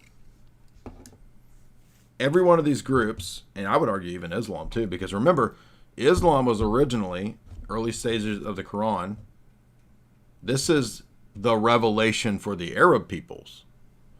So remember, early on in the Quran, it's God revealed his message to the Jews in the Torah, the Christians in the gospel, and this will be the revelation of that God to the Arab peoples. And David Wood nails that when he highlights. That's a really important point. So Islam is a ethnic, political religion. Judaism, ethnic, political religion. Coptics and OO, ethnic, political religionists. Papism, also ethnic, political religion.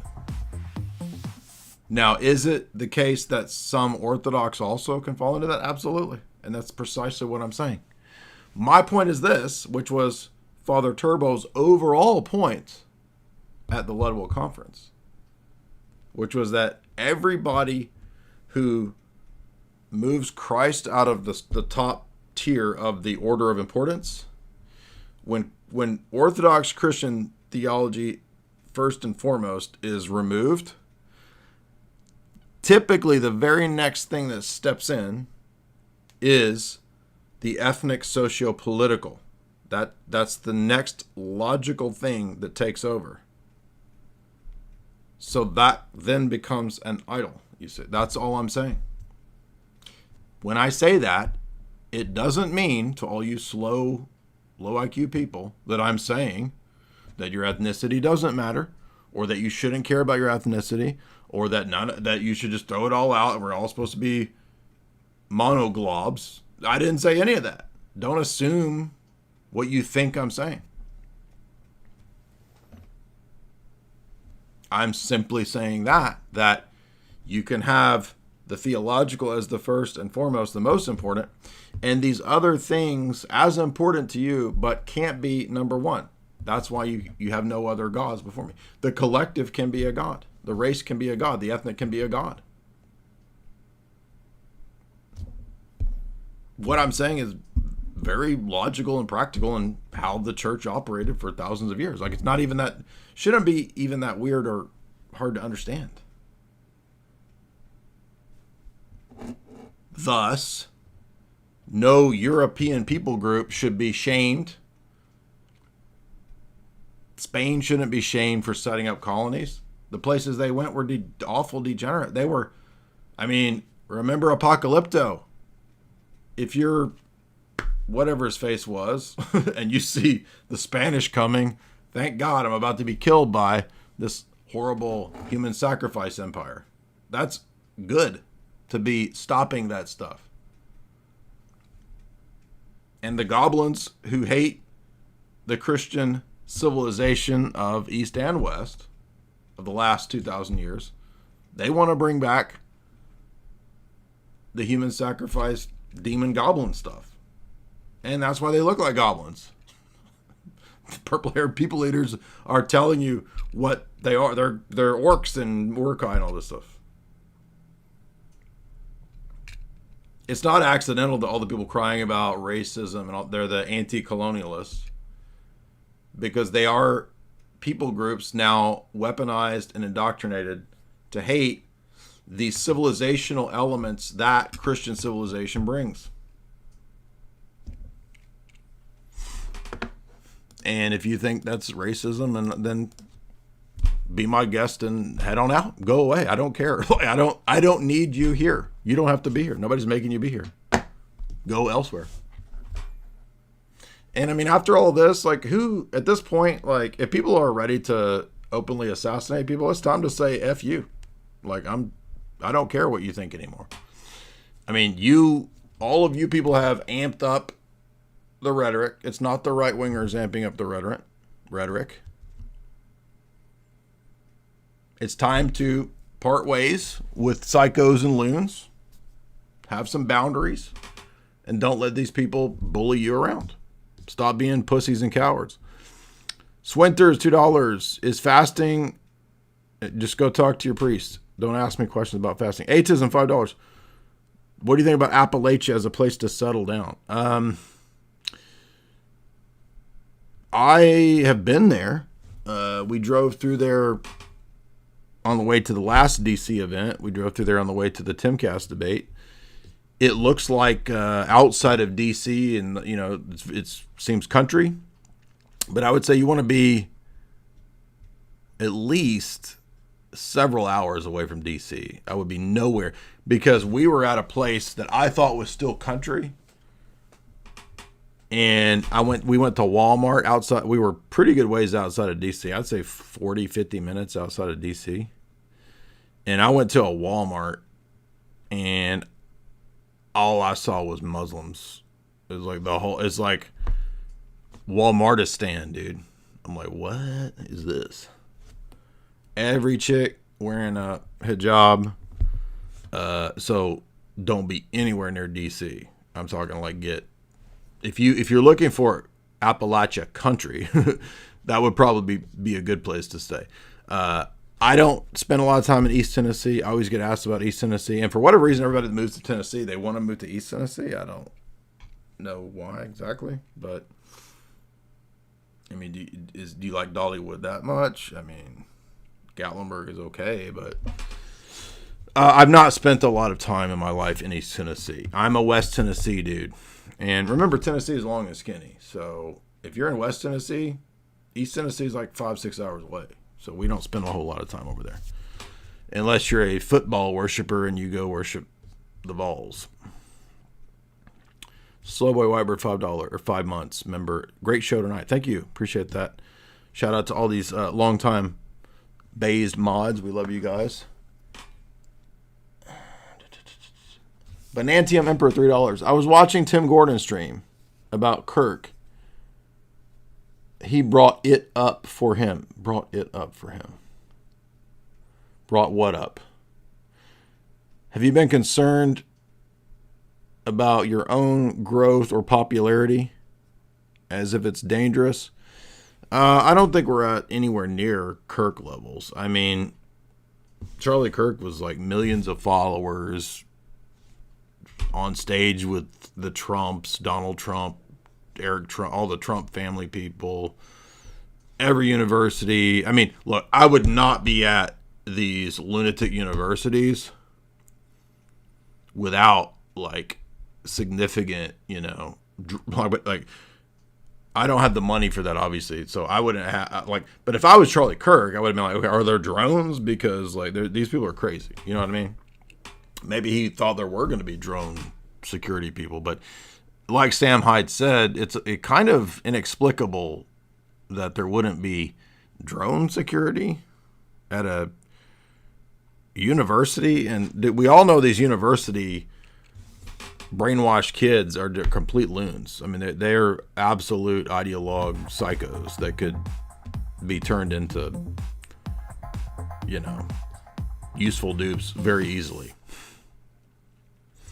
So, I mean, I one reason I don't like to fly is that it's only been pretty recently that supposedly you can check in your gun. Well, I'm not checking in my gun so that I can fly on an airplane and then check in the gun. No, I'm going to drive and I'm going to have the gun with me. That's the way that we travel. So, I typically I'm not going to speak at a place where I'm not able to be carrying my gun. You know what I mean? Like, and Florida just now is total open carry, I think is what the law said. I saw the headline. I didn't read the whole bill, so don't try to fact check me, but there was a bill just passed about total open carry in Florida. And of course, Tennessee is obviously a very pro-gun state. So I typically don't like to travel to places that I can't bring my Luger or, other types of guns with me. So I don't really think that, I think you got to be up there. I mean, the left, they list the people that they want to take out. I mean, they even said after this event, they said next is Ben Shapiro, all the Donald Trump, the Trumps, all the people you would expect, right? Like all the big name, I'm not even in the top 100 right-wing influencers. So I don't think I'm anywhere near that level of high-profile danger. I will say, though, that when we do our live events, I hire security. We pay people to do security, and I bring my self-defense to the live events. So,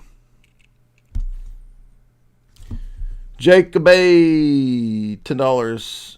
I listened to you for almost a decade. Wow.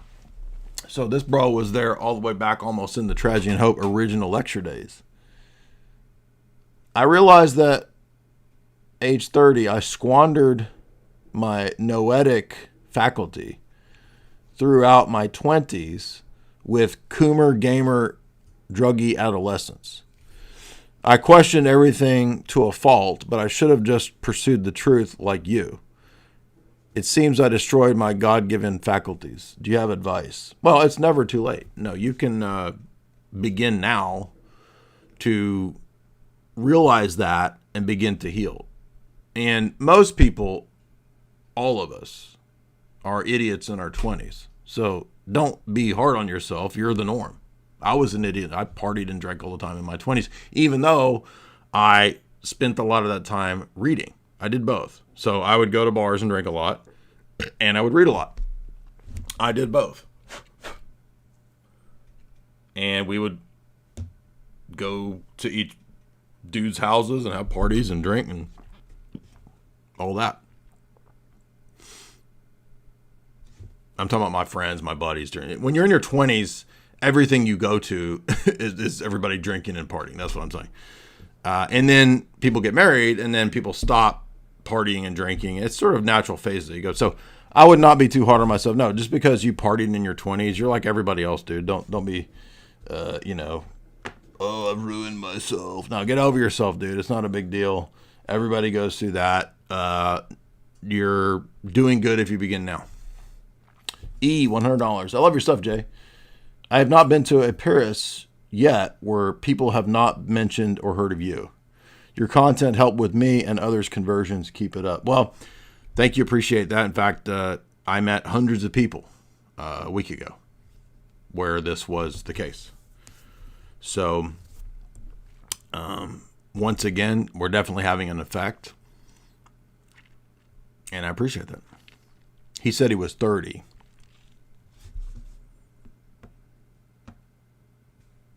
He said, I'm 30 now? Yeah.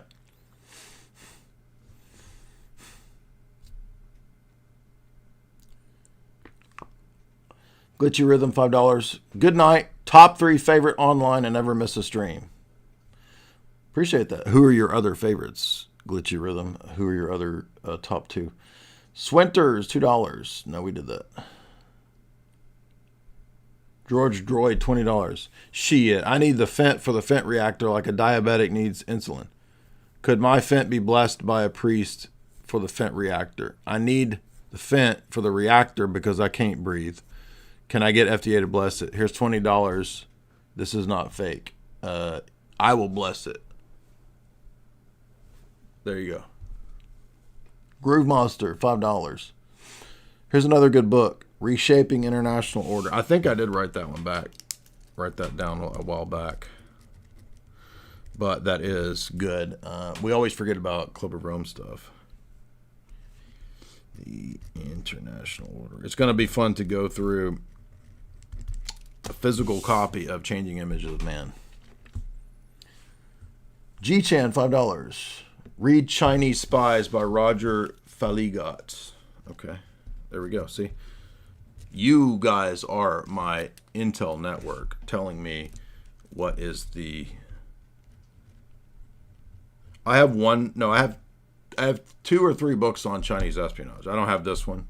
But one of them is like a history of it. It's not really relevant to now. But I will read this recommendation.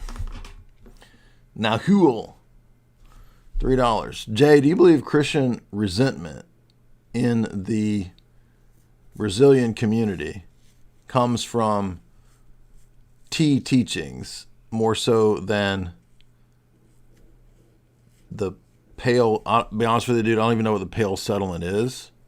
So, like, there's so much code speak that I don't know what that is. Pale settlement, antiseptic treatment in Europe. What about Frankist influence on schools of thought? I'm honestly, man, I don't know what the question means. I don't even. Maybe I'm just dumb. I'm not being a douchebag. I'm saying I'm just ignorant of. I don't know. I do not know what Pale settlement is. What is Pale settlement?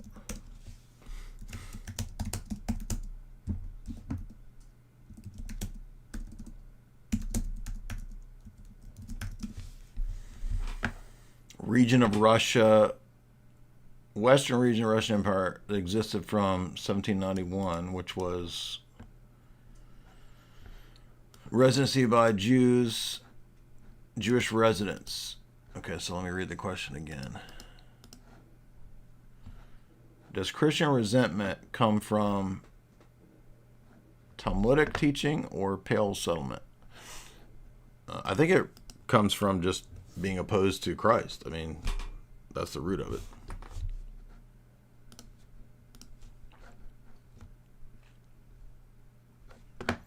Guys, remember we have a show sponsor, which is chalk.com. Head on over to chalk.com. Use the promo code JAY40 to get 40% off all those great chalk products, CHOQ.com.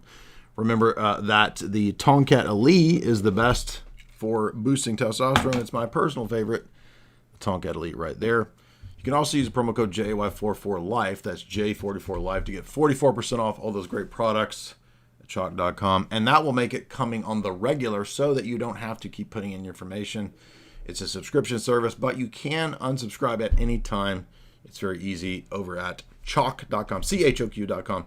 Show sponsor for many years now. You can also head over to rockfin.com and get access to a lot of the older materials and things that are a little too spicy for a lot of the public consumption. Over here, chalk.com and rockfin.com, or OKFIN.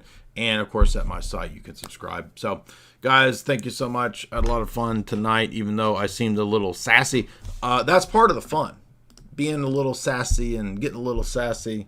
Oh, my feelings. Don't get your feelings hurt. We're having fun over here. You got to... Look, dudes prod each other and kind of do dude banter. It's just banter, man. Gotta